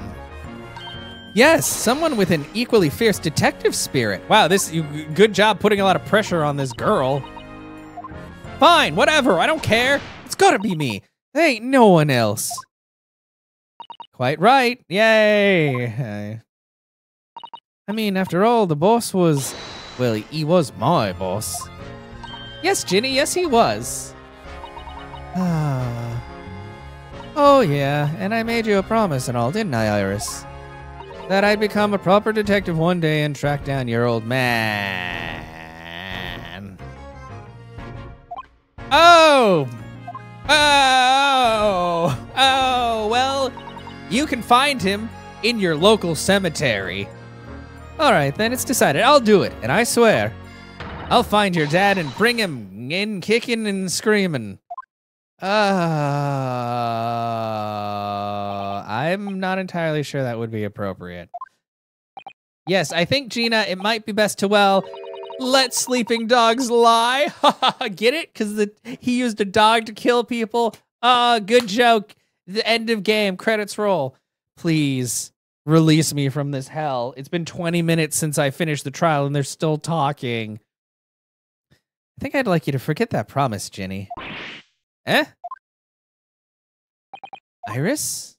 Did you figure it out?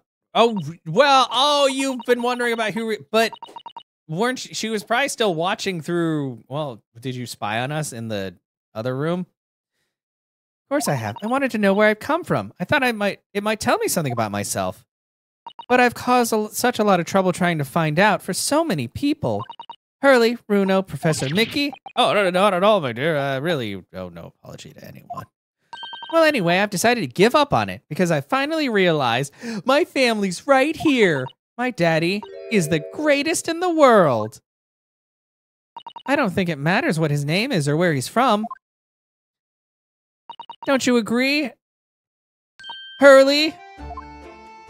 I'm sure. With every word, Iris. Thank you, Hurley. Oh, thank you, Daddy. Oh, gosh. Don't take that out of context, please. Oh, boy. I think, Mikotoba. Yes, Sholmes? I think that I ought to express my gratitude to you. Oh? For 6 years, you and I solved many a mystery together, and during that time, I remember countless expressions of gratitude for our good services. But a moment ago, I heard the most pleasing expression of gratitude of them all. And I should never have experienced it, were it not for you. You old softy, Sholmes. But I must confess, it's a weight off my mind to hear you say it. Well, then I think this calls for a lengthy violin recital, wouldn't you say? No! This game is already lengthy! Don't add more to it! Oh, well, the food would go cold, that's the only problem. Maybe next week, Hurley. Are you sure a week is long enough, Iris?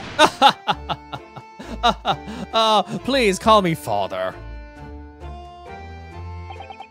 Even amidst the most troubling of cases, even reeling from the most shocking of revelations, returning in the evening to this suite of rooms, there's always warmth and happiness to be had.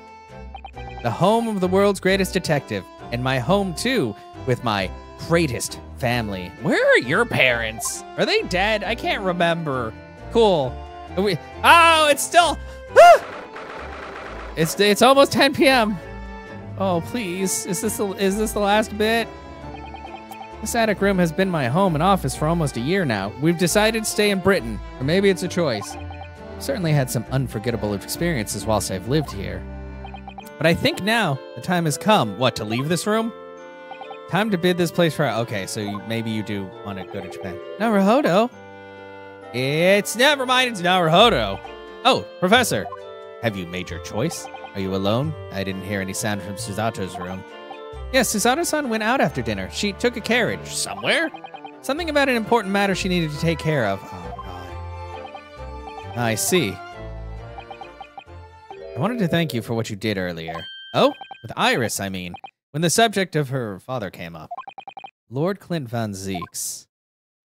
I made up my mind many years ago never to tell her who her real father was. It's what was agreed with Genshin, after all. Lord Clint Van Zeek's final wishes before he died, you mean? Yes. I've had to take some rather drastic steps at times to protect that secret, you know? I killed 20 men. Calling Susato back to Japan 6 months ago, for example. Oh, that's why. Okay, that makes sense then. That's less suspicious. When I read Saseki-san's report about his final days in London, my heart nearly stopped. You'd stumbled across the crux of that terrible case, the dog's collar, which has the seal on it, yeah. The description of the Baskerville insignia left me in no doubt. Baskerville? Yeah. If you decided to investigate that insignia, sooner or later you'd have made the connection to the Van Zeeks. And to make matters worse, Susato knew of the unpublished story as well, because she looked at it. She is sneaky. She's a naughty girl. The story that Iris had written based on my notes from the time. Oh yes, the Hound of the Baskervilles. Exactly. It was a work of fiction, but based on the grim reality of a huge beast of a dog being used as a murder weapon. A dog with the Baskerville family emblem around its neck, which was a little on the nose now that I think about it. Armed with those two clues, I feared you and Susato might arrive at the truth. So I invented that story about having collapsed to justify her leaving London and returning to Japan at once. All in aid of halting any investigations you and she might have been contemplating. I see. Wow. Very effective. Something I've never understood is why Susato-san came across that manuscript in Japan, though. You know, Iris's The Hound of the Baskerville story, I mean. Sholmes sent it to me. That was before Susato left Japan. He was very troubled about what should be done about it, you see. I'd read it and carelessly left it on my desk, which is where Susato came across it, of course. Ah! It was the only case Sholmes and I ever pursued that I didn't record in meticulous detail. I was stunned when I discovered that young Iris had pieced so much of it together from my paltry notes. Sholmes and I discussed the matter and decided that we couldn't allow the story's publication. At that point, I returned the manuscript by post to Sholmes for safekeeping. So you did all that to stop Iris from finding out the truth about her father. That's right, because Sholmes had told me how astute she'd become.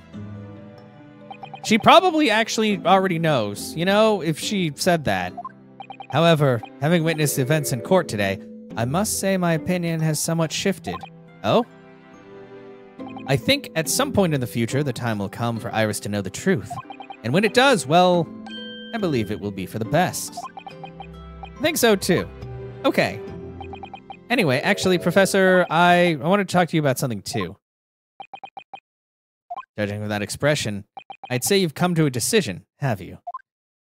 Yes, I have. I will be returning to Japan with you.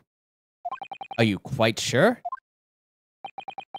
I'm really only here as a substitute for Kazuma, but he's here in Britain now as originally intended. Locum student Naruhodo doesn't really have a right to stay, I think. I see. Looking back now, when I first arrived here in February... Oh, flashbacks! Oh, remember how barren it was? Oh, shit. Okay. Yeah, my becoming a lawyer just seemed like the way things turned out with Kazuma, Susato-san, and Mr. Sholmes all gently pushing me in that direction.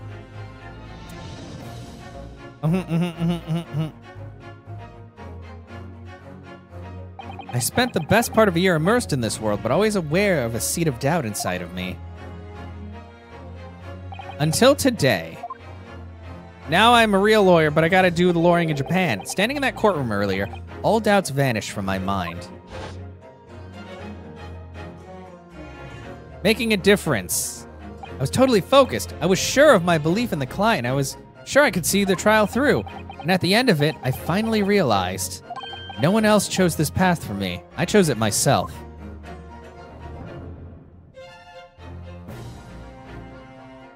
Path of a defense lawyer, eh? Yes, that's what I am now. That's what I'll be going back with you to Japan as. And that's the path I'll be following for the rest of my life. Well, it sounds like you've made quite a resolution there. You could say that you have resolve. I have. Very well, then. I must say, it's extremely welcome news. I shall make arrangements for your return first thing tomorrow, but I don't imagine we'll depart for a few days.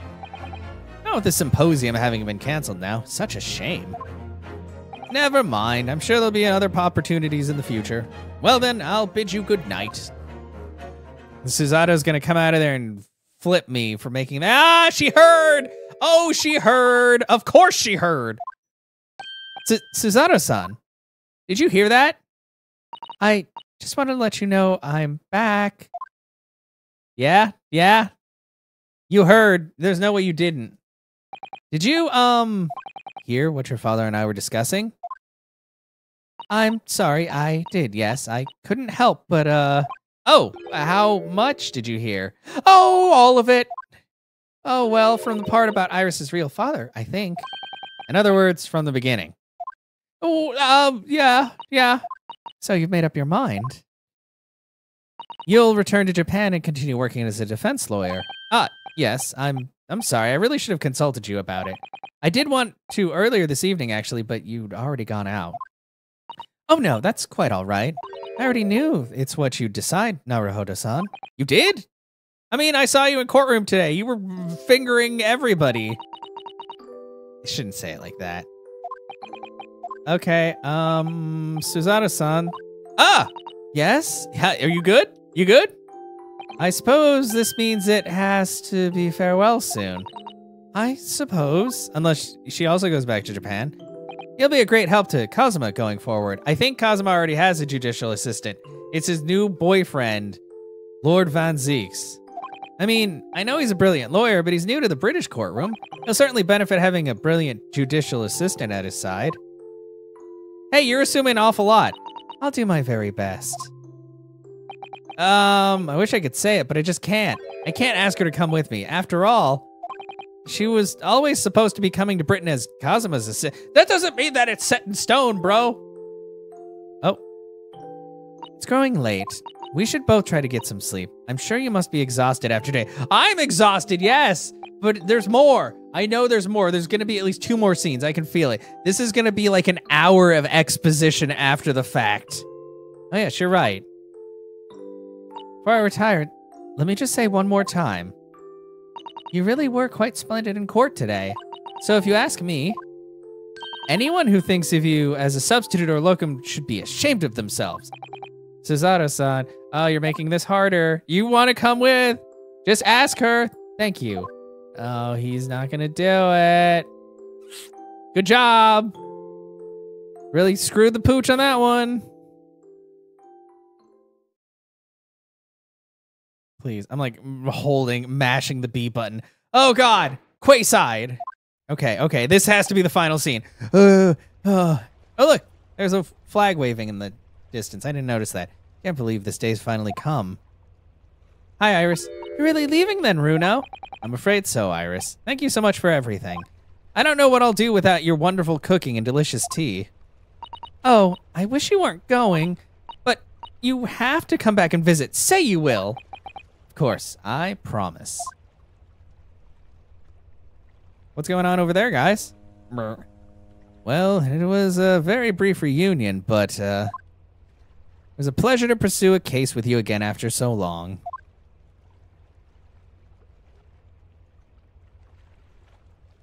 For a while, at least, it felt like old times.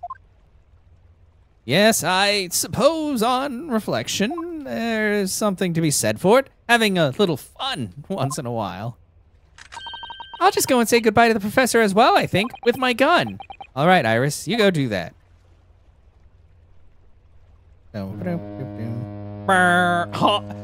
Honk.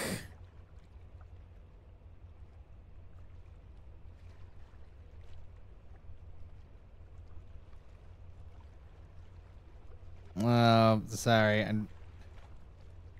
I gotta stop getting distracted. Honk! This is how this game, I'm sorry. This is just how this game, like, it keeps going, and then I'm like, okay, I want to focus on other things, because I I've been focusing on this game so long, and there's so much talking. Suzaru-san. I've just checked, Naruhodo-san. Oh, there's talking. Your luggage is already on board. I can rest. Autoplay on. Such a beautiful morning. Perfect for embarking on a journey, isn't it? Before I set off, I'd just like to say how thankful I am for everything you've done for me. And give my warmest regards to Kazuma, please. Actually, That won't I be think necessary. You ought to give him your regards in person, don't you? He's here. Sorry? Ryunosuke, He's right behind me. Kazuma! What are you doing here? I mean, you're my best do friend. you really think I'd miss my best friend's knew it. departure? Thanks. To be honest, I'd been looking forward to our wild time tearing up the streets of Her Majesty's capital, but But then you got amnesia for a while. Well, we'll have to save that for another time. Personally, I'm looking forward to facing you in court again. me too. But we're both defense lawyers, so Oh, no, I'm not. What are you talking about? I'm going to become a prosecutor.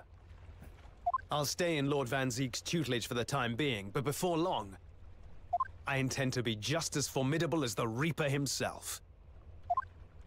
oh, I see. Actually, Ryunosuke, I have a favor to ask. Name it. Oh, there's only the Outliers kit, thankfully. This is the final I'd game like in the you series, To technically. take care of this for me for a while. Oh, Karma? Karma. That's your family Why? sword. Because I've seen it now. I've seen what's inside me, the demon that reared its ugly head that day. Also, I should probably take it back to Japan and get it, like, reforged. It was only for the briefest of moments. The last time I came face to face with that inspector. But it was unmistakable. Technically, it was a 3DS game, but then I it got wanted to kill him. remastered for Switch. So quite a few years ago. I've always known there are I think demons that 2017? live inside people. And now I know there is one in Just me. look up the Great Ace The fact Attorney that it very 2. nearly consumed me is something 3DS. I'll carry with me until the end of my days. Yeah, that's bad. While I devote my life to fighting those whose demons have got the better of them. As a prosecutor, Yep, he wants to be on the other side. So, that's what you've resolved to do, is it? And so the legend of Edgeworth's Until I'm cravat ready to begins. face the demon within me, to slay it once and for all. And they really haven't shown that they were going to make a new game. They've just been I leave remastering the old this ones. in your care, if you'll take it. Of course I'll take it. Of course I will. Yeah, I knew I'll it. keep it by my side. Always. So I don't know if they're going to make another one or where they'd go with it, really. It would just have to be a new prosecutor again. And I don't know if I can deal with that. Until we meet Or again, new then. defense attorney. You have your path to follow, and I have mine. Naruhodo-san, I'm coming with you, by the way. Yes? the path you're going to follow from now on, It's very difficult. I wonder if I might follow it at your side. Ah. Unless I'd be a burden. What? I mean, I would very much like you to come with me. Oh, they like each other now. But aren't you, don't you like Kazuma? You dumb fuck. So Just take her with. predictable, Ryunosuke. I am? What do you mean? Honestly, you never change at all. But that's what I like about you. Thanks. You mean you knew about this? It was the evening after Lord Van Zeek's trial came to an end. She came to see me at Oh, the that's where she prosecutor's went. office. Really? Oh, when I had that conversation with Professor Mikotoba.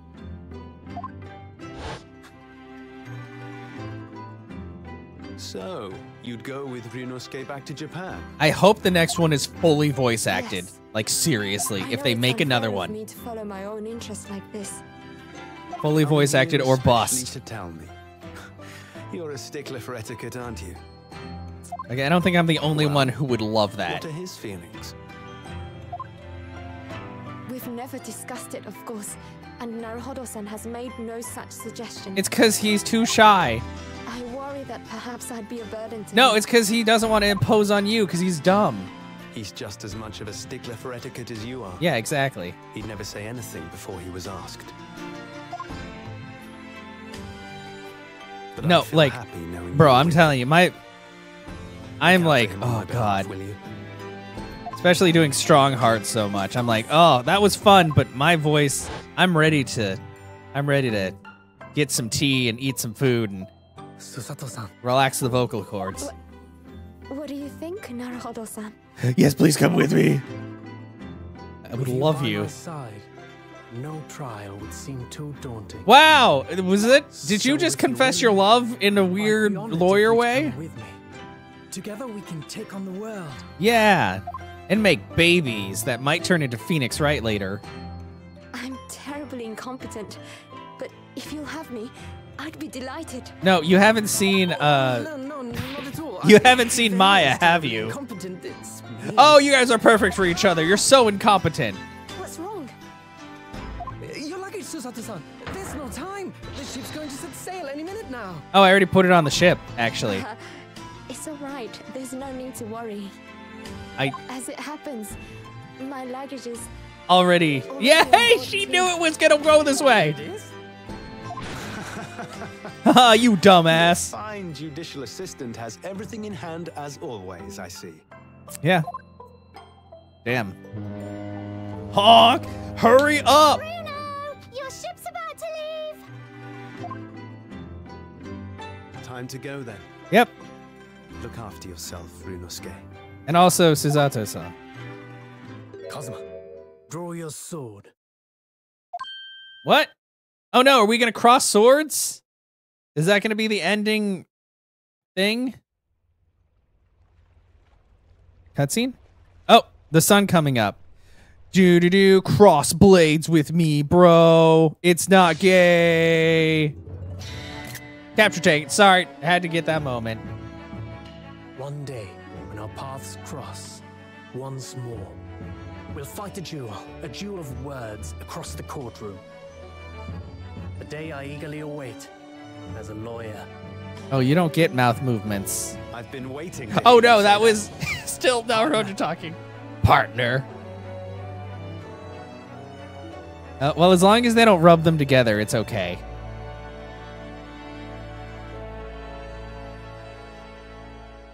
Anyway, that was kind of cool. Forget me then, Kazuma. She's got a little bit of a boner. As if I could. Ryunosuke. Yeah, okay, good. You're back to being cool. And Mr. Sholmes. Oh, Sholmes. Thank you so much. I'm very much indebted to you. Indeed, Mr. Naruhodo.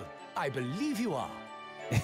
I'll never forget all you've done for me during my time in London. Quite. I should like to think you will remember your debt of gratitude. Especially when I visit you in your country. What? What? Why would you do that? Yes, although many are ignorant of the fact.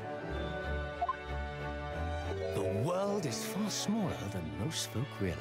Especially when you're rich. Well, Well, actually, I'd he be doesn't really delighted have if you much came money. to Japan one day. Yeah. Oh yes!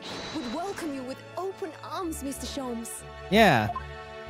Oh, that sounds wonderful! I can't wait! Of course, Iris would come too with her daddy, new daddy. In that case, let us conclude that this is to be merely a brief parting, my dear fellows. Got it. Sunset, high five, honk. And that brings us to the end of my adventures in Great Britain. Honk. Bye. A peculiar twist of fate brought me halfway around the world those many months ago. But that was just the start of my journey. Yeah, Who knows where fate will lead me next? Uh-huh. Bye. I'm confident this won't be my last meeting with the friends I've made in London. And when we're together again, no doubt the first words I'll hear will be, Objection. Come, the game is afoot. Oh, that. The other words. The ship with our friends from the east, sailed steadily towards the distant horizon.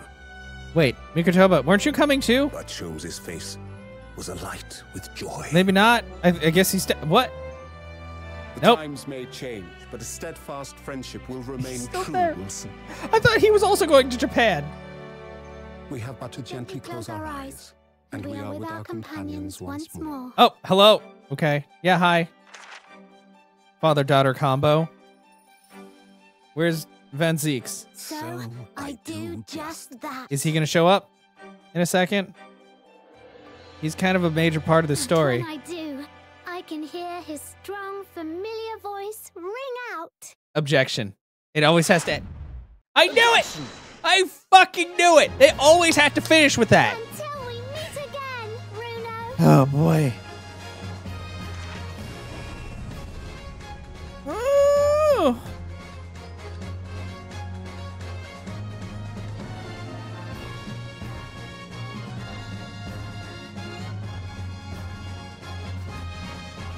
Oh, my God, we did it. Oh, no, there's more. I've been thoroughly inundated with inquiries about my remote cinematograph since the day, but I'm no purveyor of electrical goods and what's promised close court secrecy. Anyway, I've decided absence from London is in order, a sojourn in distant climes, the Empire of Japan, perhaps. I understand that wardrobe class incurs no charge whatsoever. I don't know what that means. Oh, he's talking about the very first game where you're in a... Okay, he's talking about just not paying money. I gave a little note to Hurley the other day. It said, I love you, Daddy. It just said, thank you for everything, Daddy. But it made Hurley cry. Aw. And I gave him some lotion I invented as well to dye his hair red safely. But he said that he might that might make him cry too, so he'd rather not use it. Wow. Well, I don't think he really wanted to have red hair. Thanks, Yasumasa Kitagawa. Good music.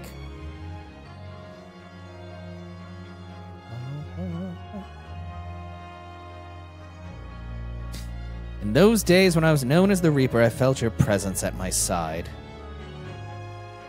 Once, unable to bear the burden of that grim pseudonym, I even retired from the courtroom. Despite everything, I still wear your prosecutor's badge with pride. But the darkness that once beset me is no more, as you too are no more. In the words of a young foreign friend of mine, I must stride forward towards a brighter future. He's still Scowly McGee, but at least he's pretty chill.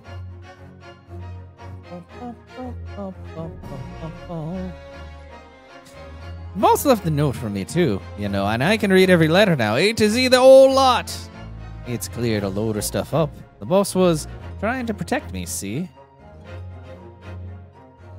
And that's exactly what me and Chief Inspector Toby here are going to keep doing for Londoners. I only wish I could have said how grateful I was before he, you know.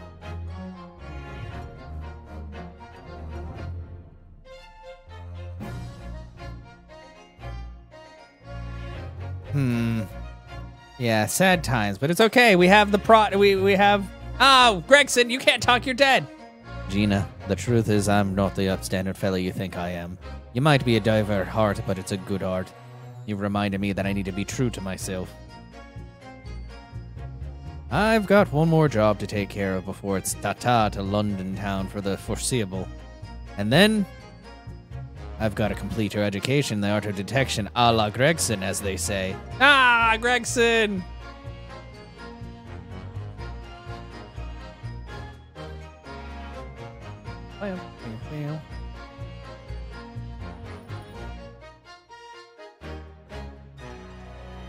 Your Excellency, this man is accused of illegal entry into the office of the Minister of Foreign Affairs. Objection. Overruled. The minister has detained Britain in anyway. Who is this caddish counsel for the defense, and women are forbidden to enter the courtroom? Oh, really? My friend Suzuda-san is in the British courtroom all the time, and she's doing a wonderful job. Perhaps I should have engaged my services of a regular legal team.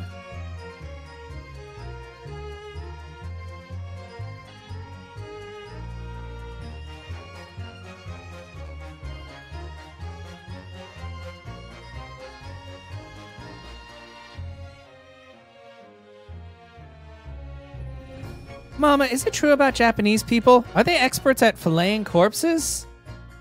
Yes, they are. Fish corpses, on the whole.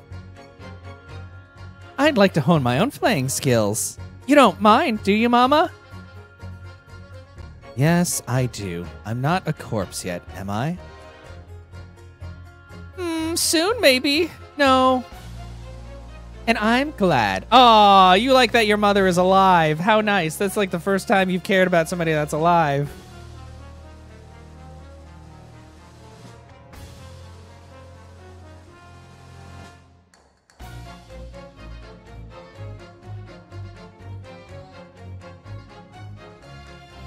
Here I am again in the Great Britain on the invitation of my friend. He sent me a very nice letter saying he'd like to show me around now that everything was settled. But what have I done? I was so excited. I picked this splendid hotel and now I can't afford the bill. Oh, Barack, come to my rescue again, please. I wish I could just vanish into thin air sometimes.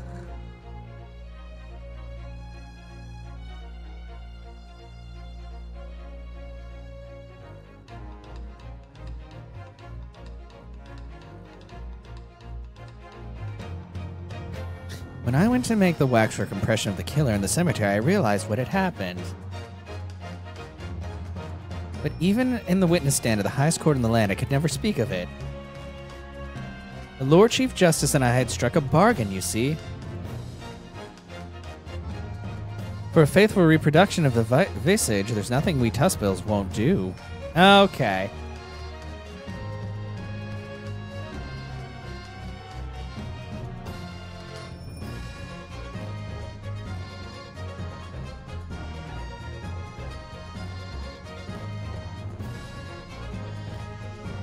Everyone calls me gossip. I sell jaunty bits of tidbits to passerby, you know. Everyone calls me a Peppino, and I sell the spaghetti. It's more red than my head. Everyone, they call me... Non, I cannot do it. This is ridiculous. Oh, Daly, how charming. You've made lots of new friends in here, I see. She is such a great wife. Yes, and when we're released, we're all going to strike it rich together. You shouldn't be proud of that. Just please.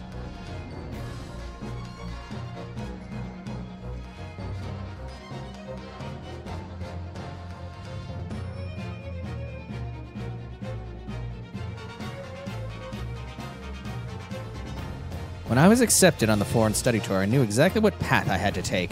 And however it might have ended, I knew that I wanted you there to see it. If I had ended up in the dock, there's no one I would have rather had defending me. But now, thanks to you, there's a new path I want to take. I'm sure we'll meet again in the courtroom, my friend. Until then, I leave Karuma in your care.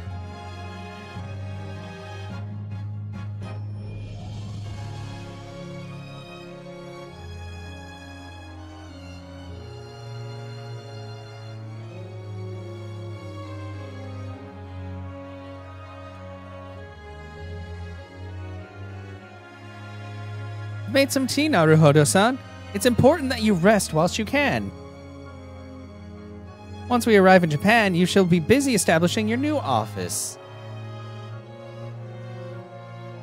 I'm so delighted to be accompanying you. After all, your talents have been recognized by a great detective, because you really are the greatest of lawyers. A great ace attorney, some might say. She said it! We can finish the game. Just stop it now.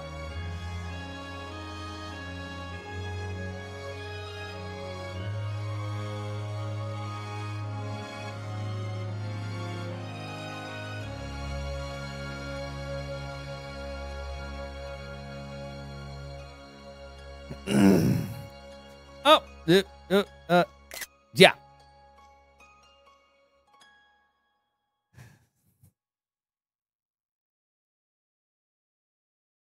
Well, we did it. Does that mean it's time for credits? Oh, no. Oh, okay. Hello? What is this?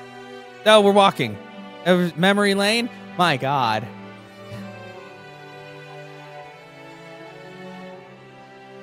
Okay. Oh, hi. Yeah. Oh, okay. So we're gonna go by. Yeah. Yeah. Remember the beginning? Cats! Why are there so many cats? Ouchie! That man. I forgot his name, but it was stupid. He kept talking about being a journo. It just showed me your name. I forgot. Soseki-san, you're still just as twitchy as ever. Actually, I guess the first one finished like this too, didn't it? God, it's been like a year and I forgot everything.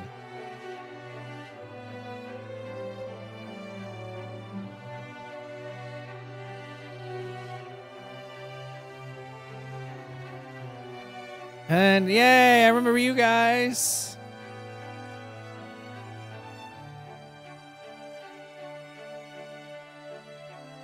Oh, I hate them. Yes. Okay, now we're going to see all the people that I hated so much. Oh, okay. I actually like that lady because she made sense. That guy was annoying. Soseki-san, go away. Just leave us alone. God, this was quite the journey. Oh, you, Dreb, Enoch Drebber. That stupid guy and the child and their dumb trope of constantly popping balloons and getting new balloons. He's gonna do it. He's gonna do it. Give him the balloon. Just do it. Never mind. He's not gonna do it. Okay. And then Carver lady, she was hot, so she gets a pass on any weirdness. Dr. Scythe was also hot. Her daughter, it's a lot of hot people. They were all right. That guy was kind of crazy, but not as bad as he could be. Lord Barak von Zeeks, I mean, he's a cool guy. Fuck all of those guys. Don't watch your fireworks. Go away, sandwich. The wife. Gosh, she has a heart of gold. And yeah, and then that guy who was just kind of doing his job still doesn't explain why he's an axe, but whatever. Those two, they're just idiots. I mean, that's plain and simple. Oh, look at all of the people that I yelled at throughout the course of the game. Oh, okay, bye. Sholmes. Gregson. Gina. Dog. Tor. I already forgot. Whoa, Mikotoba. What are you? Okay, so you had to go dance. Oh, because they're doing the dance of deduction. I get it. Wow. Your daughter's just like, oh yeah, Jigoku, you piece of shit. No, you put that thing away. You lack the right to carry that gavel, sir. Oh, hi, Lord Strongheart. I remember when you, burned. You clapped way too fast. Oh, he's clapping really fast again. Thanks. Thanks a lot. Oh, it even made the clapping sound as I walked by.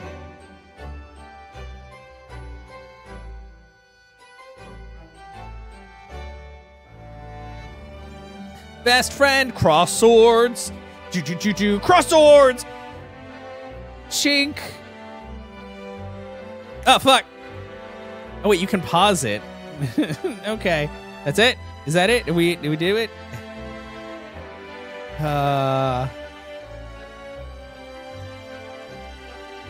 Thank you, Capcom. This only hurt me a little, and that's just because a lot of these people had really, really dumb pun names, and some of them were just really annoying to deal with. But you know what? This was a very good game. The Ace Attorney games are good.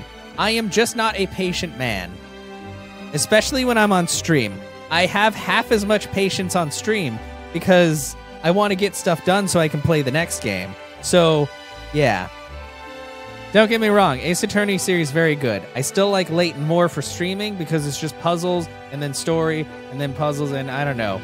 I like how everything works in Layton, and we're getting a new Layton game. It's gonna be great. Great Ace Attorney 2, Resolve Finn. Oh yeah, remember, check that Resolve counter on the YouTube video. It's not gonna exist, but they probably said it at least 30 times. Somebody else can tell me how many times they said Resolve, because I don't want to do it. That was 5 hours and 1 entire hour. 1 entire hour was just the epilogue. Anyway, thank you all for being here and hanging out. We did it.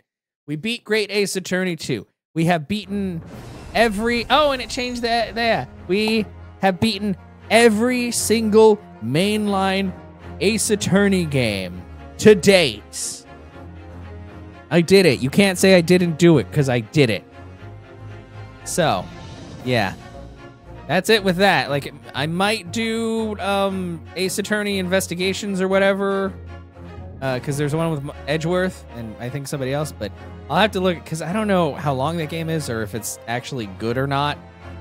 You know, we'll have to see. But that's it. Great Ace Attorney Chronicles in the bank. Done. Add it to the completion list. I don't really have one. I started one of those on Twitter, and then I stopped using Twitter quite as much, so. But, yeah, this is definitely one of the 2024 complete games, for sure. Excellent.